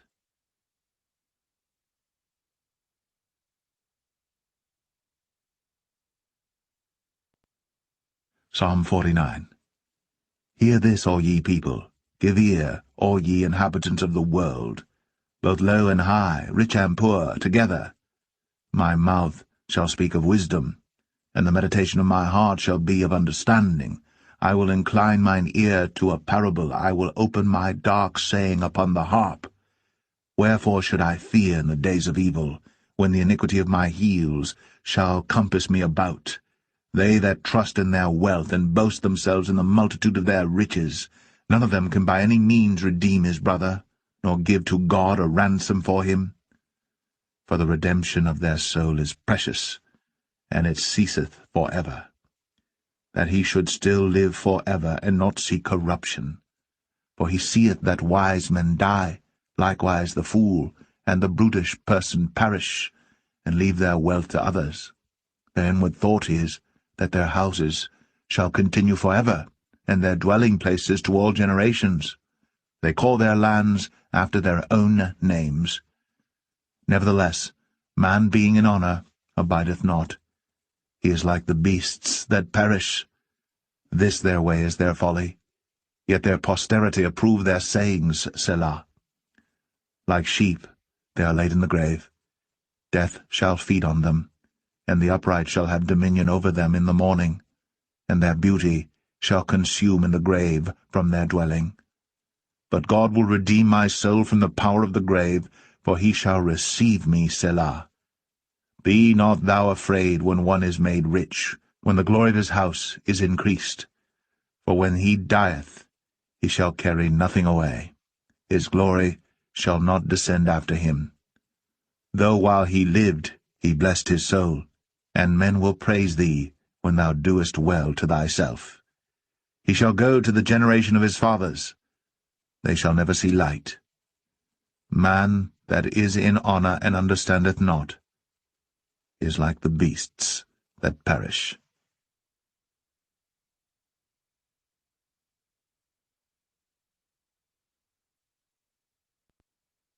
Psalm 50. The mighty God, even the Lord, hath spoken, and called the earth from the rising of the sun unto the going down thereof. Out of Zion, the perfection of beauty, God hath shined. Our God shall come, and shall not keep silence. A fire shall devour before him, and it shall be very tempestuous round about him. He shall call to the heavens from above, and to the earth, that he may judge his people. Gather my saints together unto me, those that have made a covenant with me by sacrifice. And the heavens shall declare his righteousness, for God is judge himself, Selah. Hear, O my people, and I will speak, O Israel, and I will testify against thee. I am God, even thy God. I will not reprove thee for thy sacrifices or thy burnt offerings, to have been continually before me. I will take no bullock out of thy house, nor he-goats out of thy folds. For every beast of the forest is mine, and the cattle upon 1,000 hills. I know all the fowls of the mountains, and the wild beasts of the field are mine. If I were hungry, I would not tell thee, for the world is mine, and the fullness thereof. Will I eat the flesh of bulls, or drink the blood of goats? Offer unto God thanksgiving, and pay thy vows unto the Most High, and call upon me in the day of trouble. I will deliver thee, and thou shalt glorify me. But unto the wicked God saith, What hast thou to do to declare my statutes, or that thou shouldst take my covenant in thy mouth? Seeing thou hatest instruction, and castest my words behind thee. When thou sawest a thief, then thou consentedst with him, and hast been partaker with adulterers. Thou givest thy mouth to evil, and thy tongue frameth deceit. Thou sittest, and speakest against thy brother. Thou slanderest thine own mother's son. These things hast thou done, and I kept silence. Thou thoughtest that I was altogether such an one as thyself, but I will reprove thee, and set them in order before thine eyes. Now consider this, ye that forget God, lest I tear you in pieces, and there be none to deliver. Whoso offereth praise glorifieth me, and him that ordereth his conversation aright will I show the salvation of God.